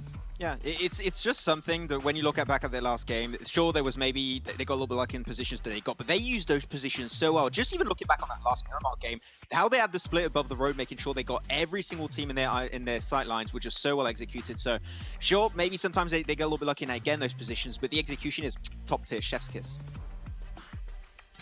Okay, but predictions. Cars, I can't get him right now.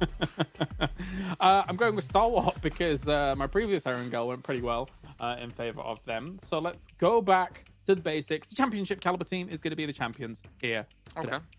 My prediction is going to be Infinity because I'm sticking with them for majority of the event. Ever since I think we've had to do predictions, I think I only strayed away maybe like 3-4 times in total because they're my boys coming in from Thailand. They're going to take the whole thing.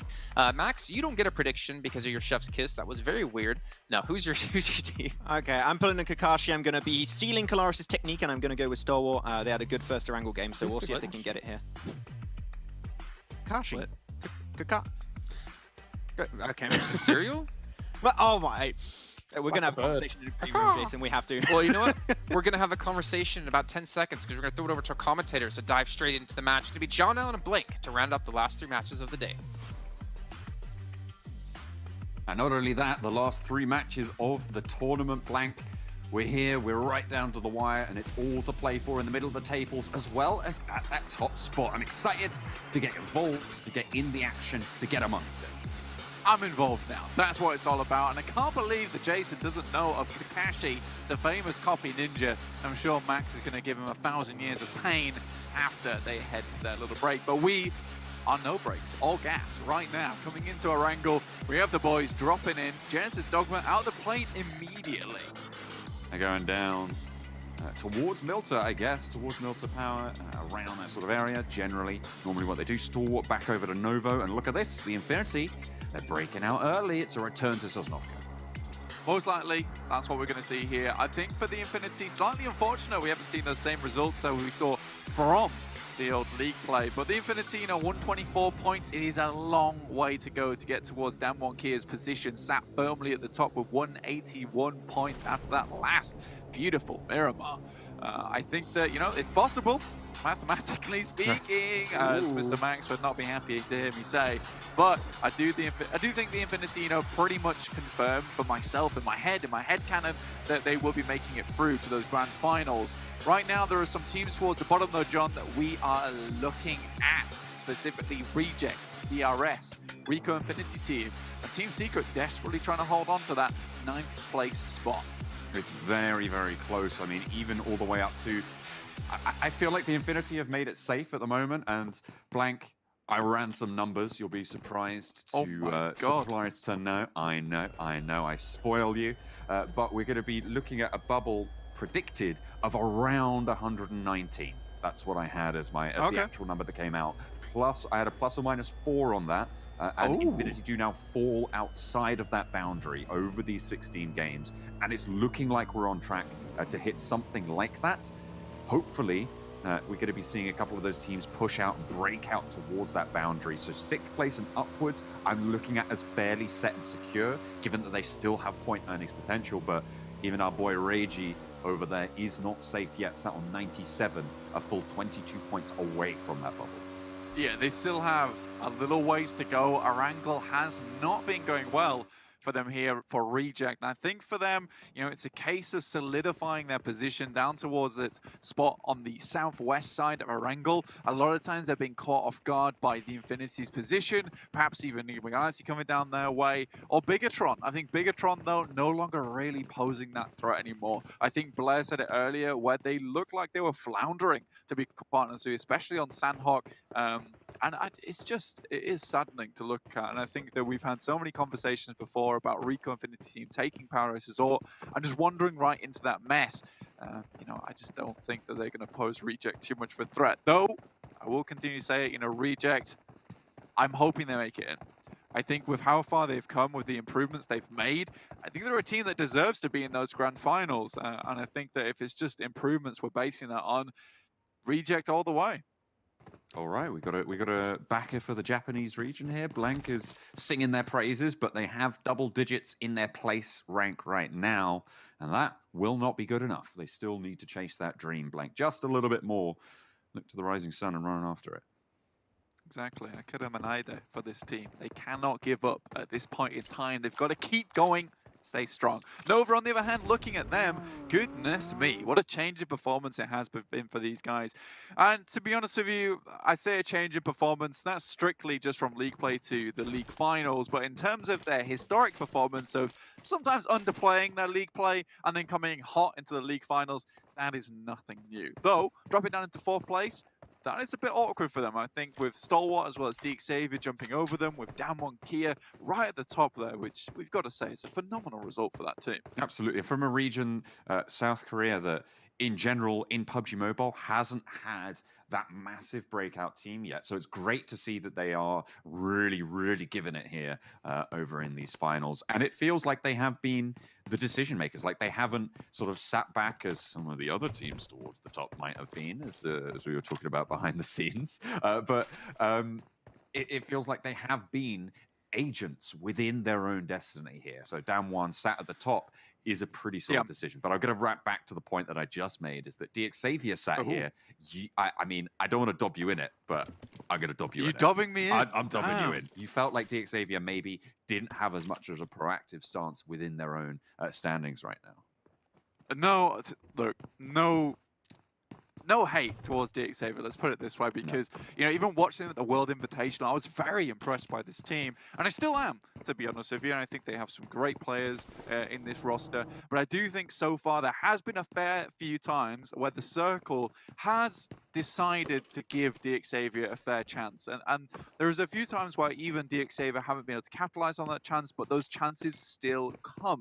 Now, for me, what would you know, I know this is a long shot, but what for me would help me realize that this decision, or maybe this inclination of mine, is wrong, would be if Deke Xavier can top the standings at the end of league finals, and that would be a massive chunk of money going their way for a team that has fought so hard for this spot in the PMGC, and now even fighting hard for the top spot in league finals. I think the Circle look is just something that happens, and it's something you have to account for.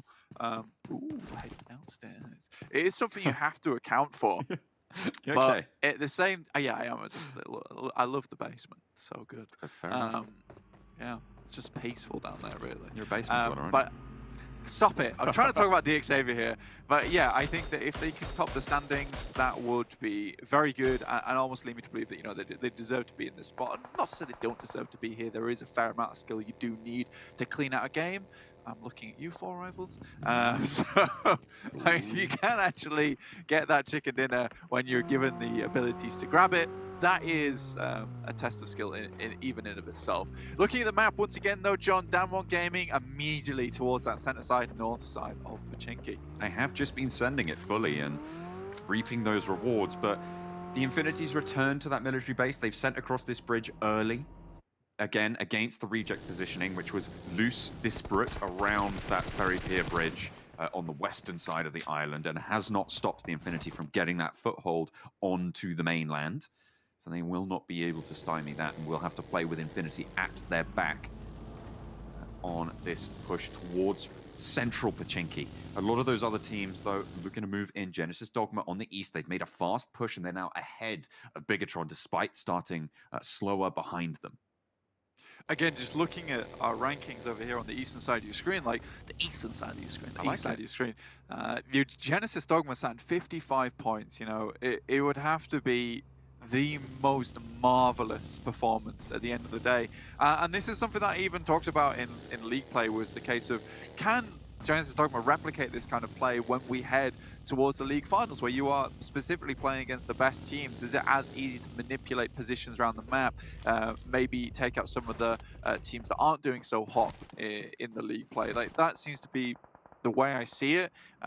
Unfortunately, I will say one thing, is that this is not where I expected them to be, even if they weren't able to do that, because they have shown themselves to be a great team. You know, Daybot and Satar will forever sit in my memory now, but at this rate, it looks like they will just be memory if they don't make it happen in the next 3 games, which is very, very unlikely, sadly. Yeah, I mean, as I said before, right, that bubble is predicted to be around 119. To be able to get there, they're sat, what is that, 64 points off right now? Yeah. 3 games remaining.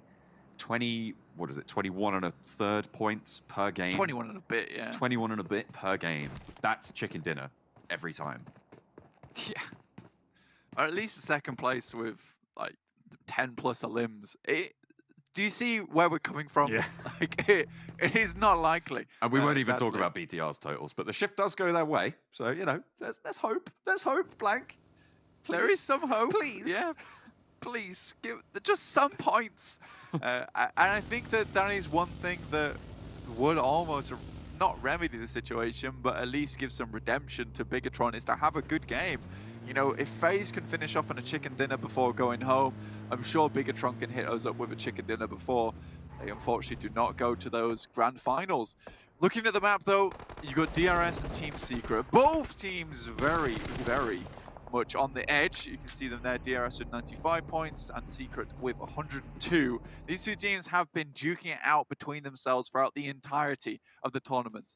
Very closely in numbers, very closely in rotations. Regardless what happens, DRS and Team Secret, they are not far from one another. Oh, QC1 just catches the ankle there. Daoshi, 6 to 8 suffering on this push from the southwestern side at the moment. The first one is down, and yet Daoshi does get flushed as well. Yu Yang not really in a position to do anything about that. Do you think Daoshi's brain is in his ankle? Because he went down practically immediately. He was on a sliver of couple HP. He had no HP on his bar, which is okay. Been sprayed down before. Understood. I thought he had full HP. That makes a lot more sense now. I was like, how did he just... Is toe very vulnerable? Is this Achilles heel all over again? You do have Damwon Gaming, though? I have a fun mathematical point about Achilles and the whole thing, but I feel it might be too... Well, no, the Achilles units for the Greek army is very interesting. The armorers would look at where the wounds were on the returning soldiers and would armor those points more specifically. But the thing that they missed was that they weren't armoring the places where there were no wounds, because all of the soldiers who got hit there died. And in the Achilles units, there was no armor on the heel because they were looking at the wrong set of data, despite it feeling pretty intuitive. And you know, maybe there's a couple of times where we see that happen, something similar in PUBG Mobile. Yeah, no, I actually have heard. It's funny because I've actually heard about this fact. So this is a crazy little change of events here. Me actually keeping up to date with your brain filled with trivia. Hell yeah. Right now we have a lobby filled with teams gunning for that money towards the top at the moment. Your Stalwart at the moment, who I am actually very pleased to see in 3rd place. I mean, I gave them a lot of troubles, let's say, towards the end of league play and towards the beginning of league finals, in fact, saying this is not what I expected from them. Top, however, looking much more on form. I think Kolaris is saying he had like 4 second places, 1 first place yesterday in terms of damage numbers, which was incredible. Like, that does not happen every day. In fact, I don't think it's happened one of the days during this entire PMGC event. So I think for Top, that is an incredible achievement. And I think Stalwart coming back on top in terms of just their ability to frag out. And I think that's one of the huge things that you have to give credit to this team. You can see, well, I can see that, you know, Top is sat there with 69 eliminations and Action in 5th place overall in terms of eliminations, and Angle in 64. So these 2 guys really do lead the pack. Not to say that Scry and Pika don't support them in their own ways. Pika kind of like this anchor support player, and Scry more this flanker who very much deals in playing in the backside with the grenades, with the utility. Next circle pops though. There you go, DX Xavier. Right, Potato Hill, right center. And so a down one as well, which is pretty, I mean, it's characteristic, right? It's fairly characteristic. And you're playing in the center, not of the circle itself, but of the landmass that was available, which is where down one were basically slap bang in the middle of. And this circle has moved to that area. Rightly so. DX Xavier are actually leaving Potato Hill now. They're moving a little bit further north. They're moving away from that conflict. I actually don't mind this move. I think this may be quite a smart move, knowing that with the way the playing path was situated, there's going to be a lot of teams on this western side of the map. So moving away from Potato Hill, perhaps giving it up a little bit and taking some time to reevaluate your situation. Really good idea from DX Xavier. We all know how quickly Potato Hill could become an absolute mess and a shambles of eliminations coming through and getting caught out. I'm not even going to talk about Bigatron here because I'm not. I think that's reasonable, Blank, I'll be honest with you. Ryzen, nowhere to be seen. Zuxi also on the dusty trail towards DX Xavier, actually, and might crash into it. DX Xavier, I feel like their move was prompted by the fact that they had quite a fairly large split on Potato Hill. They know they can't hold it with the teams crunching in. Yeah. So they had to compact, and they didn't go to the middle. They fell backwards instead. And exactly. And as you were saying, I think that's super smart. I admire them. And maybe we were just wrong about their agency within these circles.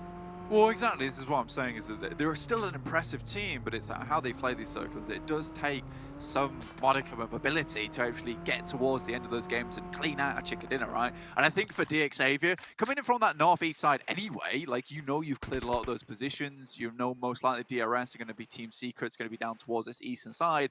This is fine. Very, very good stuff from DX Xavier. And, you know, we'll keep an eye on them throughout the rest of the game, because just as easily when we talk about team, they could just be gone in a click of a finger, right? And that's the difficulty of PUBG Mobile. It's, we can predict all we want, but sometimes teams will just go for those outplays. Down one game, on the other hand, now we were talking about them. We said that they've got the 3 good leaps in them, right? They're kind of this kangaroo team, but those legs run out of gas very quickly towards the end of the game. And if it's not that 3rd leap, then they tend to, you know, drop out in those 3rd, 4th placings. So they're a car that runs on very little gas, but it does go very quickly at the beginning. And I think that that late game is where things start to get a little bit tricky, but if they don't have to move around, you know, that is absolutely fine for them. I think for the moment, with Down One Gaming's performance and ability switching up towards a more center-oriented play style, it's been great, honestly, to watch.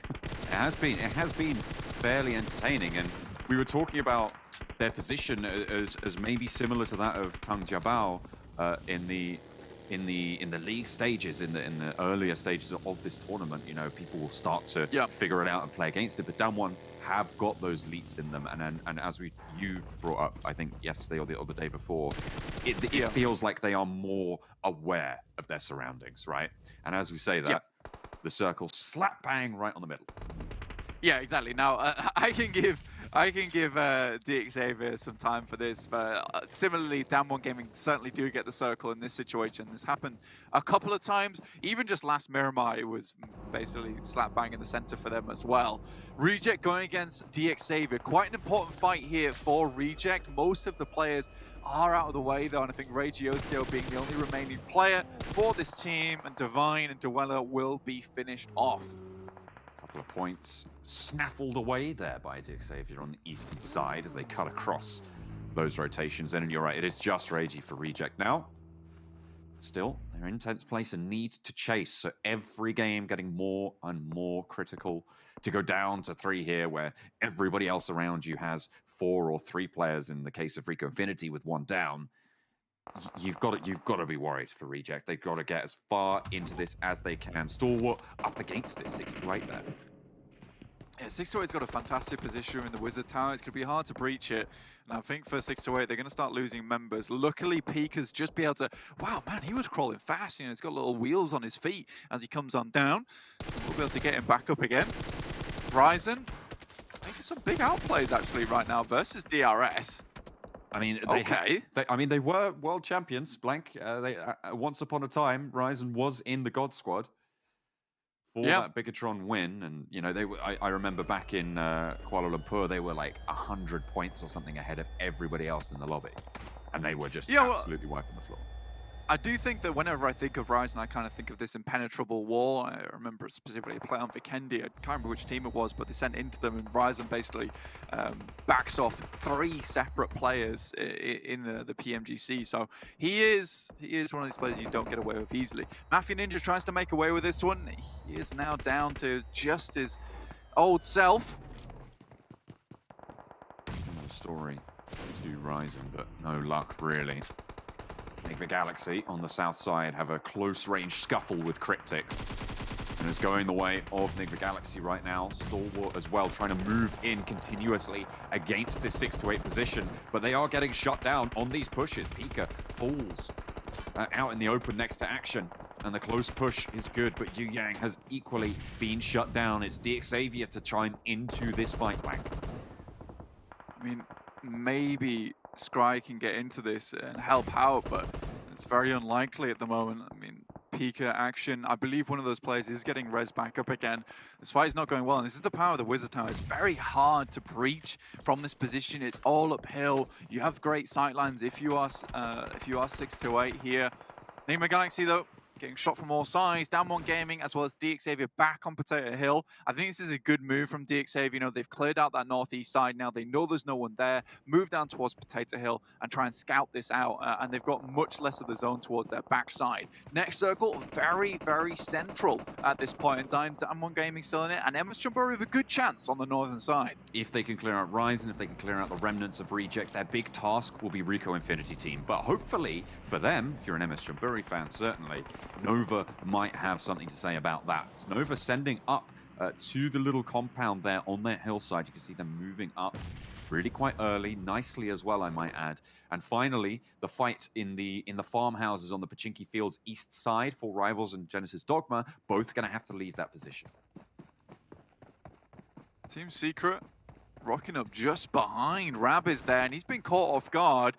Now it's really a case of DXavier getting into position. This is the difficulty with holding a lot of Potato Hills. You need to be quick on the swivel here. 1 going down, Rabbit's most likely not going to get back up on his feet. And in the meantime, the Infinity, they've set it from the south side. They're coming towards Down 1 Gaming's position.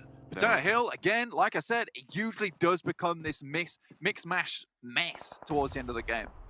Certainly does. Difficult to navigate. Excellently complex pieces of terrain weaving into one another. Can find yourself a little bit puzzled by it. And there we go, there's the flush coming through over onto Rabbiz. The elimination point going over to Team Secret in a crucial position as well towards those tables, trying to ramp on up and grab every single point that they can find. Now looking at this fight between Damwon as well as Infinity, if I looked at this fight maybe 2 weeks ago, I'd be securely saying that the Infinity would easily win this one. But like we said, Damwon Gaming, they've just been stockpiling power throughout this entirety of the league in East, and they're getting so much stronger. And it's almost very hard to place who will win this fight between them. I think with Damwon Gaming currently holding much of the high ground, but the Infinity in the bunkers, you know, in the trenches, they might just be able to hold out here. Hopefully there's no gout-ridden situations going on for the Infinity. Keeping alive, keeping moving. They have Keep to be those boots dry. Exactly. Let's always have a change of socks. That's the rule. That's the rule. But the Infinity trying to hold that out. Genesis Dogma piled in towards Potato Hill first, and 4 Rivals now at their back. Rico Infinity team a little bit closer to the north. and everybody struggling to get up this hill. Duck goes down in the forward position, and again, DXavier, they're leaking out. Small dribs and drabs are getting taken away from them. DXavier just not able to hang on to his position. Nice grenade comes through there from Stalwart, who are still going, by the way. Action Scry's still up. Quickly, Scry finishes out one player before he gets back to Action, who's just about to bleed out, but I don't think he'll be able to get him back up again with the circle coming in like that. The Infinity still holding on, though, with a Northern Shift. MS Chamburi, their chances looking much better, but Team Secret in the wings, ready to get the cane out and steal this chicken dinner away. And remember, never count down one out. Not in these finals. They have been swinging for the bleachers. And more often than not, winning out those fights. MS Chamburi and Team Secret. Team Secret, of course, on that bubble. So a very, very crucial team to keep your eye on. To get as many points in this as they can. They started the game blank. They started the game on, I believe it was 102 points. So about 20 points away from feeling pretty safe. Ooh. But nades back from MS Chamburi give them a little bit of a shudder down the spine. Absolutely, MS Chamburi is able to deal with these two players very handily here, and the other guys are just not in position to help out. And it is at this point in time, I don't think that MS Chamburi are going to be taken away from this northern spot. Team Secret are probably the best ones in this. 4 rivals firmly sandwiched between the circle and a huge amount of teams. Damwon Gaming, goodness me, the Infinity, they're able to make it happen, and that's Damwon Gaming. Damwon Kia now out to the Infinity. Okay, apparently they were angry about their top spot being stolen. They go up Potato Hill, they hold it off as well. Is it foreboding? Is it portent of things still yet to come? We'll have to wait and see. The Infinity still going strong, still 4 players, but they too have downed as 4 rivals on the western end getting eliminated as well. 2 eliminations for them, and not the greatest of point-scoring games as Stalwart fall to boot. That'll be their theatrical performances put to an end on the west end, like you said, John. MS Chamburi moving up to Team Secret's position, though. 1 player still going for the rares, but MS Chamburi puts a quick end to it. This time, MS Chamburi trying to climb those rankings. They are quite far down towards the bottom, though, but this would be a good beginning for them. And what a team to do it against as well. Team Secret on that bubble at the start of the game, racking up 6 eliminations already, Blank. They're doing well, but Rico Infinity team are also on that chase. The Infinity themselves, the top dogs from league play, fallen from grace somewhat, but this is a good game to get back in the good graces. And there is a chase potential, but with DXavier still alive, still going, they're looking good to keep that top spot firmly out of the way. It's true as well. It's so cool that we have these teams in our final moments of our angle here. We got 2 teams playing for survival. We got 2 teams playing for glory. And we'll see how far these teams can actually go. MS Chamburi, Rico Infinity team, both of these teams looking for those points. They need them desperately. I think MS Chamburi is in a good position to try and get up towards that safe spot in this game alone. But with only 2 games remaining after that, you do see yourself in dire straits if you're towards the bottoms of the rankings. Lamborghini gets knocked. Frankie still alive for the team, but it's only him remaining now. Infinity, oh God, Tiny hits the deck just in time to avoid the knock. Only 1 player now for DXavier. Frankie getting peppered across the way. Newsy has the spray down, but they're holding well. The circle moves away. Oh my God, Good Tony's just sending out wide to find Frankie in the midst of it. Does rock around, doesn't get out of the vehicle yet, but does expose the player to all his teammates behind him. Really well played there to God Tony to open that one up. And it was a very important play as well. They know for the Infinity, they have to clear this player out before they start moving into the circle. Now it really is Rico Infinity team and MS Chamburi. Both these teams looking for the chicken dinner, with the Infinity looking so hot right now. Is it even possible? We'll have to wait to see. 3 teams remain, and there is fighting force on all fronts. Blank spray down towards Rico Infinity team. Mela gets the knock and gets away with it too. Has those first aids, will be able to heal on up. But Godtuddy from MS Chamburi is taking fire, taking punishment. And the top of the hill is looking less and less secure as the blue zone crunches them down. Bonsai forwards on position, gets behind that vehicle as Rico Infinity team try to fend off against the crash. Logan in, gets taken down. Prestiga standing strong right now for Rico Infinity team with 1 player player down. Mela steps up, and now one player left for Rico Infinity Team, but it's Jasper to finish them off. And the push from MS Chombury, there's only Skate on there, and it is easy pickings from the Sharks. To the bottom of the tables, they're striking for that bubble. Unreal flanks coming through from MS Chombury, and this is the game that they desperately needed here to put themselves in good standing. And Chicken Dinner with a fair few elimination points as well will do just that. I believe it was 97 points at the beginning of this game, and this will be more than enough to put them in striking position of that safe spot. So survival may have just been guaranteed here, John. Oh yeah, you love to see it, you love to see it. Finishing that game, I believe, on 9 eliminations as well. It's going to be a really solid point scoring. I think that makes the, 24 total on that game. Starting the game on 70. I believe that. Starting this game on 70 points. 70? Yes, 70 is what I have on the tables yes. At the moment before that game. So that's going to see them closer, yes, but they do still have a long way to go. But if they're going to make it, that's how you want to be making it, right? Getting some decent eliminations on board, getting some decent placements. And by decent, of course, chicken dinner. I mean, what's more decent? Oh, yes. You're so right. You're so right. I have been fooled. I've been fooled by another team above them. It's okay, though. It is, I believe, a good amount of scoring points there. Not quite safe just yet. Just need to go a little bit further in this game. Ryzen, though, having the time of his life there, but the time of his life was coming to a swift end afterwards. Stalwart, very difficult fight here versus 628, not able to go much further, so the boys on the desk not too happy with that prediction, but I do think that Stalwart's still looking rock solid here in the finals. 2 more maps to go, John. Well, I have to say, Xavier getting as far as they did, they're going to probably be looking to push up over down 1, who did go down early to the Infinity, and the Infinity themselves looking pretty hot in that game in terms of moving into that position, getting that agency back in their favor. But they could not hold out against Rico Infinity and MS Chombury, who took the chicken dinner. They need more like it, but it's a great start. Well, they are in a better position than, let me check my notes, Bigatron, who I think now are officially out of contention here, as I was, Max, you're pretty much saying before, but I wanted to at least give him a sliver of hope with Ryzen being the last man alive. No. Yeah, not a chance here in the world, unfortunately. But MS Chombury, 24 points. That is the start, as you just heard John saying, that they desperately needed. But again, they can't just depend on the one match. They still have 2 left to go, and they have to do pretty similar things on the next 2 games. So Infinity, 23 points. Rico Infinity coming to 22. D Xavier, I know, Clarus, you really wanted to dive into them a little bit here with their position on Potato Hill relatively early on in the match. Set themselves up for success, but unfortunately it wasn't meant to be.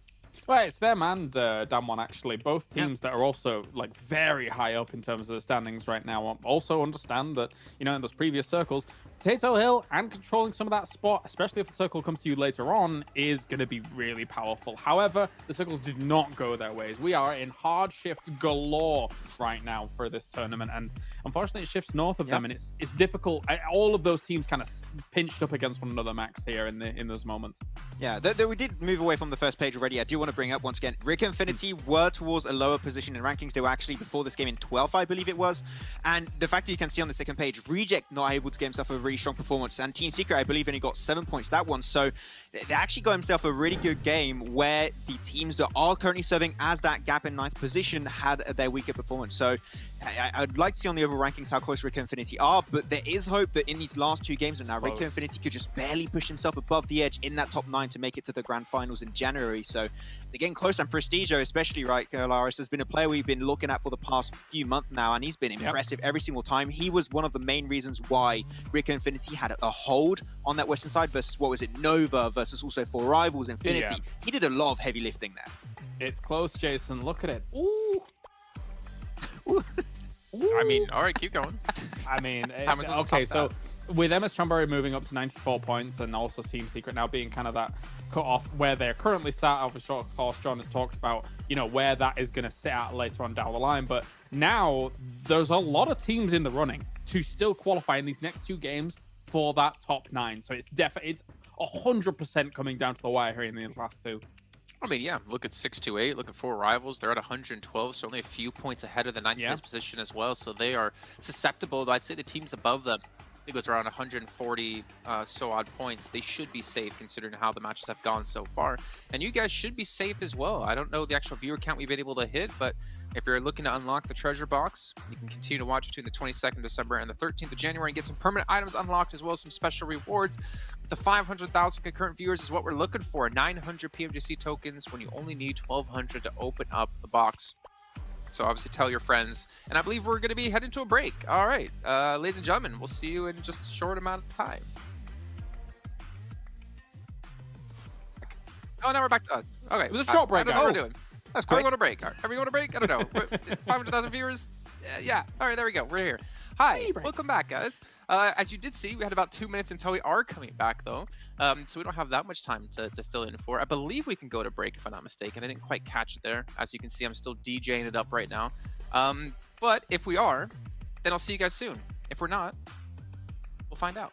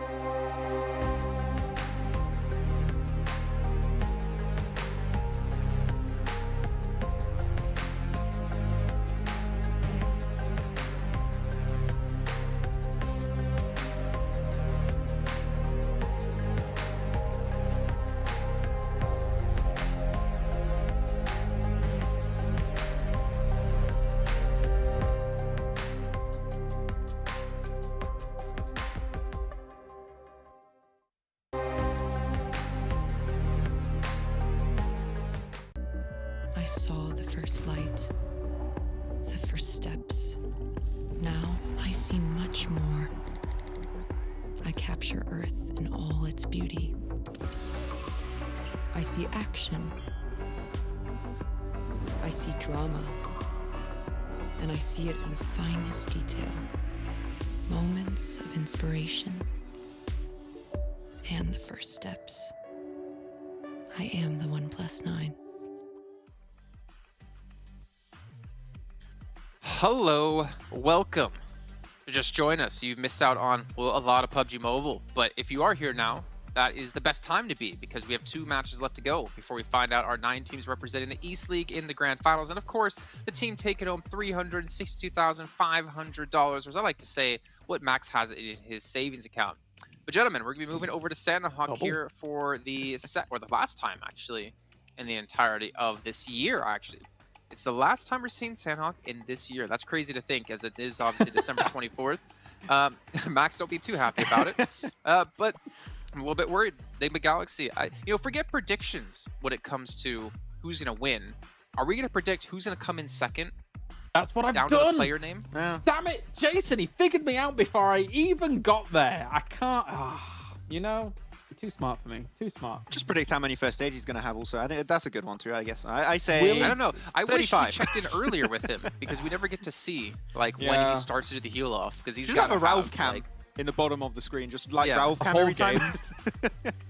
Give us a picture-in-picture, man, and it'll just be him healing the entire time, and everyone else just dying around him. But yeah, the thing is, I don't know where they get all these meds from. I don't know how they stack it up so quickly and so easily. Because if I'm not mistaken, he was healing from like zone 2. Yeah, the thing is that you can do it with bandages to start off, right? And that kind of offsets the first aids. And then later on, you got to bring in those big heavy hits as the first aids to be able to continue it on. Well, what I am hearing actually is that a key to his success, I was just told by production, is him using the 1+ actually to help heal himself off in these matches on Sandhawk. I love Max's face. You'd be a great actor. With his flagship performance and immersive 120Hz display and hyper touch technology made specifically for gamers, the 1+9 and 9 Pro are your best shot to climb the leaderboards and potentially heal off on Sandhawk. Don't want to have any drops in FPS to make sure you can hit the heal button as quick as you possibly can, or else you're going to be eliminated from the lobby. But Sandhawk is coming up now. And some teams, You know, I was thinking towards the top, it's actually insanely close. I was expecting to be a little bit more, let's say, one-sided. Because again, Infinity had 97 more points than anyone else out there in the Super Weekends. But Xavier, Damwon, Stalwart, Nova, I think maybe Infinity is a little bit too far out of the running for that potential first place now. But there's legitimately like 4 teams who could take home the trophy. I think if you're looking at Infinity, Enigma Galaxy, you're going to need them to try and get some wins here if they want to gun for that first place, which Enigma Galaxy is a Sanhok game. They're going to get second. We know it. It's written in the script. Correct. It's how it goes every single time, so they're going to get second. But yeah, it's very close. Only 1 point difference between Xavier and Damwon in that top position, but Damwon have showed a little bit more consistency, I have the impression, in how they especially frag out these games. So if there's a team that I'm looking at the top that would potentially be first between those 2 teams, it would be Damwon. But we got Stalwart that's in third, and you know, Stalwart, they're going to try and bring into those big games towards the end here. So I think Stalwart are still going to be aiming for that first place. And I would even predict might be first place after these 2 games. Really? Okay. Oh. But would you predict them in this match? No. We'll obviously get into that in just a little bit of time here. Just taking a look at some more stats. And when it comes to down towards the bottom of the table, as you were mentioning with Rico Infinity and the points they got last match, Max, we're seeing they're actually relatively close and actually ahead of Team Secret when it comes to our stats across all matches. Yeah, I guess in the finals, that's what it's saying. Yeah, Prestijo did a lot of work, as I mentioned earlier on the segment, where he was allowing himself to clear a lot of space, getting rid of Nova, getting rid of 4 rivals. Infinity towards the very end to secure that second position. So, really well executed from Rico Infinity. I would like to see a win, though. I think that would be just perfect time to get himself a win. Maybe this game, maybe the game afterwards. And Rico Infinity in the past, and this tournament also has had some decent results on this map of Sanhok. So if they can be the win to outlive Enigma Galaxy, take that first place in their stead, I think that would be the best way for them to try and make sure that they make it in the top 9. Okay, well then let's get our predictions in. Are you going with Rico Infinity? Yeah, Rico Infinity, yeah. Okay, pretty simple. Mine is the other kind. It's Infinity. Because, yeah, it's just great. And now, Kalaris, you have to bet towards an Infinity team as well, right? No, it's Enigma Galaxy. Because I was going to predict them for a second, and Jason caught me. He caught me very early on. But I also would love to see Ralph break 10,000 healing here in this final. Well, I guess for them, they are always the bridesmaid when it comes to Sanhok because of the healing. But speaking of healing, John Allen's voice will do just that for you, as well as Blank to join him by his side. It's healing. It's healing time. You know it's healing time because it's Sanhok time. We got Sanhok coming on the cards for you right now. Last match before the final. And that is where it's going to really be decided all. And I think for James, predicting Enigma Galaxy, not a bad idea, to be quite honest with you. I mean, if you could predict him for second place, I would do that every single game because it's almost a guarantee at this point that Ralph is going to get second or third. I think Enigma Galaxy getting that first place, very unlikely with the way they play us now, particularly because if they do have 3 members at least at the end of the game, they will typically leave Ralph out in the blue and then use those 2 members to try and clean up as many teams as possible to make Ralph's job even easier and force that final fight sooner than it might have happened, even if that means them going down earlier on in these fights. It doesn't matter. Ralph is just going to keep it going. Bigatron dropping on Paradise Resort with Rico Infinity team. I do believe that this is the Hail Mary from these guys. Press to go. Already going down to Ryzen. I mean, it's unexpected, right? It's a change for the actual hot drop, right? They moved up this way a little bit earlier. He's even going to punch him out as well. Rico Infinity, they do get some retribution in the form of Luxy going down and Zuxy soon to follow. Goodness me, that's one angry fragger. Coming on out, swinging. Absolutely. Liquid and Ryzen in the mix this time around. Infinity team losing a player though, which could be crucial moving forwards, coming down south, especially when we know that they are fairly strong on those rotations as well. Liquid knows that this door's been opened. Oh, the window shift is good. Not quite able to get that knock, not quite able to get that flush, but he pushes out a little bit too wide and an ass backs him off, but he's not going to stop there. Has to be put down for him to slow. Reload is good, and there's backup as well. Bigatron, they're out of it. That's it. They're not going to the grand finals. It's very much confirmed now. For Rico Infinity team, that could have been horrific for them, to be quite honest with you. Sat in 10th place, but those extra elimination points in 4 will be very useful for getting them into a safe position now, John. So this is good for them. This is actually really good. just thinking about the mathematical possibility of making it into the next game, because it's not very often that we have a mathematical impossibility of making it. The current bubble, 109. If it stays that way in the next game from 44 points, what would you need? You need 50 plus 6 plus 9, which is, as we all know, 100. No, that's not right. 65? No, 63. That's the one. 63 points. So mathematically you would have possible. to get... Still possible. Still possible. Sorry about that. For Still who? possible. For Bigatron. For who? No, it's not. They'd have to get 2 elimination points on their own teammates, John. There's only 60 elimination points available. Yeah, you get placement points, though. Oh, that's true. That's true. Very, very, very smart. I did not think about that. But, yeah, I mean, possible. Well, so unlikely. In fact, no. It's impossible, John. Shut up. No, it's Why are you making me think this way? No, it's not. It's not possible at all. Nova and Painan no longer have Bigatron to find some cheeky, easy eliminations onto if they leave this position, with them dropping up towards Paris Resort recently. Reject, on the other hand, again, a team in a scary position at the moment with 97 points still.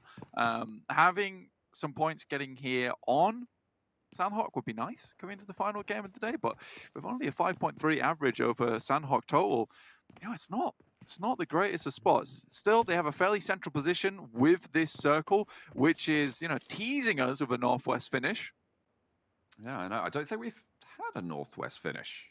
Certainly not to my memory in these global stages. Maybe towards the earlier stages of the tournament where we're seeing Sandhawk a little bit more, but certainly not for a long time. And it seems like a lot of these Sandhawks have been going to that main island, going to the sort of the middle sort of areas of it. So it'd be good to see that mountain finish, and maybe 6 to 8 could sweep up a whole bunch of points from holding the top of that. We've seen teams do that before, but it's going to be tricky if people want to head out that way.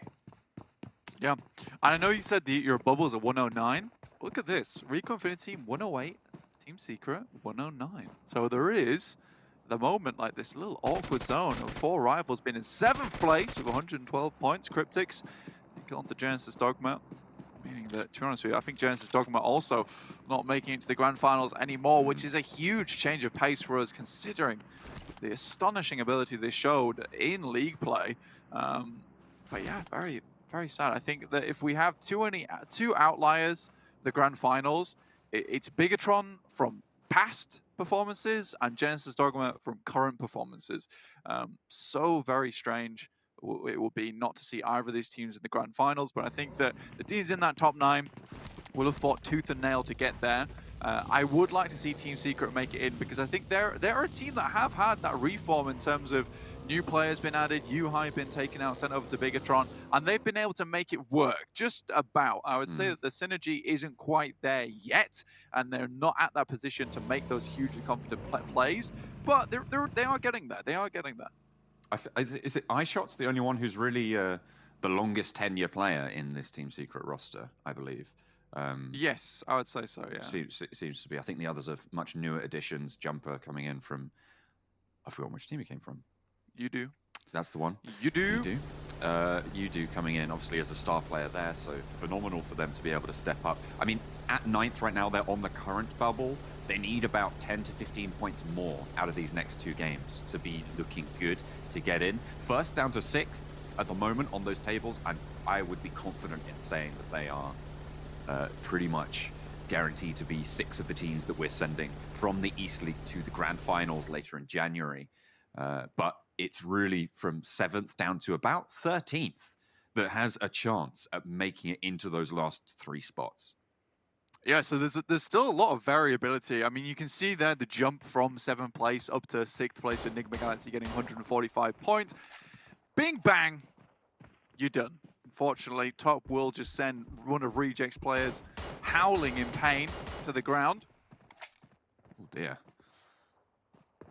It's not ideal for Reject, especially in their race right now. 97 points. Seems like a lot of teams who really need the points right now are getting hit the hardest. I mean, Rico Infinity Team losing a player, Reject having a doubt. Sure, it's not a flush. Okay, it's a flush coming through. They're down to 3. Genesis Dogma, I mean, they're pretty much down and out of the tournament at the moment anyway, as you were saying, losing a player. But Rico Infinity Team and Reject, 2 teams that really, really needed it now, are going to be stopped a little bit short. And on Sandhawk, we know how important having more players up is. It's probably the most important map to have all 4 players alive.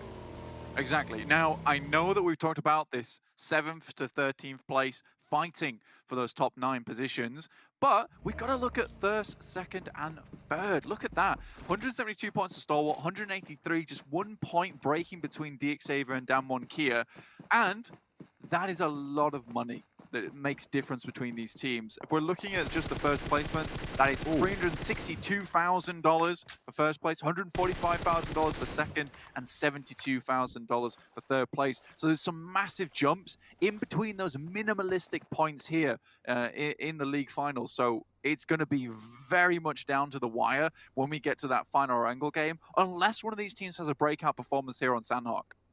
For Rivals, starting the game in 7th place, 112 points. They've just lost a player to MS Jonburi, who are on that big chase after their chicken dinner. And with the Northwestern Island, there is a small possibility, Blank, they could make it again. The Infinity have their players being circled. Out in the blue, both DRS and Team Secret still reside. Both of those teams really need these points. It's difficult.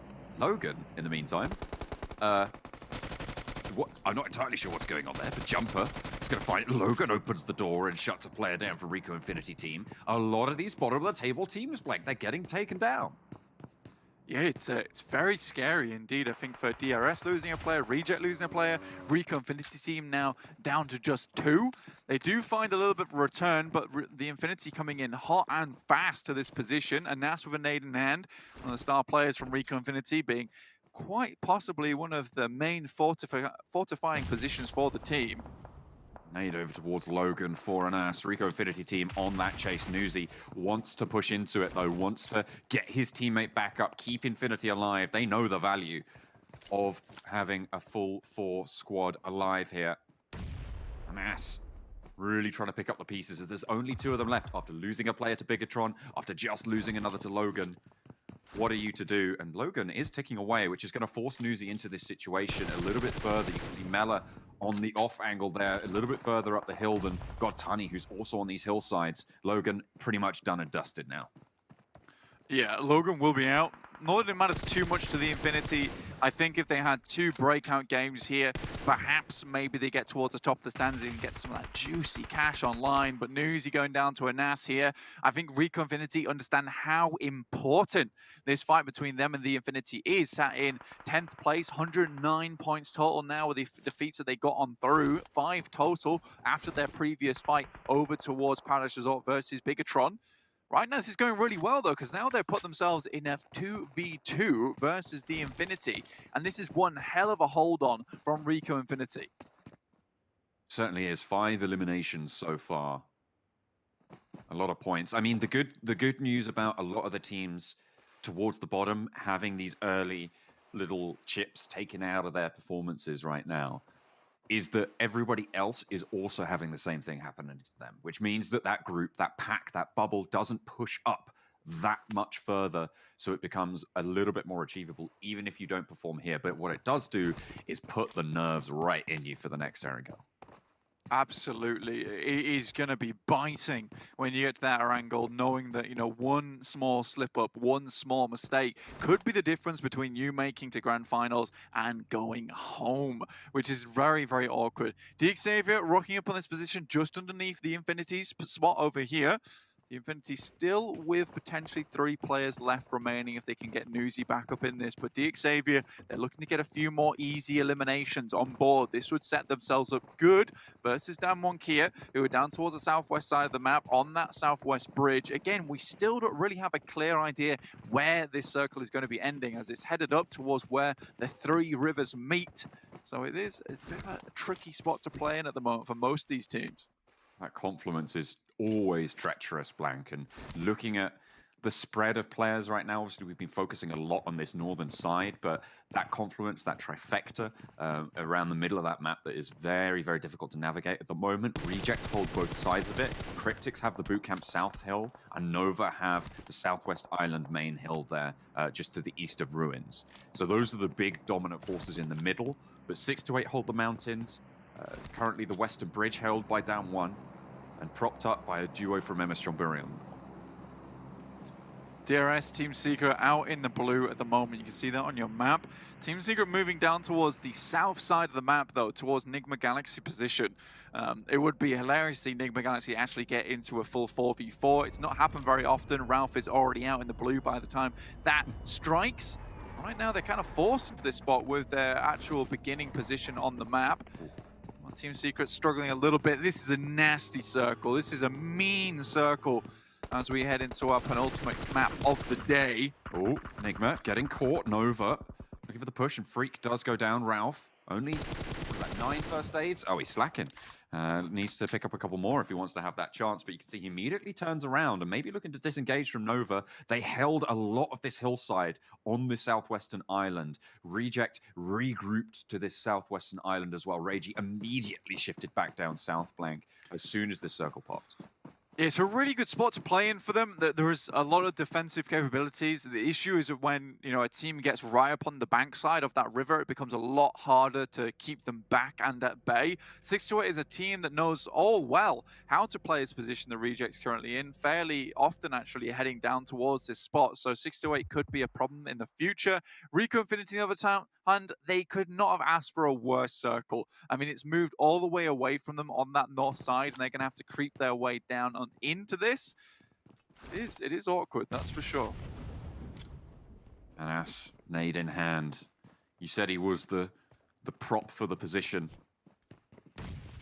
He's going to get scrappy here in just a minute with the Infinity. 3 players are alive, and the push could come through, and Rico Infinity team desperately need to pick up these points if they can. Keep themselves in the conversation for that bubble position. Team Secret are a bubble team right now. But Anas has fallen and the Infinity move forwards. There's the flush coming through, and Rico Infinity team down to 1 player blank. Just YWZ remaining here. Zone 3. Not exactly easy to stay alive over here. He does have a lot of boosters to keep himself up, but only first aid kits. That's not going to do him through. The Infinity will be looking for this final player. Stalwart playing a split across the rivers over towards Bootcamp. They have already found a quick knock over towards DX Xavier, who moved down from that north side. They didn't have to fully engage onto that fight between Rico Infinity team and the Infinity.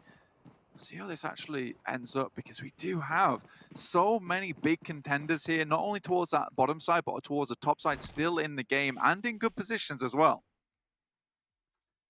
Healing coming through from Newsy as he pushes through YWZ. He had those boosters, as you noted, active currently, so his health total keeps on ticking up, just a little bit slower than the Blues taking him down, but the pushes from the Infinity as he lies in wait. They're spraying around the door. They see one. Mela steps up, gets put back, but there will be no more there. The reses are going to be good for about 15 to 20 seconds. I think they're blank. It's going to be able to get those reses depending on what meds are available, but the Infinity should be able to be 3. They've still got a long way to go.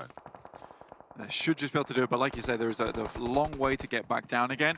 Stalwart plinking away at a couple of teams. DXA were able to get everyone back on their feet, and it's very important for them as well, because being on the opposite side of the map of Damwon Kia as well as DXA, oh my lord, this circle though, goodness me, Reject in a great position. This could be exactly what Reject were looking for to get themselves into that top 9. 4 rivals suffering over towards that northern side. Wow, wow, wow. And as well as the Reject position being strong, remember we were talking about a lot of those other teams towards the bottom not having the greatest of performances right now. I mean, you've got, who have you got? You've got 4 rivals obviously going a little bit low there, taking a couple of knocks. Rico Infinity team crucially getting eliminated as well. It's really, really great news for Reject. They just need to hold on now. 4 rivals against Stalwart. Need to push down south, and the zone will push them in just about 10 seconds there. Nades long as one finds its mark. 4 rivals again caught flagging. Storm just got some sick grenades, to be honest, coming through from this team. Half the time they don't have to engage properly because they're so good at this. BFU going down and a quick flush as well. That is the top 180 right for you. Spinning top, to be honest with you, for Stalwart. Nice nade, almost takes down Kid. But Team Secret, look at this. They are down to minimal numbers. Nigma Galaxy Lord tries to move on the side. Kid has to hold his own. It's not going to work out, though. Ralph, though, the survivor, the eponymous second place finisher for Enigma Galaxy here on Sandhawk. I wonder how many meds he has. Kid will not be able to get these reses unless his teammates can crawl into this next circle. The Infinity now moving in. 3 players alive from this circle at the back of Stalwart. Can they succeed where 4 rivals failed? With the opening onto that first knock, Scry gonna stand up and look for it as well. Pika takes a knee and gets flushed. Really good play from the Infinity, and quite quick as well. They struck from that northern side, though. Imela does go down to action. Down One Gaming, they took a very, very nasty fight versus Emma Chumbury earlier on, with Sung taking it down at least one of them, but the rest of the team were just nowhere near to help them, already making their way towards the circle. Junie finds a shot onto AJ, will flush him out, so DRS are actually taking quite a bit of damage here. The team is flagging. Nade over the top, but Kid survives for just a moment longer. Has to pop the bandages, has to pop whatever healing he has. He spots the players sending over the top as the spray down comes through, but Ponzite makes it through the gauntlet for MS Chonburi. Remember, they needed a spectacular game, either here or in the next, to be able to be in with a hope of getting into that bubble, but they've only got 1 player in this circle. Unless they can heal out for a really solid points total, I don't see them getting too much further. DRS been taken down there, I believe. Now out. Down One Kia, making that one happen.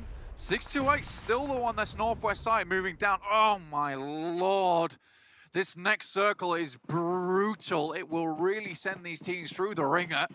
DXavier still have a fairly decent position on that eastern side, but with this eastern shift with a lot of water in it, Reject sitting pretty. Kid goes down to Nova. And all of a sudden, that bubble is looking all the more flimsy. Team Secret eliminated there. Oh, just one, sorry, with eye shots, seeing how far they can go on the heel. Close to Ralph, if you can spot it out. This might be the kryptonite to Enigma Galaxy strategy, but Reject have a great spot. 3 players of theirs are alive, with Reiji on the off, and 628 at the walls, banging down the doors. They have 3 players of their own. At the moment, there's only 1 team with all 4 alive, and that's Nova. Yeah, this is the difficulty. Once you get up to this compound, it gives abilities for the teams who are actually aggressing inwards to get cover, to get position. Luckily, for the guys from Reject, they're able to get at least 1 knock as they came in, but down One Kia, look at this. They are taking punishment from 628, holding off 2 teams at once. Emma Strumbury also goes down, so no longer able to keep up that same kind of totals they got from that last map. Slowing things down. 628 have some buildings. Cryptics feeling pretty good about themselves, but I feel like it's too little too late right now. They're a little bit too far down the tables. Oh my lord. What an aid coming on through. Reiji finds Jimmy, and Nova struggling to move up to this Reject position. This could be good. They only have 1 defeat right now, Blank. They only have that 1 point for eliminations. If Reiji can break Nova here, it would be phenomenal for Reject's position. But this is classic DXavier circle, right? Moves over towards that east side. Now DXavier in a perfect position to swoop in, pick up as many eliminations as possible. Yes, they made some good rotations from that northern side and decided when to disengage nice and early, but now this is DXavier's game to take, and DXavier's game to solidify themselves towards the top of the leaderboard. Divine stopping 628 from getting any further in the water. We still have a couple of healers out in the zone. The push comes through, and Order finds 1 from Reject and will slow them down. Does he know there's a player around the door side? Of course he does. Oh! Order up, dings the bell, and Reject lose 2. Now they're down to Divine, and they have to get across this river now. DXavier looking to guard it out. There's the spray. Duck finds 1. Duck finds the second as well, puts them back down, and Nova will struggle to get through. The healers out in the zone doing wonders for their teams respectively. You can see in the picture-in-picture there, it's done one with, I think, what's that, 2 first aids left. And they're going to struggle to get too much further. Yeah, Fabian trying to run his way in, but when Duck unloads the clip there, you better be ducking on your side, because otherwise he is absolutely going to tear you apart. Cryptics have a fairly decent position. Now it's time for DXavier to really shine. Oh, this is too much. This is too much. This circle is unbelievable. Down 1 are out, and the circle moves to DXavier yet again. They will hold it out. 5 defeats, and the luck keeps on rolling good for DXavier, but they still have that final hurdle to cross. It might have been enough, though. They were close towards the top of the tables. In fact, they were at the top of the tables at the start of this game. And Blank, they're looking to open that lead with Dumb1 going down a little bit earlier than they are. They are going to put themselves with a little bit of a buffer. Lazy Boy goes down. Now looking for Senkai next.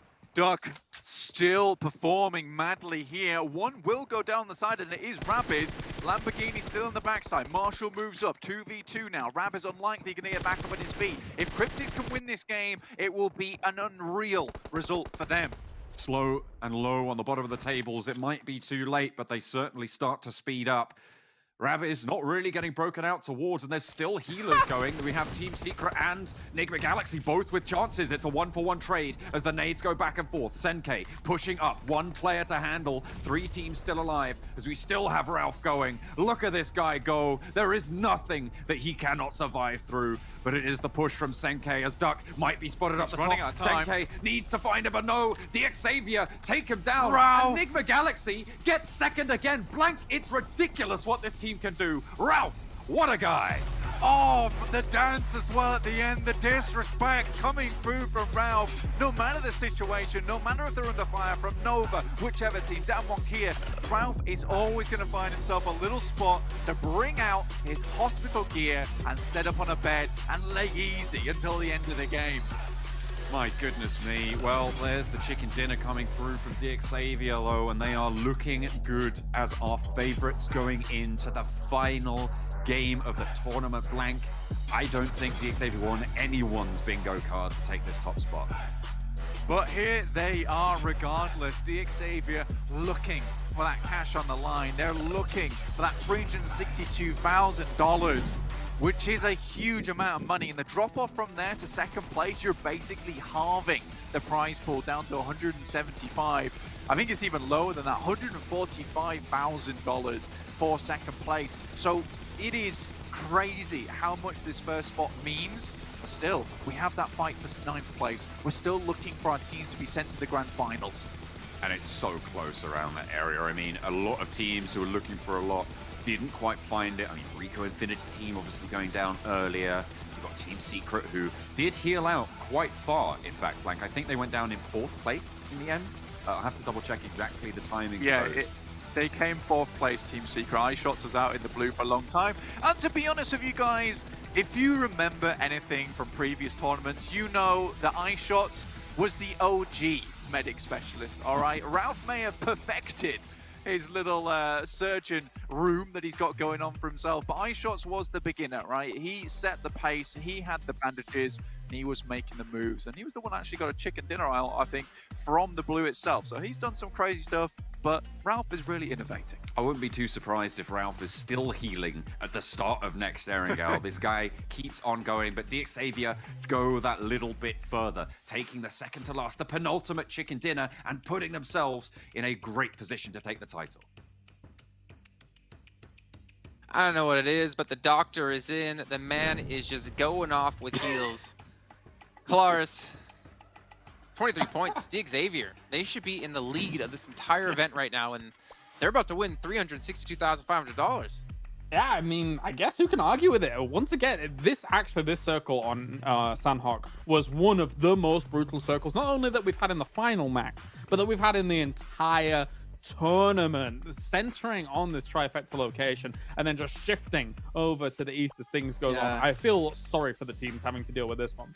It just kept given to Reject, like, oh, Reject maybe gonna get the win, and then just like let right turn over to the eastern side, half shift after hard shift after hard shift over to the Xavier. They held teams away, no respect to the Xavier on making sure they had 100% control of that one. It got really close down to that 1v1 at the end, but as we always expect, Ralph is going to be able to secure that second place at the end, regardless of what happens. But I mean, yeah, Xavier getting himself a win here when it was so close between those top 4 teams. I mean, even a really good game between teams that are trying to contest for that first place might not be even enough. So we already might have our first place team here. Ooh, yeah, we might. Guys, Secret, they got 10 points. They're up to, I think, 119. Rico Infinity get 5. Reject get 4.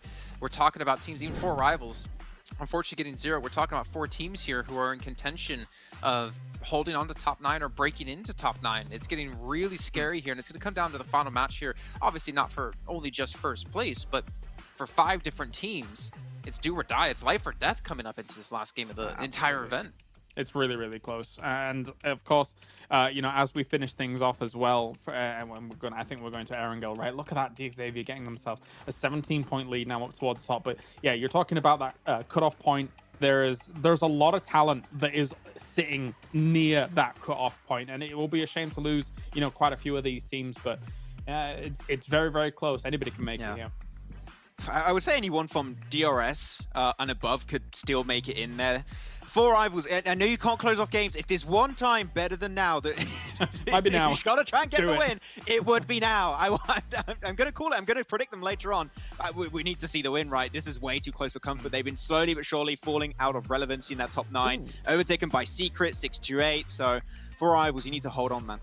And Jason, importantly, 17 games down. Rauf did break the 10,000 mark. Oh, that is the most important part.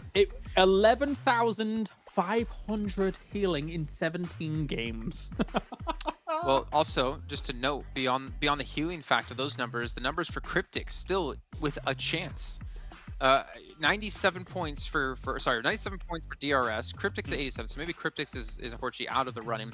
But DRS at 97, when you need 112 to qualify, we've got even more teams below the cutoff that if they get a chicken dinner here, they can get themselves through into the grand finals. But we still have to wait a little bit before we can really get into that and see what's going to happen. We got to remind you guys about the treasure box happening where you guys can get permanent items unlocked as long as you get the PMGC tokens from watching the Esports Center over on YouTube by clicking the link on the rewards button right under the stream. It runs until the 13th of January. It also has extra special prizes. And if you hit 5,000 concurrent viewers, you get 900 PMGC tokens that you can use to unlock a box, which is 1,200 in total.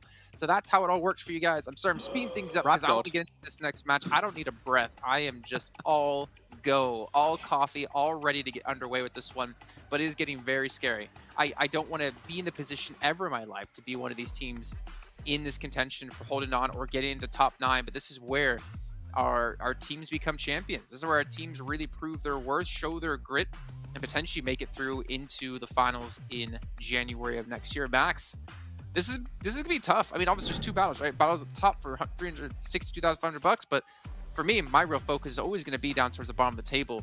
Who's going to make it to the next event? Yeah, it's so close between a lot of these teams. 628, 4 rivals, Rick Infinity, Reject, MS Chonburi, DRS.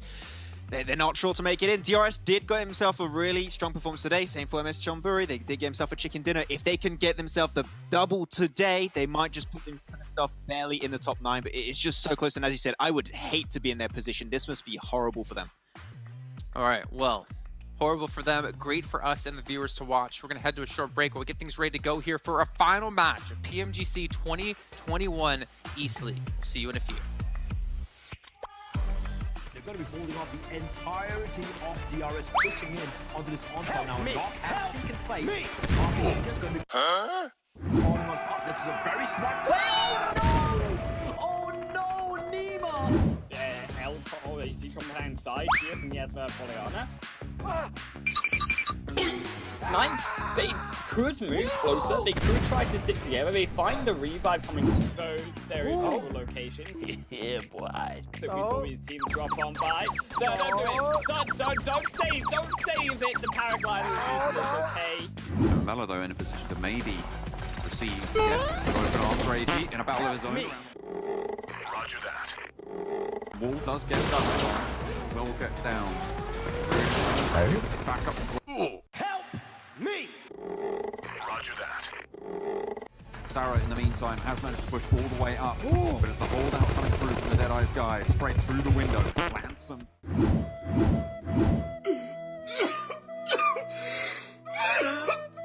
Just starting to make their way outside of Tiki, which I would argue is a little bit too late. A couple of teams would like to go around. Helicopter! Extended more, and I'm sure others will join in on the mix. If there's ever a time to say, helicopter, helicopter! It was at this moment that Nathan knew. He up. No!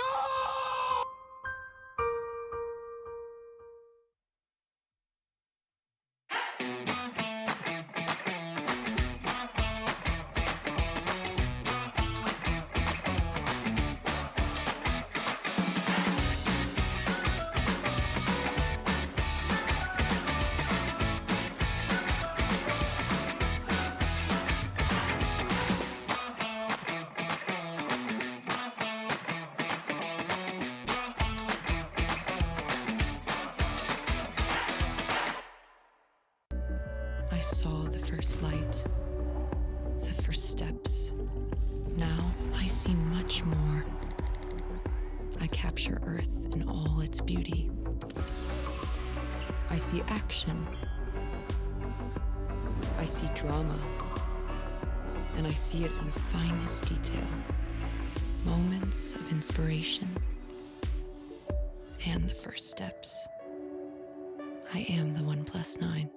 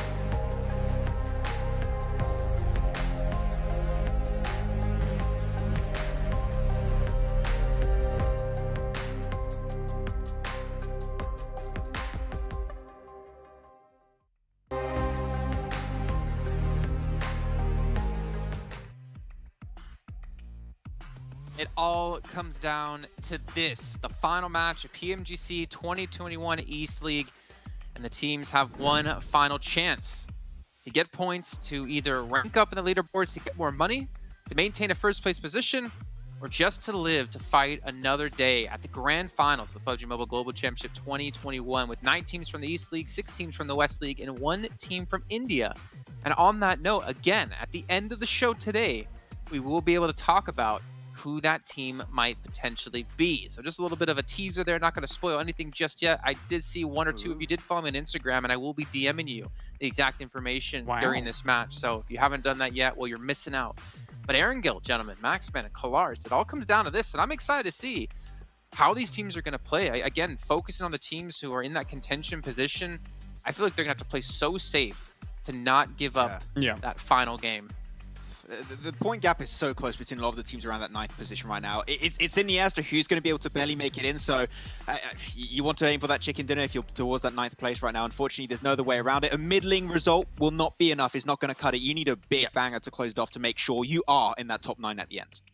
And one way to get that big banger is by using a OnePlus, our sponsor here at PMGC with its flagship performance, an immersive 120Hz display and FiberTouch technology made specifically for gamers. The OnePlus 9 and 9 Pro are your best shot to climb the leaderboards and potentially make it in to the grand finals. And gentlemen, it's time, our last time, for predictions. Me, Infinity, Maxman. I have to go for 4 rivals. It's the last game. They currently are on 9th position. They're just 3 points ahead of 10th, so they need to win. Let's go for rivals. I feel like if you really wanted them to qualify, you wouldn't have predicted them, because we know your track record with predicting 4 rivals. Kalaris, what do you got? Stoking the fires of those teams trying to qualify for the top 9. MS Chombre, I think they're going to clinch it out. That would be amazing to see if they did, but obviously sad to see some other teams not qualify. But it is time to head over to our commentators here for the final match, PMGC 2021. John Allen and Blake. Over Erangel we go. One last ride here in the East League. DX Xavier sat 17 points clear ahead of Damwon Kia in the standings right now. And that 9th place spot on everybody's minds. DX Xavier can smell the money. But Damwon Kia not far behind, can still make it happen. They need a good match here to get that first place and bump them up from that 145,000, but they're not safe yet. There's still teams behind them looking for that second place if they can't hold on to it, but it's that 9th place and under that we are currently looking at. Even 7th place is not safe right now. These teams, it's go hard or go home, quite literally in this final map on our angle. Team Secret dropping out early to Zaki. This time around, again, one of the teams that, sure, they're in 7th place with 119 points right now. I feel like all they need to do, get like 6 points this game, right? That No! would feel good for them. No, I said this it. is I've said so sad. You've cursed them so badly. Team Secret, the Kameshki Kings, drop towards Zaki. And it's almost certainly a Kameshki circle. MS Chumburi quickly pick up DRS. Oh. The fight on DRS is actually fairly impactful here, Blank. I mean, DRS, sure, they're towards the lower end of possibility, but they were definitely in contention. And the fact that, I believe that was Rico Infinity Team, or no, it was MS Chumburi who were able to pick up those points. That's a great start, right, for MS Chumburi, starting the game on 98 points. They need a banger. James knows it. We know it. The fans know it. So it's good news for the start. Having both MS Chumburi and Damwon Kia make it into the grand finals will be a huge boon to their regions. They'll be extremely happy with those teams getting in and representing. It's 4 rivals we have on our screen right now, dropping in Rozhok, a team that everyone has hopes for getting that chicken dinner. But it's so unlikely at this point anymore, John. I mean, Maxman's been repping these guys for a long, long time, but they just refuse to deliver and sat on 9th place with 112 points. You know, 4 rivals, they can't rest on their laurels anymore. It's no longer enough to get into the top 16. You need that top 9, and they are on the edge of dropping out. Never has a game been more crucial and probably more influential with so many teams at risk here of losing out to that bubble. Is he currently 112? Predicted to be 119, so still a little bit of a way to go for some of these teams potentially. But it is a struggle mentally, if nothing else. Mentally, it's a slog, 100%. This final game, there is going to be so much pressure on the teams below. Reject know that they are so close. Their Orangles have not looked good recently, going down so early from that very peer position. And now they've got to head up through teams like Nigma Galaxy, through Damwon Kia, DXavier currently looking hot at the moment.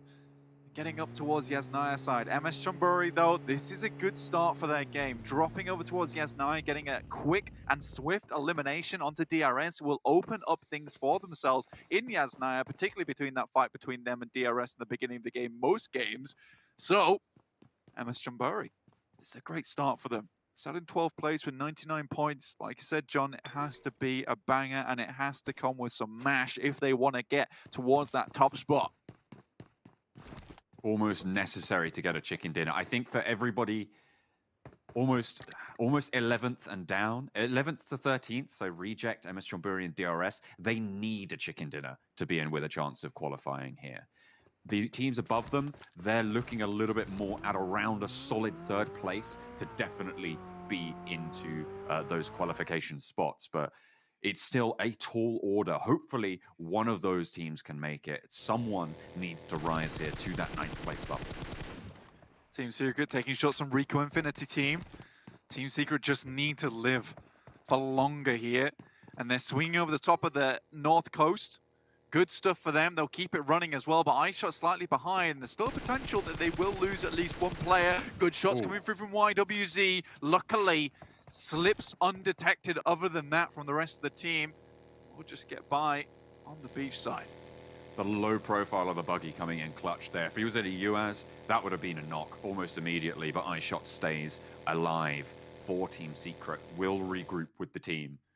They knew there was a player on that north peak, so it was a difficult and treacherous rotation. They knew that, but they had to make that call. Absolutely had to make that call, John. It was crucial that they went for it, and went for it early as well. I think that's the big thing. Damwon Gaming quickly put themselves in a good position just out of outside DRS's spot, over towards Lipovka, splitting up towards Damwon Kia. Really nicely done for Damwon Kia. Usually they are very quick at looting and getting into position, and this spot here will afford them a lot of opportunities towards that late game, which they desperately need. And already they've leapfrogged over DXavier, who are about to get crunched between Genesis Dogma, Damwon, as well as DRS. Though DRS most likely here looking for a bit more survival as opposed to those early engagements. Ryzen in the shack, Reject, rolling on pass. Staying alive is the only way you get to these chicken dinners, so fair enough.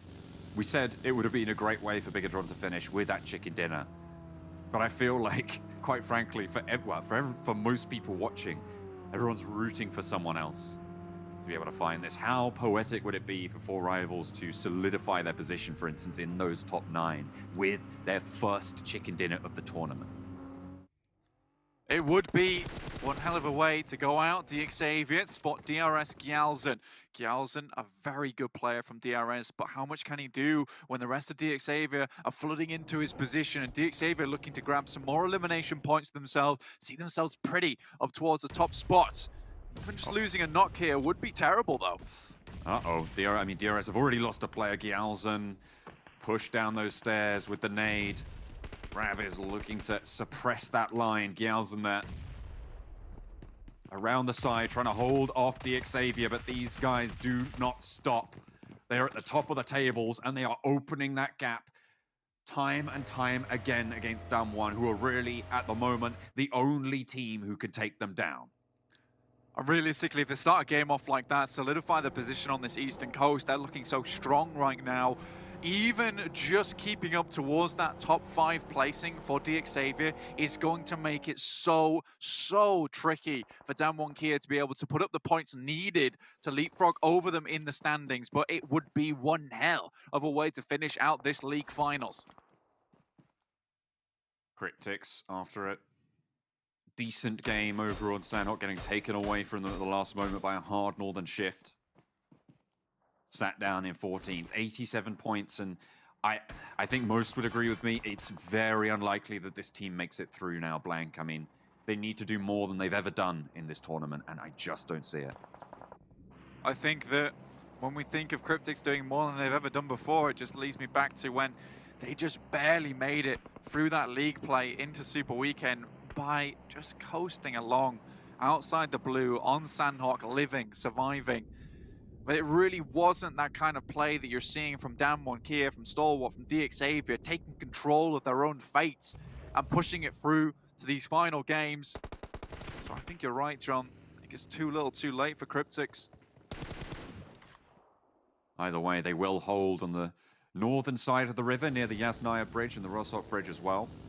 Close to 4 rivals. We saw them taking shots at before. Rico Infinity team have moved down. Team Secret stanchioned back up towards Stalber Kameshki on the split. And the shift comes back down towards those Yasnaya fields. Blank. Honestly, I can't think of a better place to end it if it goes to those Yasnaya fields. Yas fields are a test of endurance, test of mentality, being able to get through those rough moments where all you have is a hay bale in front of you and the rest of it is just bullets shimmering across the skyline. It is a terrifying ordeal to go up against, but if you can make it work, make it happen, you can see yourself for chicken dinner towards the end. But there's been a fair few times where Yas finishes have been occurred where it's just that one snake player towards the end standing up tall. So there is still a chance for a few of these teams, even if you put down on your luck. If you are DRS, you only have 2 players remaining. There is still hope in the chamber. Certainly running low. Need to swap that out as soon as you can, but you've only got this chance to do it. One more game. This is the final game that we will be seeing here in the East League. Imagine just the tension within these comms as well. Hopefully they're keeping it calm, especially this early in the game, but as time goes on, as players start to drop, it will get more and more fraught. 10 minutes in. Most Orangles finished around about 16, 17 minutes in to, from now at least, 27 minutes into the game. So we don't have long left to run it back. Cryptics versus MS Chamburi taking a few shots. Marshall already down. Pop managing to run around, keep himself safe behind this wall. How does he do it? Nobody knows. Lazy Boy finally finds the shot, but sat down by a teammate. Ponzai with the backup. Beautiful for MS Chamburi. Picking up the points whenever they can. They keep everyone alive. That's what they want to do here. El Chapo rides in, but Jasper has the angle, and out in the field, NC2 has the off. Jasper does get taken down by Senkei across the way, but Ponsai has the angle. He's looking for the spray to take down Cryptics, and MS Chonburi are able to pick up the points. It's 5 eliminations now in a potential start to the run for MS Chonburi. Cryptics out, will not be seeing them in the grand finals. MS Chonburi, Ponsai once again standing as one of the best players on the team, hits a cracker shot through the wall and the window. Put an end to Senkai's terror, who certainly has been a terror here in the league play and the league finals. Senkai can go home happy, I would say, as playing as one of the best players in this tournament. What a way to go as well for MS Chonburi, holding out the western side of Yasnaya, with the circle centering onto them. It's a good start, but it's not enough yet. It's not enough yet. They need more, and they'll take what they can get. Genesis Dogma currently just taking pot shots over towards Damwon Kia's position, currently sat in a 2-2 split. We'll have a couple of the players. Satar over towards the eastern side of Yasnaya, waiting to allow that regroup with the rest of the team. Stalwart over on this eastern side, very close to Damwon Kia. Again, it would be certainly a game because Stalwart still can technically take that first spot. And look at this circle up on DXavier, Damwon Kia, and Stalwart all still in this. Our first, second, and third place teams respectively, all battling it out for those final points, those final numbers. The difficulty, though, for Damwon is that they need 17 points more than DXavier. They need DXavier to go down early. Otherwise, they won't be able to take that top spot. And with Stalwart breathing down your neck, is it worth trying to sacrifice your game to potentially get that first place when you could drop down and instead of getting 145,000 for second place, you end up halving that and going to 72.5 thousand US dollars for that third place finish if Stalwart are able to take you down in the process. It's such a difficult situation because there's so much potential earning, but there is so much to lose for these top teams. Exactly. Rico Infinite team though still have followed suit with Team Secret. Will find one knock onto Kid, who is most likely not getting back up. The rest of the team leaves him behind. He may not be part of their journey towards the 9th place in the final game, but Team Secret will live on for the time being. 4 rivals immediately drop into the northern fields of Yasnaya, just keeping this one up for the time being. And MS Chonburi come face to face with Genesis Dogma. MS Chonburi tested once more. Daybot falls first, and NC falls as well in a trade.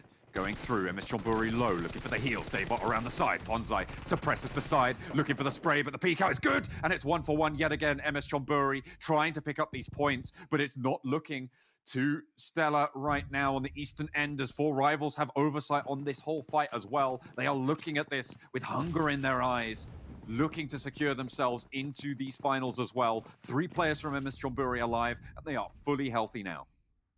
Genesis Dogma booms. Nickel also still in this building. Daybot has potential to be brought back up into the fold, but it's a 3-way fight at the moment, and 4 rivals have finally found a position that they can call home in this circle. Damwon Kia haven't had to move too much, but there's still a potential we head to the western side. Peace for the moment, but certainly a tense one. Can break at any moment on the eastern side, and two of those teams, Genesis Dogma excluded, are in such pivotal positions. MS Chonburi, of course, we know they've got 6 limbs. They managed to pick up that extra point as well against the Genesis Dogma players. But they're down to 3 now as well, which is all the more difficult to break out of this position when Damwon are looking right your direction. Genesis Dogma have nothing to lose at this point. They are not making it to that grand finals. But it's MS Chonburi. They can drop everything. And everything could go badly, but here's the western shift. And Nova happy about this one. Daybot will go down, but remember, Stalwart and Nova currently tied 179 points apiece. So potentially Nova can steal that away from Stalwart. Genesis Dogma go down, and MS Chonburi will survive. There's still an onslaught to be had from 4 rivals. More and more points going into the pockets of MS Chonburi. They are absolutely out for blood. And with this shift, it's Damwon who have to move towards them. This is great news for these Yasnaya starters. They have the top of the building, and the 4 rivals who have had oversight for so long spot out Damwon as they push in.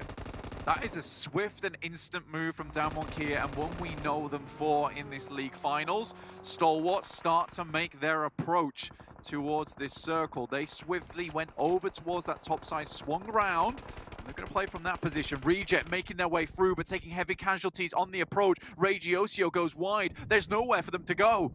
There's just no home to be found as Reject getting cut down. Just Sarah remains. Infinity suffering as well. Nova closing them down. DRS are out in the middle of Yasnaya as well, looking at all of these angles and everybody trying to crash in. DXavier and Enigma Galaxy both late to the party. This could be the time to stand up towards that top spot. If Damwon can hold on out here, it could be their time.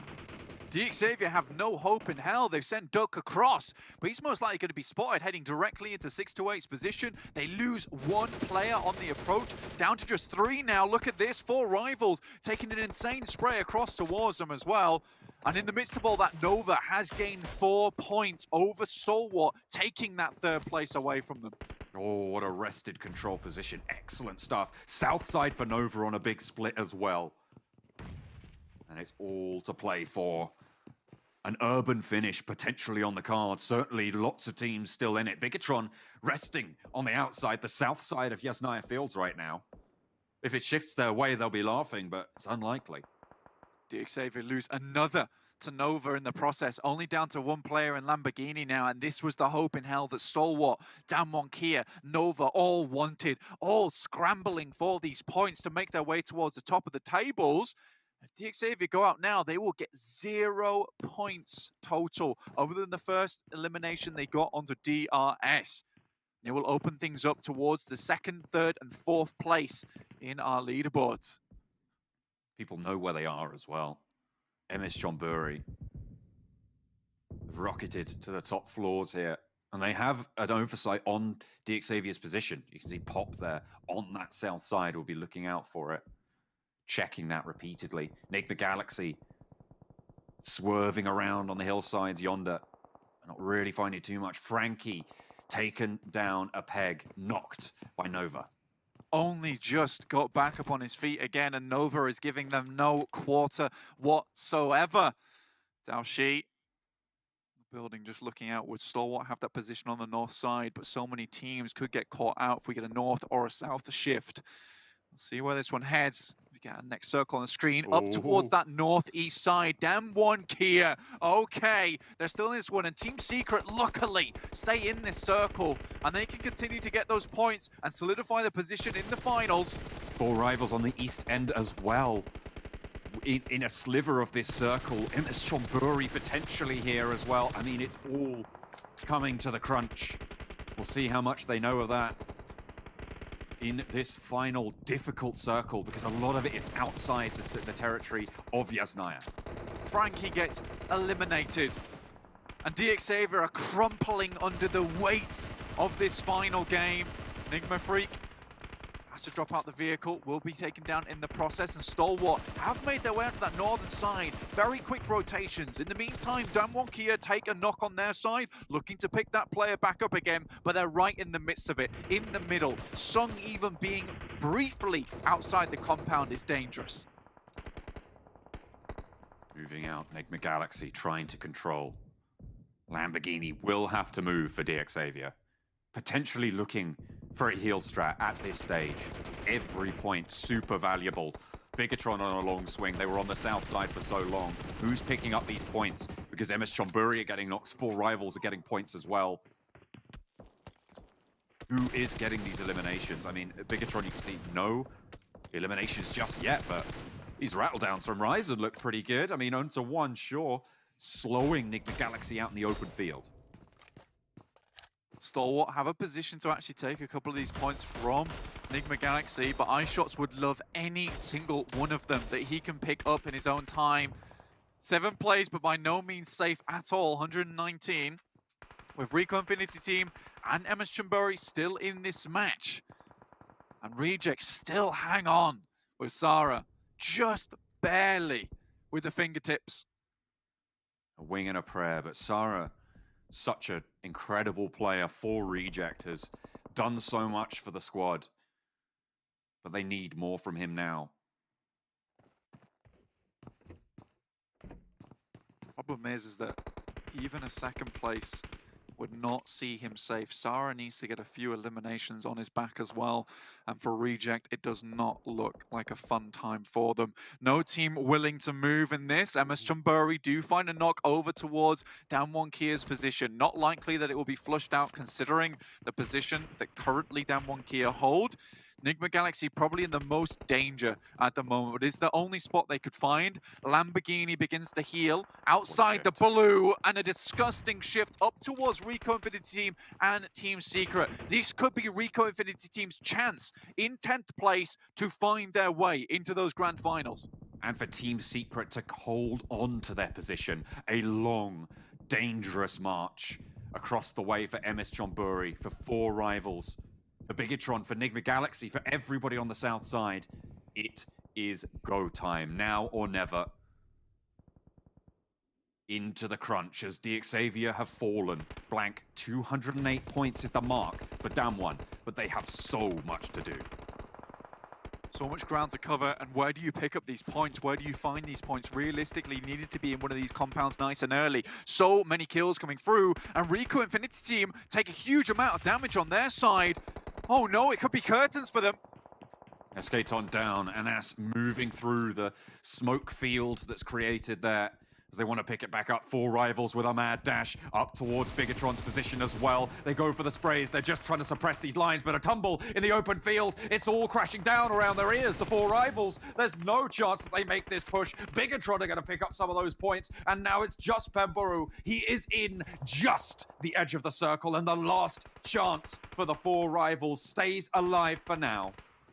But it is so close. With Rico Infinity Team biting at the heels with 3 players still alive and 628 not far behind from overlapping them. Rico Infinity Team could just take this position off 4 rivals, but it all depends on 628 and the points that they can accrue. Somehow, some way, Damwon Kia have made their way into the circle itself on that eastern building. They lost Junie in the process. There doesn't seem to be any fire coming towards him, and he might just be able to crawl himself to safety. How do they do it? Damwon with a foothold now. MS Chonburi will be pushing in on the back in the meantime, though. Team Secret now isolated to their 1 position, looking to hold on to their spot. 4 rivals, the same story, and 628 in danger as Rico Infinity Team and MS Chonburi are biting at their heels. DRS leave, stage left here. 97 points, 13th place, 4 rivals down. 118 points total, but by no means are they safe. MS Chonburi make their way up to the wall. Damwon Kia trying to get as many points as they can. Favian will finish off Liquid. Those reses can come through, but Damwon have a game all their own. The Infinity trying to play spoiler to Nova, but they have opened a gap against Stalwart, looking for that 3rd place finish. Nova looking good. The Infinity fairly solid. Can they leapfrog Enigma Galaxy, though, in the meantime? No, they can't. Solid in 6th place now for the Infinity. A great behemoth in the league stages. Fallen off slightly, but they will make it to the global finals.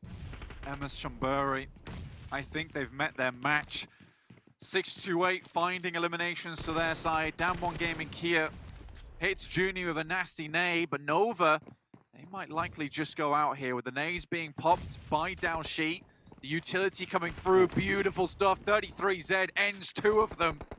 628, if they can push out the Infinity, if they can jump up a lot closer towards the Infinity, they are looking good. They now have the advantage over Team Secret as well with 120 points, but that will not go easily. Rico Infinity Team now down in 10th place, 111 points with 9 to make up here. They need teams to start going down. They absolutely do. It is terrifying stuff. Damwon Kia grabbing that extra elimination means if they get a chicken dinner, that will be them heading over DXavier. And with 4 players still remaining, other than 628, they are looking in a fantastic position to do it. This could be spectacular for Damwon Kia. at the top, that's where the major fluctuations are happening right now because Rico Infinity team, they're down to 1, they're in 10th place. If they go out here, we have our top 9 blank. There is no way that it can change with a bubble of 118. But Rico Infinity team could move up if they pull off a miracle against Stalwart. But Prestiga put down again, and Team Secret defending their spot in these finals with the fervor granted to them by the passion they've shown throughout this tournament. They lost Kid, but they will protect this position, like you say, John. Jumper finds a Molotov onto Daoshi, though, which is great news for Damwon Kia, because 628 were really their major opposition in this circle. They are still, both these teams, right on the precipice of the circle, and with Junie going down, they need to take a little bit of time to bring him back up again, very close to our next circle, and that will determine all. And remember that 196 is without placements. They are 12 points behind right now in the overall standings. A second place would do it. 2 more kills and a third would do it, but they need to survive. Goodness. 5 teams now remain. 628 looking to push in, and Damwon Kia are laddering up. 5 remain, all alive. The shift is up towards Stalwart, though, and they will hold it on, but Team Secret have something to say. It's action to fall on the roof. And another soon to go down. 628 open up against Team Secret as the buildings get leapt to and from. And the push from down 1 goes through. Lord is still alive for Enigma Galaxy, last standing. It is a fantastic push from Damwon Kia here to make themselves into this building under the midst of the chaos that was occurring on that western side. Now they're in position to make this happen. Still, the only team now with 4 players alive in this circle, right on the barest edge. Lord could prove. Massive spoiler here, though. Junie drops out the backside. Will he spot the player in the vehicle? He will, but Lord! Oh my goodness! Junie crucially taken down and Lord put back in the meantime. That's another point for Damwon. It's great news that they took down another team, but they need more. Blank on the placement point tiebreaker. It will be DXavier who win out. So Damwon need a clean victory. Not only do they need to get a 3rd place, they need 2 more kills from now on top of that to secure it. That's the minimum. If they get to 2nd, they have won this tournament. A 2nd place is all they're looking for. But 628 Team Secret do not look likely to let go of this game. Fabian hits a nice nade, which might open up just a little bit of opportunity. And Team Secret very, very occupied with Stalwart at the moment. Another knock goes through. It's iShots, who's been performing mad good in this final game. And now they go for the push. They're making it across under the guise of the pressure coming through from Team Secret, and they make it. Perfect timing from Damwon. They back the players off the window. They move up just as the crunch comes in. And Damwon are fighting for this top spot. It is a massive pay jump. It's $362,500. They stand to gain 120 grand. Jumper goes down. And the spray is good as they try and fail to get in towards 628's position. Fredo's there. iShots at risk. Fredo on the ground. And teams are starting to fall. It is a 2nd place target or a 3rd place with 2 more kills for Damwon. And the push comes in. Team Secret up to bat. Forest looking to go close here. Maybe looking to pick up one of those 2 crucial kills. But the nades are in as well for 628 as Damwon flood the ground floor. Upstairs it's Stalwart, but they just need to hold on out. Damwon fighting for their lives. Stalwart need a 3rd place here if they want to jump over Nova. So really that's all they're looking for. Forest will find iShots now. Now they can go for the 3rd place. They need 1 more kill if they're going for that 3rd, though. It's only 10 points in the placement tiebreaker. We'll see DXavier at the top, but 628 are flagging. Stalwart, 2 players alive. Damwon control the ground right now, but they are in such a tenuous spot. 8 eliminations already on the game, and blank. 628 are crumbling. That's another point found. Now they just need the 3rd. Oh my goodness! Another goodness! frag to go on through. Sky falls and Stalwart will remaining.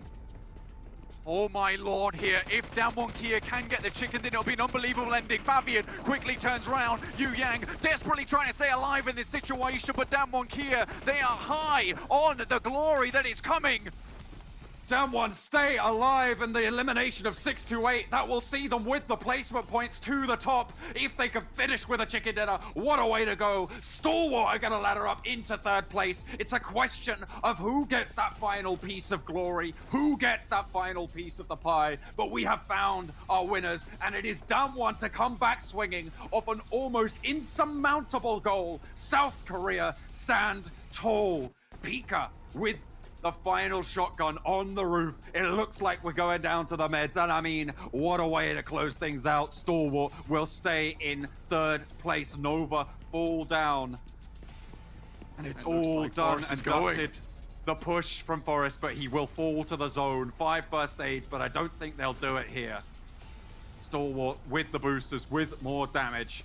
He's standing right in the center. There's no way that they can go, but there's 3 first aids there and some boosters. I just think Stalwart are going to win this one out. Sung starts that first aid, so potentially looking to heal out a little bit longer, but I just don't see it happening. Here we go into the final throes of it. Damwon from South Korea find themselves at the top. Stalwart find the final chicken dinner, get up into that 3rd place position. But the top was fragile at the start, and DXavier cannot hold it when it matters most. And it is so easy to get lost in the forest of Damwon here.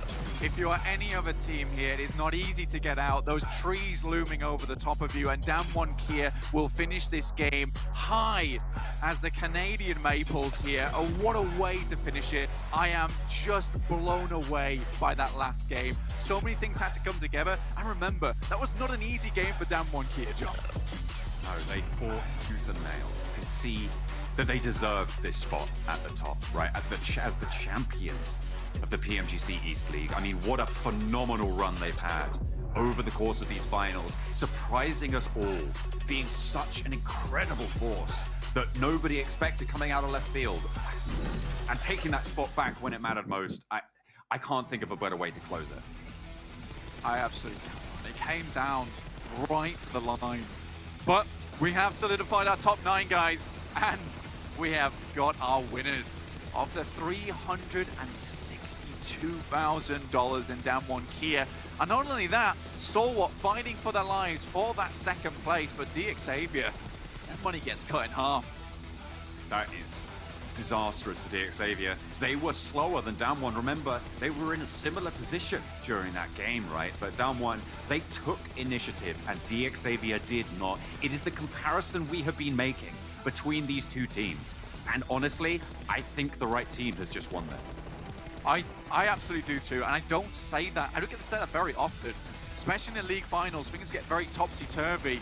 But even with Damwon Kia having a topsy-turvy performance from league play, they have been incredibly consistent for the entirety of the league finals. And right now, right here, Damwon Kia is the best of East. They have taken that top spot, and with no more left to say, the conversation is over. The crunch is over, and it is Damwon to take the top.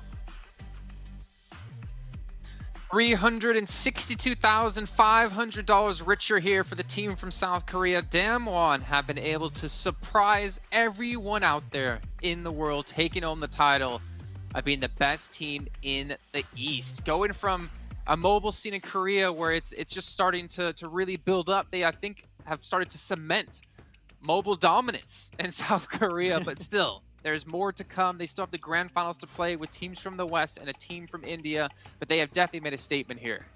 I think we were tense in agreement right there, Kalaris. And the execution of those plays in one of the hardest situations that you can be in a tournament, in one of the hardest finishes in a tournament with a urban finish. And the execution on Damwon's end was beautiful from start to finish, able to just barely overtake DXavier's first position by just about 4 points. And they needed those eliminations at the end too, right? Because a tiebreaker, DXavier would have won that. So they needed those eliminations at the end.